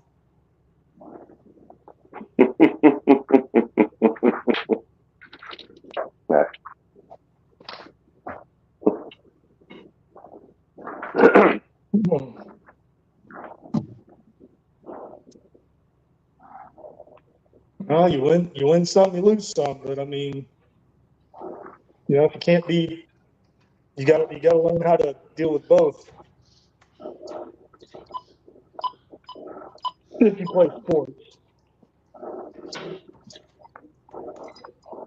which I feel sorry for kids playing sports today. Right. What's up, RO? Wolf? What are you up to? Well, I'm at the office by myself right now. Oh. Got the whole place to yourself. Yep. You waiting on people to get back off route? Well, they came back in off route, and it took two of us to enter the building. But as soon as we got in, he had to grab a key, and they got to go down the road a spell and service an ATM because they neglected to grab the right key. So I'm just going to chill here by myself while they're getting that done. And then when they come back, get them checked in, close up, go home, and I'll basically earn 4 hours pay for an hour or less of work. Mm. I'll So, see, take they that do. any day of the week. They do appreciate you a little bit. Yeah, but RO, you changed your name back. I did? Yeah. What was it? Well, I didn't see what you changed it to. What was it before? You were the Peanut Butter Patrol Unit K9. Damn, Skippy. Get it, Skippy? Yeah, I got it. Be Yeah, there we in a get jiffy.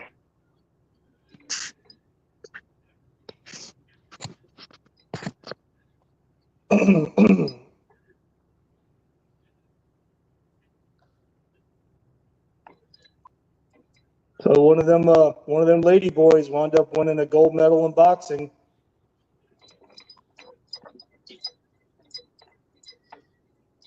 How about them lady boys? And the fucking president of the IOC boxing had a news conference, and he said the chromosomes are not a good indicator of gender. No, but Oh, they're not? the hanging testicles are. Yeah, the science has changed. Mm. Ridiculous. I'm not a biologist, but I have stayed at a Motel 6 before. What would the name of this IOC director be, out of curiosity? I don't know. Fucking Paul puffs a lot of cock or something. I don't know. That'd be fitting.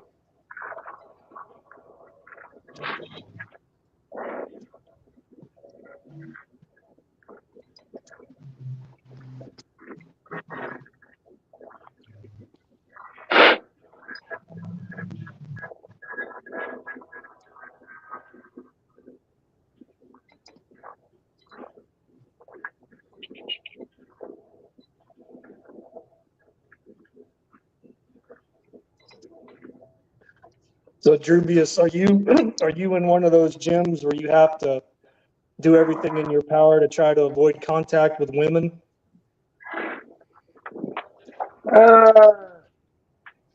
Not really. I wouldn't say they're. That's They're wherever not like Drubius goes, they're just like dripping off of him, man. He has to. It was amazing. I fucking, I couldn't believe how much of a fucking chick magnet he was. Well, I appreciate that, Brandon. I'm glad to see my charm works on at least one person. But it's not. I wouldn't say it's bad either. I mean, what you're asking is they're looking for somebody, or they're looking for call you. Is that what you're asking? Yeah, like are you having to navigate the minefield of gym thoughts? I guess is my question. Oh no. Thankfully, no. It's not like what I see on internet, big city gyms and places like that. Now, people around here, they're here to work out or socialize a bit, but they're not looking to get you in trouble with the management. Yeah. At least they've never tried it. When Drubius goes into the gym, they issue all the women a second towel.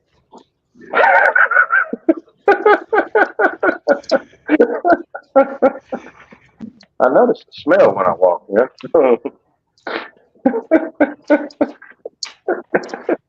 That's funny. No, they've never given me. I mean, but they try to get my attention sometimes, or they try to tell me I got something in my teeth. I don't. They've never given me shit.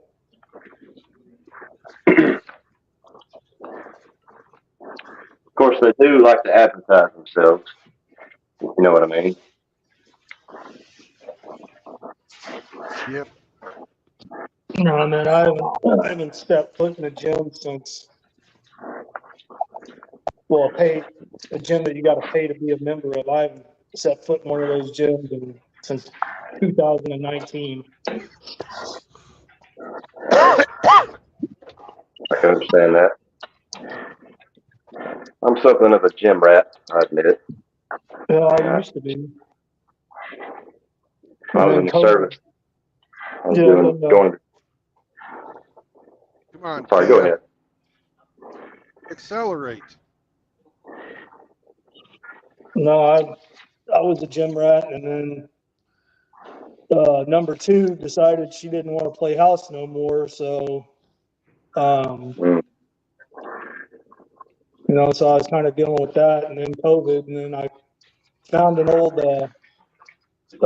semi tire, and I took it back to my parents' house, and I was still able to go to work, but you know, that was like if I couldn't find like heavy shit to pick up and get creative with in the garage, I'd sit there and flip that fucking tire up and down the damn sidewalk. Yeah. So they don't need a gym to fit, functionally fit. You're right. You can use most anything. Flipping a tire, installing a bar, a dip bar. Bodyweight calisthenics is really all you need to function in life. Well, if I didn't feel like flipping the tire, then I'd take one of my dad's sledgehammers and I'd go out there and I'd beat the hell out of it with a sledgehammer until my arms got tired. So you got tired. No pun intended. Tired. That was a tiresome pun.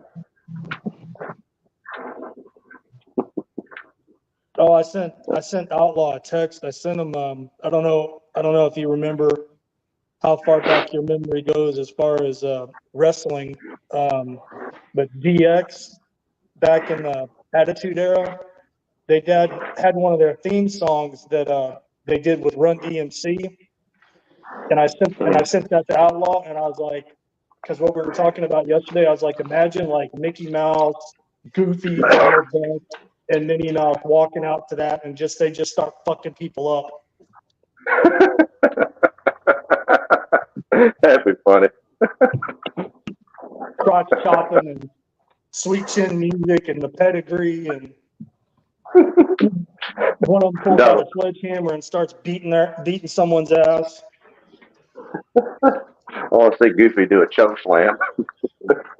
For you. You're going with cannibal. Give me some of that sweet chin music.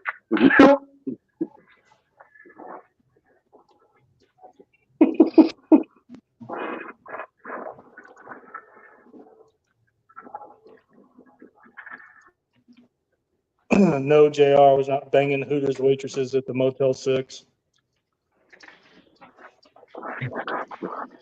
Yeah, it was a Holiday Inn.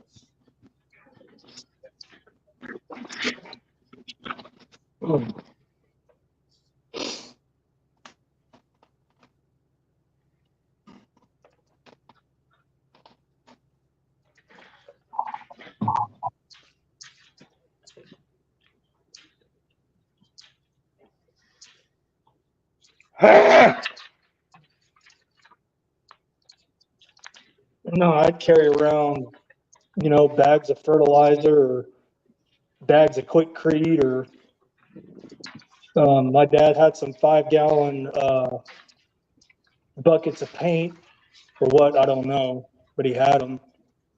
And so I'd, be doing shit with them. I mean, just whatever I could do to try to just get a full body workout.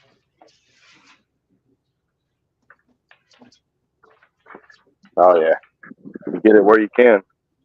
But the tire flipping, that was That'll smoke you. Flip Yeah. them. Hauling fertilizer. That's some heavy shit too.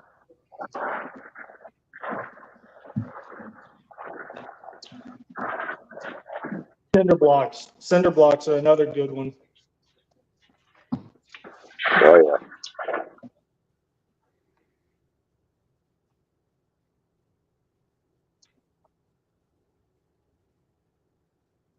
Unless you lose your grip and you drop one and you break it.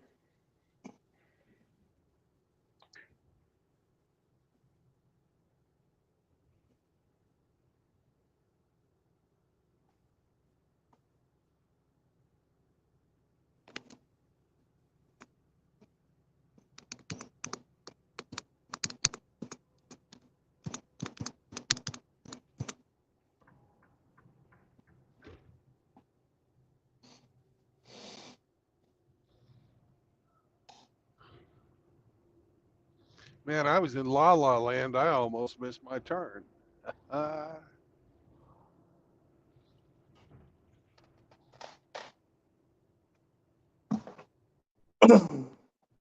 So Joplin's as far as you're going today. Well, Oh, he just dropped out.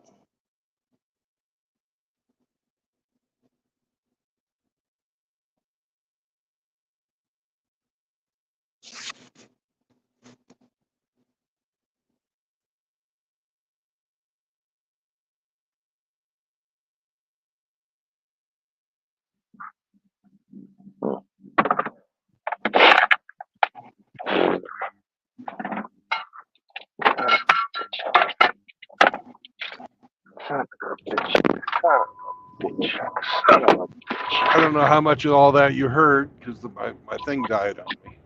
But I should be picking something up. But as of yet, I don't have anything on my fucking inbox.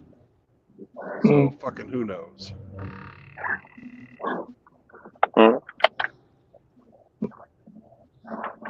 How would be Either way, I'm gonna stop the stream. Hamster was great as usual. Poor guy had to go into work today. That sucks. Uh-oh. Those guys are having trouble. Two guys on a scooter. It's not even a motorcycle. Imagine having to ride bitch on a scooter. Who's the bitch? Well, I didn't get their names. I mean, if you're riding bitch on a scooter, I mean, who's the bitch?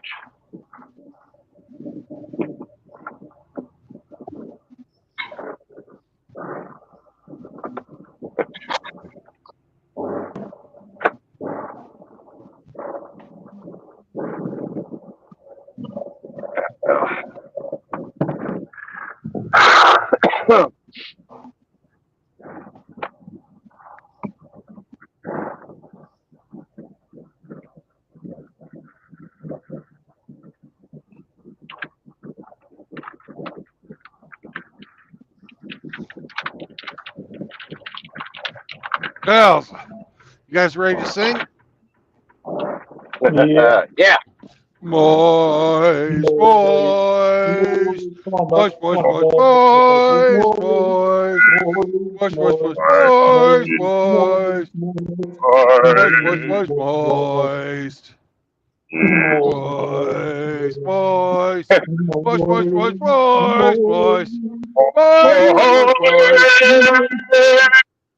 Penis.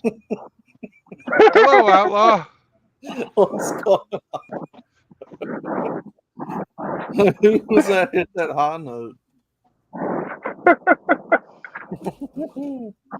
I don't know. I got a question. Why do we sing that? Is it because of the humidity?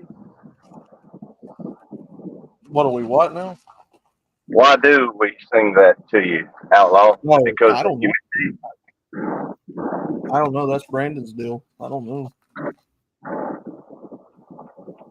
Yeah, Brandon. Why do Why do you sing that song? I'm We just curious. sing, we sing Outlaw Moist because there was a time that Outlaw could not stand the word moist. So we decided to sing him the word moist over and over again to get him conditioned where he could stand to hear the word moist. Oh. It's like immersion therapy. Yeah. You just have to sit there and take it. Immersion therapy. Yeah. That could be. Oh, never mind. What's going on, Brother Sean? You just got to sit there. That's right, Sam. No, JR said in the comments, he said, Ramadi, I have a cousin that's 6'5". The guy can't really move. Cinder blocks are lumbering, and the goddamn this generation pretty fucking weak or just lazy. Well, probably both. Yeah.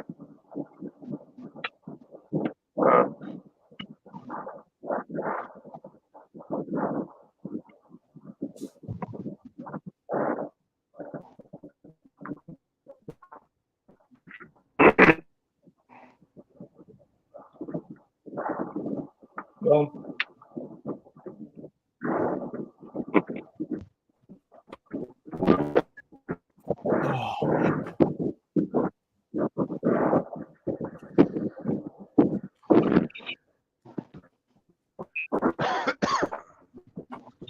All right, I got to unhook the trailer.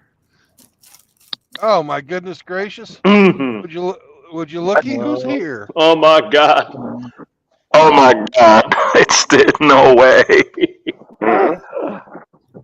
It is the hamster, the evil.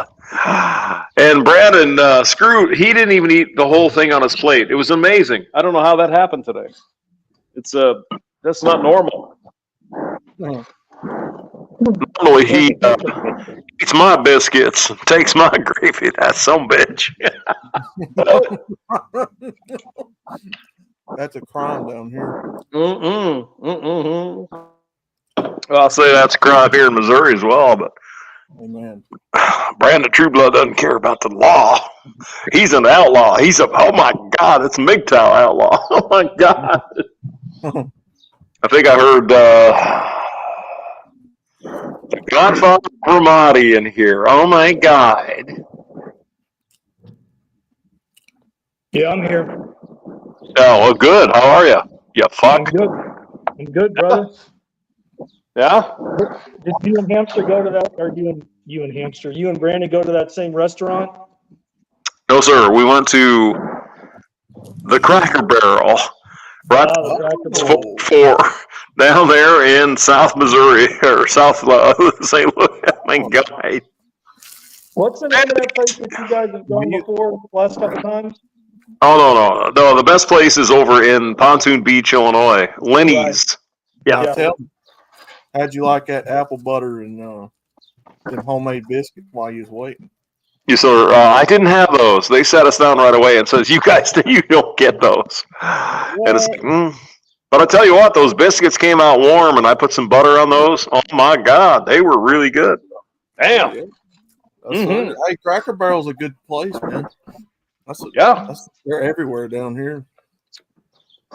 And as I said to Brandon, it's like, oh my God, Brandon, look at all these old people in Cracker Barrel. And he's like, what the fuck are you talking about? We're old people. That's true. Did you, oh my God, somebody's coughing. Did you enjoy the gift shop? I did. I almost bought a Reba McEntire book for my daughter because she loves Reba. Nice. And her birthday is next week. She'll be 40. What the fuck year is 41? You believe that, sir? Did you buy any black licorice for Brandon? No, I did not. I didn't buy him anything. He didn't even leave a tip. He's a tight son of a bitch. Oh my goodness! He bought it himself. He self licoriced himself. Oh my God. That guy at the counter offered me some coconuts or some shit. I said, I don't know. If Brandon would have wanted a coconut cream pie or whatever the fuck it was, I'd have bought it. But typically, I suggest people get the country fried steak. Outlaws always, Hamster's Oh, always trying to give me a cream pie. whoa, It's not gonna happen.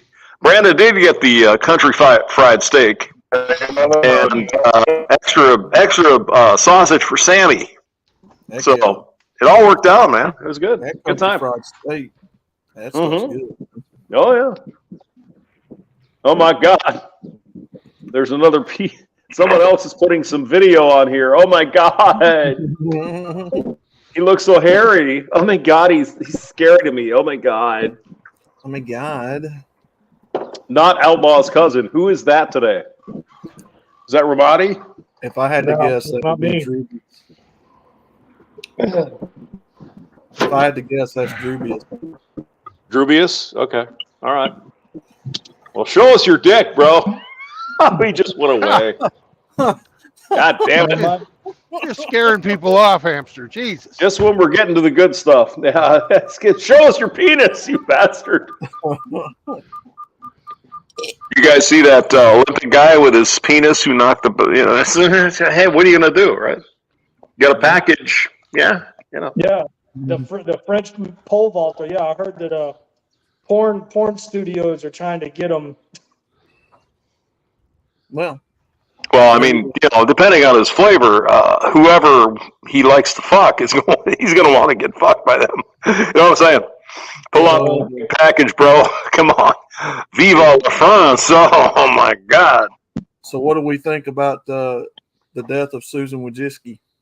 God, it sucks, man. That's terrible. She had cancer, lung cancer, for 2 years. Well, I heard. Yeah, that's terrible. And I guess Susan and her husband lost a kid somehow. I don't know. They didn't say why or how, but God damn, that's a lot. Overdosed. Oh, he did draw. Jesus, man, that's fucking tough. I figure Hammerhand will do a stream about it tomorrow or whenever. No, he posted something about it, basically saying he could care less that she's gone. Yeah. But I mean, just from a human perspective, I mean, that sucks. She was 60 years old. Both me and she was the king. 56. Okay, well, I'm older than her. But I mean, that's that young. You know, she was that young. Yeah. Yeah, I mean, I think there's or at least there should be a separation between a professional, where you work and do whatever, and your personal. And man, that sucks. That's terrible. Well, yeah, I mean, just, in terms of just being a decent human, yeah, but I mean, I'm not going to shed no tears over her being gone. Yeah. No, I mean, just from another person's standpoint. No, their kids, grandkids losing a grandma. I mean, that sucks. Yeah. Well, I mean, from YouTube standpoint, look at all the money she's cost people like Hammerhand or other brothers that actually had channels helping people. And, nope, your channel's gone. Your channel's gone. I mean, do you guys really think Susan Wojcicki was involved in Hammerhand's banning? Come on now. No, but she was involved in setting the policies that were right. Yeah, her personally, no, but with her policies, yeah. I mean, I feel bad about her family. It sucks. Of course. Now her YouTube shit, that's another story. But I mean, just from a personal perspective, it's like, yeah, I get it. Her kids, her grandkids, her husband. I mean, he's mourning, right? He's mourning bad. Sure. She's gone and the kid's gone, and I mean, his life is a fucking nightmare at this moment. Mm-hmm. As it would be for anyone who was in that situation. So I'm not going to pile on to that right now. Maybe at some point, but not now. Right. Well, let's see. Yeah, SCE sent me a bunch of stuff about that, and come to find out her son committed suicide. Yeah. Yeah, overdose on drugs, I guess. I mean, that's a horrible situation, no question. Yeah. Former YouTube CEO's teen son found dead in Cali, UC Berkeley dormitory. That's awful. And I mean, you know, the idea of losing a child, man, that's tough. Yeah. That's harsh, you know. So, Mom? you know, God bless her. Hope wherever she goes, everything is fine. But yeah, her family is still here. So Yeah. Yeah, I'm it's a not gonna. lot I'm easier not to gonna lose them them. when they're younger. They're small. Yeah. I guess, yeah, maybe. Yeah. Well, My uncle went. they can get into a lot of places bigger kids can't. My uncle had to bury his daughter, oldest daughter, years ago. It was rough, man. That's real rough. I mean, you just went through your mom, right? I mean, Yeah. that's fucking hard, man. You lose somebody like that, and Susan in this case again. Oh my God! Stop your damn smoking. But you know, Hampshire, for the first few days of that, you know, I questioned why she was taken, and you know, I blame myself for not doing a lot more than I could have. You know, what could I have done different to have changed the outcome? And then, you know, it wasn't long, you know, me and the brothers started talking, and I was like, there really isn't anything you can do. It's life. It's going to happen, you know, whether we want it to or not. People are going to pass on. So you've just got to be, you know, ready to do what you got to do and pick up the pieces and move on. I mean, sure, I would give anything to have her back, but it's life. It's a natural part of life, yeah. And me and Brandon are coming up on next in line here, so don't forget that. That's right. Nah, you guys got plenty of time. You guys will be here a long time, man. I'm I don't know 60, about dude. that. Maybe 20 years if I'm lucky, if God blesses me, but that's about it. Brother, let me tell you. So the church that I go to, I take Pop to on Sundays, has a nearly 100-year-old war vet, and he's still getting around on his own, driving to church. Served in World War II. Wears his veteran's hat every Sunday. That Joker is an inspiration. He really is. Mm-hmm. Yeah. Yeah. I never hesitate to shake that man's hand. But I mean, these young men had to be fucking tough to get through all that bullshit. So, Sure. not surprised, you know, really. Sure. Yeah, different breed of generation for sure.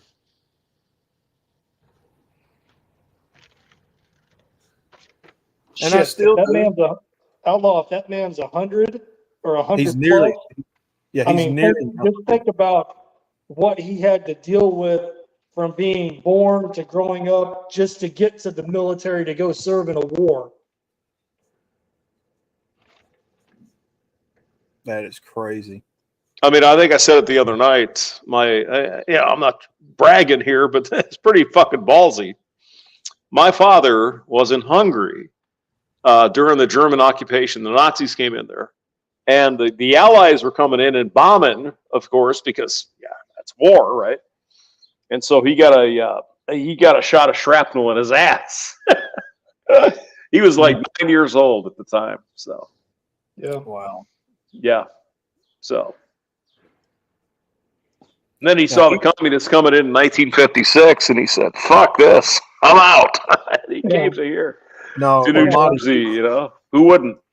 That Ramadi, gentleman. he's approaching 100. He's like 97, 98. Oh, something well, like I mean, but to think about Outlaw. I mean, if he's from Alabama, Mhm. native, which I'm sure he is, I mean, he probably grew up dirt poor, you know, lived through the Depression, Mm-hmm.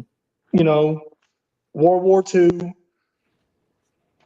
Probably served in World War II or Korea or Vietnam. I don't know. However long he was in the military, how much action he saw. I don't know. But just to get to that point in your life, and then to go and do that on top of everything that he survived growing up. I mean, that's what men do. That's what we do. You know, we do. So is he a black guy, by the way? No, he's white. He's a white guy, but there are a lot of black guys that served in World War II, even despite the segregation and the discrimination. Yeah. Right. A lot of black men. Yeah, and he still drives himself to church every Sunday. I mean, he drives a 90s Cadillac. What are them cars made in the 90s? Of round body Cadillacs, rigs. What are they called? Fleetwood Bromes. Yeah, something like that. Big fucking huge land whales or whatever they're fucking called. He drives that Joker. That thing looks like it's brand new. You know, he takes care of it. Gets out, walks himself up to the church, and you know. Well, I mean, the man has done all that stuff for his country and lived that much life. Might as well just polish the car. Fuck it. Right? I mean, come on. Hey, he really is, man. He's an inspiration. A real testament, man.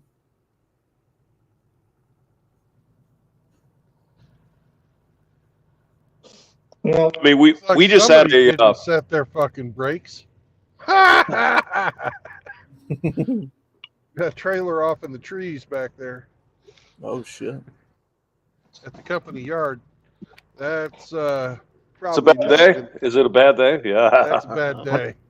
I tell you one thing: if I could get him on stream, which will probably never happen, but if I could, the stories he could tell you guys.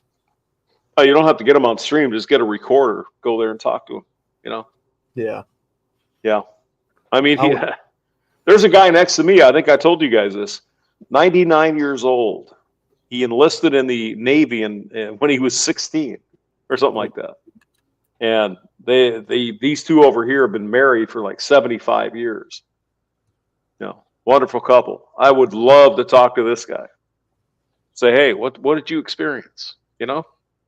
The church previous to this one that my brother was a pastor over, he had a woman that was 103 years old in there that watched the entire community develop around them and had stories for days on how the town that they were a part of came to be. And, you know, back in the day when horse and buggies were delivering stuff up hills, and the schools when they were first built there, it's just, she had a lot of stories.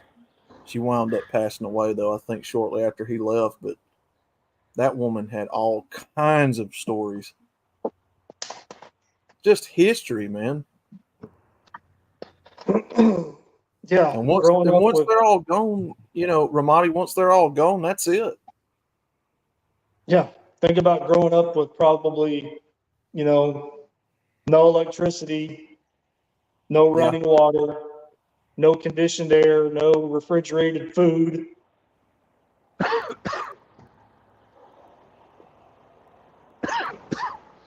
Hell, my grandpa, my dad's dad, he didn't drop out of school, but he left school his junior year and volunteered to go join the Navy in World War II. And then when his hitch was up, he came back and finished school and then married my grandma.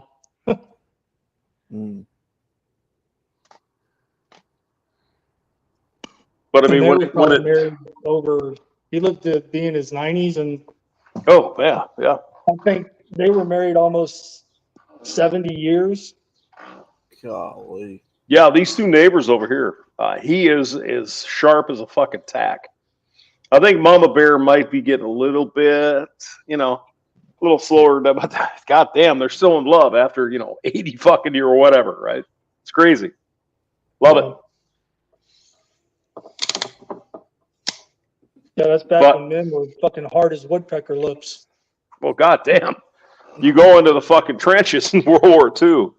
Well, World War I was more trenchy, but you know what I'm saying. I mean, that's ballsy. That's ballsy.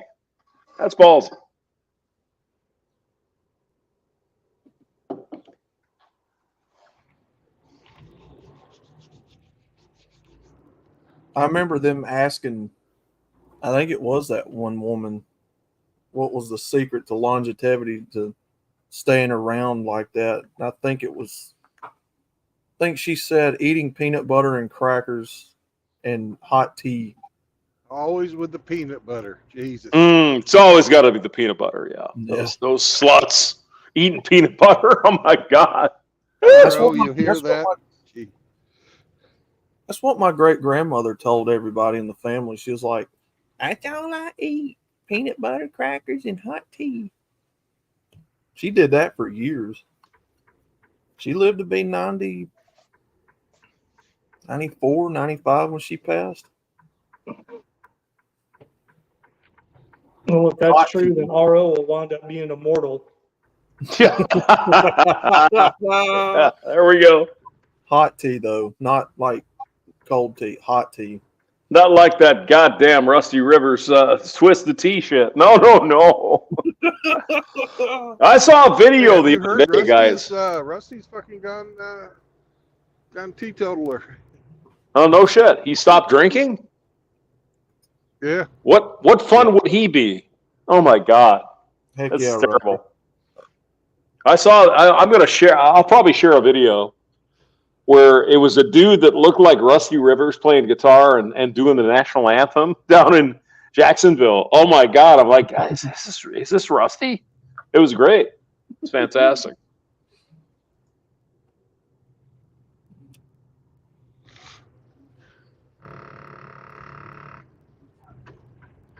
Yeah.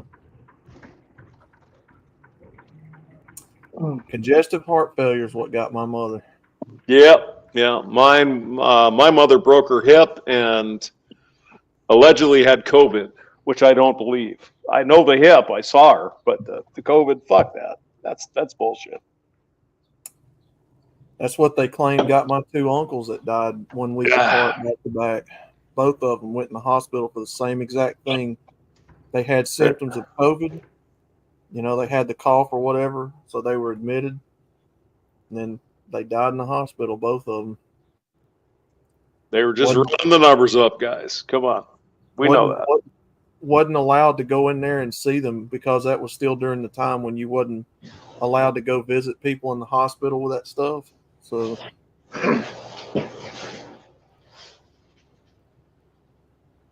And it turns out that was all bullshit. They just made shit up. Yep. Bullshit. Of course. It nearly got my brother. It had the same exact thing nearly got my brother. You know, luckily he was smart enough and figured out what they were doing and started taking that, was it ivermectin or... I think it was ivermectin. I can't remember right offhand, but Ivermectin, yeah. And it reversed what he was going through. He got out of there.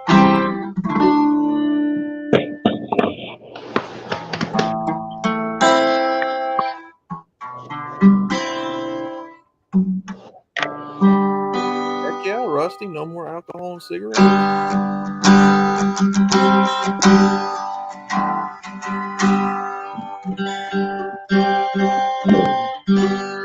Good for you, Rusty. Good for you.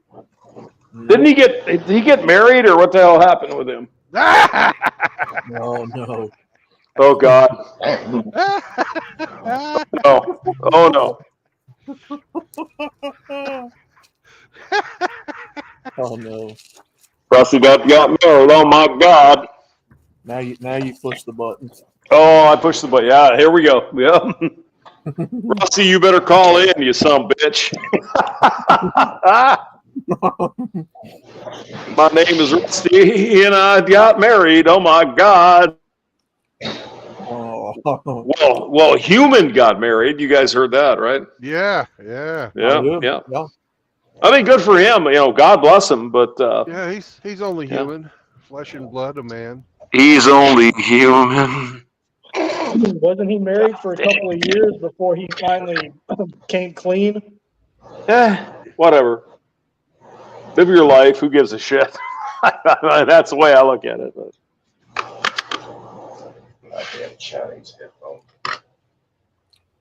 Well, he lost a lot of credibility though because of that in the community. Yeah, but I mean, honestly, a man going their own way, they're doing what they want, so who cares? I don't give a shit. Good for him. That's the way I look at it. But whatever.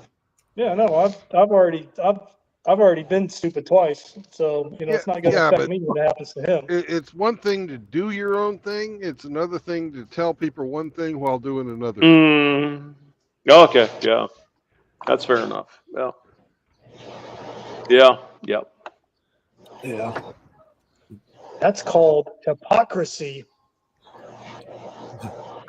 Give me a chance to find this Rusty Rivers fucking solo at the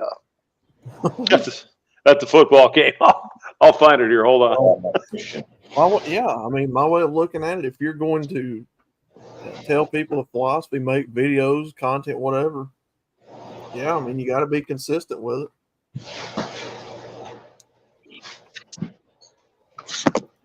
That's why I'm not a Christian. Yeah. But at the end of the day, it's no sweat off my balls. So, Meow, meow. Well, meow, meow, meow. I'm not religious either, meow, meow, meow. I get called a fake pastor. Meow. Penis. Yeah. All right, gentlemen. All right. Let me turn this camera around so you can see my smiling face. Oh, dang. I don't want to see your smiling face. You want to hear this, Rusty River? Oh my God! You want to hear it? Yeah. Okay. You want to let me present? Oh, sure. All right. No, this isn't Rusty fucking Rivers. I don't know what the hell is here. Look at this guy right there. That's fucking Rusty.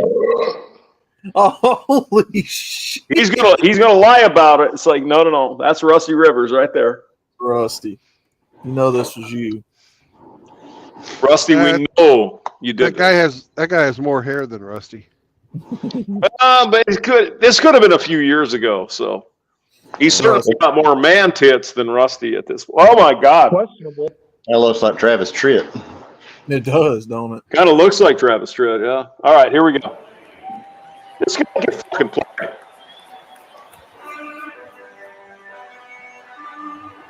Oh, I love that guitar.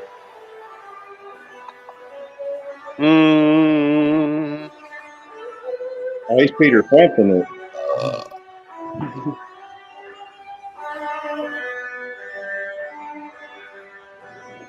Rusty fucking Rivers. What's the penalty? Just real quick, what's the penalty if they drop one of them flags on the football field? You get shot by Joe Biden. That's what happens. It's a death sentence. Yeah. It touches the ground, you gotta fold it and then incinerate it.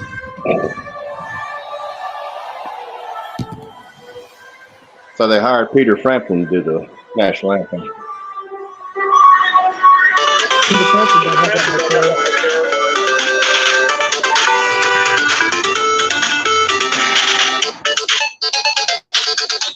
Oh my God, what is this?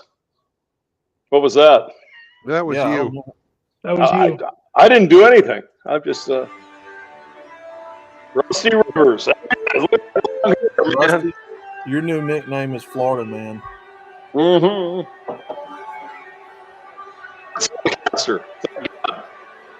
Florida Man Rivers.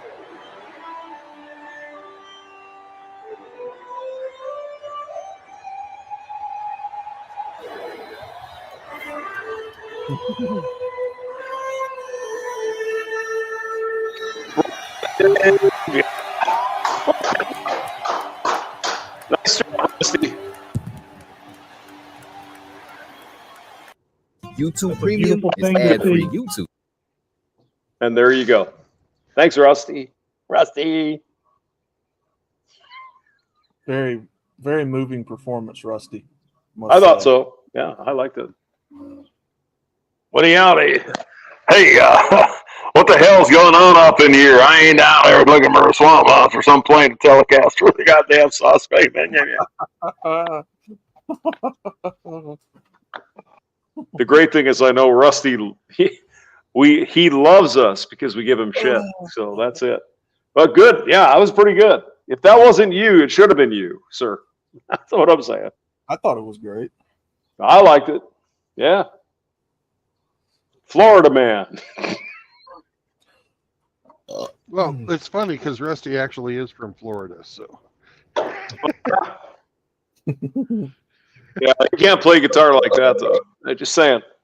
He's too busy getting crabs and shit. Yeah, he's a singer. He is a singer. Humdinger. A humdinger. He's a real Oh, my singer. God. Yeah, He's a humdinger. He's a dinger.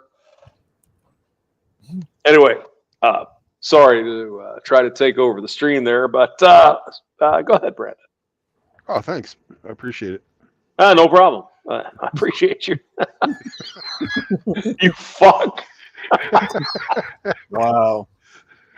Speaking of, where's Saunders? Oh, we had good breakfast this morning. I appreciate you buying. That was great. Yeah, you Best didn't order the breakfast. steak and lobster, though, you stupid fuck. I was paying. What's the matter with you? God. Well, I got to remember that I have to buy next time, so. But I don't know. I kind of like today's meal better than the last one we had. Yeah, the last one up in Manchester. Yeah. I mean, Cracker Barrel. Yeah, that's pretty consistent. I like it. Yeah. Yep. Though I'm not big on the gravy though, and I know MGTOW Outlaw would be going, no, that ain't real gravy, man. No, it really wasn't very good gravy. Yeah. But this They is don't not really Outlaw's cousin. I just want everybody to know that. And you're right, I'm not Outlaw's cousin.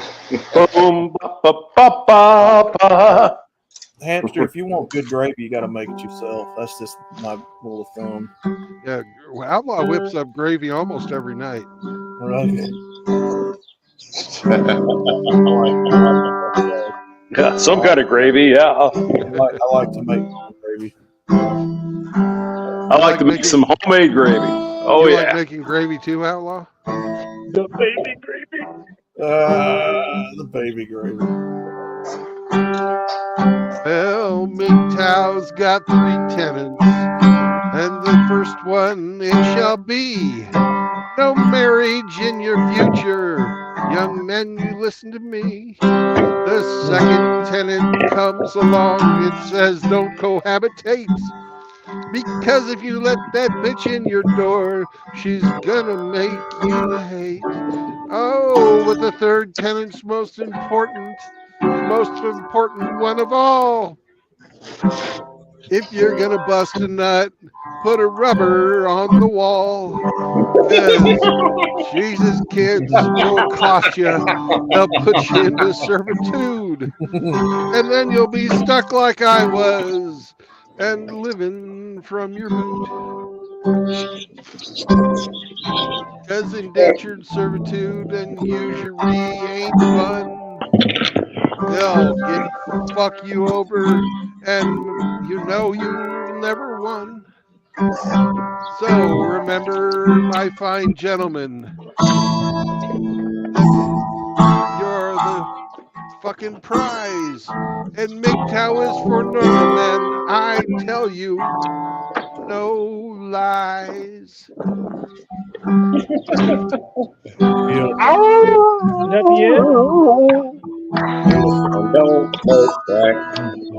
Where's Sam? And Hook it up, bros. Yeah.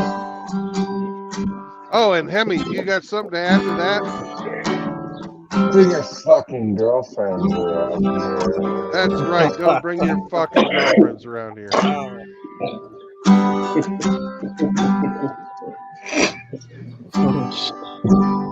Oh, and Riggs has some advice for you.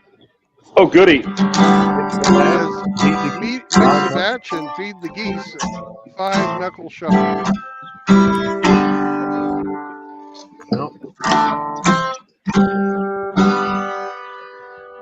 All right then. Any final thoughts? Thought. I agree with everything you said.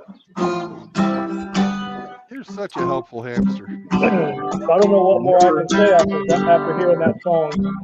Remember, wank once a day keeps the women away. Yes, but it ain't hair gel. All right. If you shake it more than twice, you're playing with it, and that constitutes pleasure, and we're not in that business. I drink it as many damn times as I want. Wank once a day. All right. If I get another job, I'll start another stream. Goody. Hey, Probably I won't be talking again till tomorrow. Yes, Michelle Rivera says, "Thou shalt not simp." Oh no. Hey, No RO sympathy. has final thoughts. Not that anybody asked. I asked for final thoughts, and you just sat there like a peanut butter licking dog.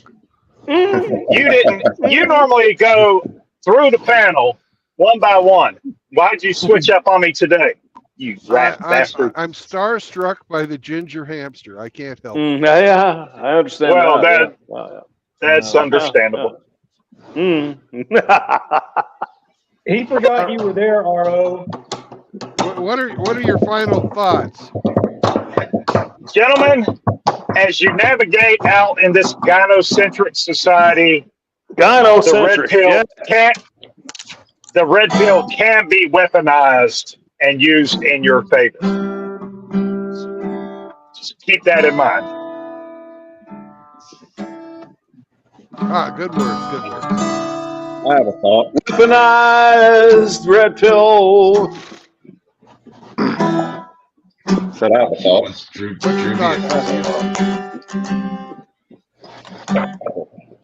I've come to find out that procrastination is a lot like masturbation. It seems like a good idea at the time, but in the end, you're really only fucking yourself.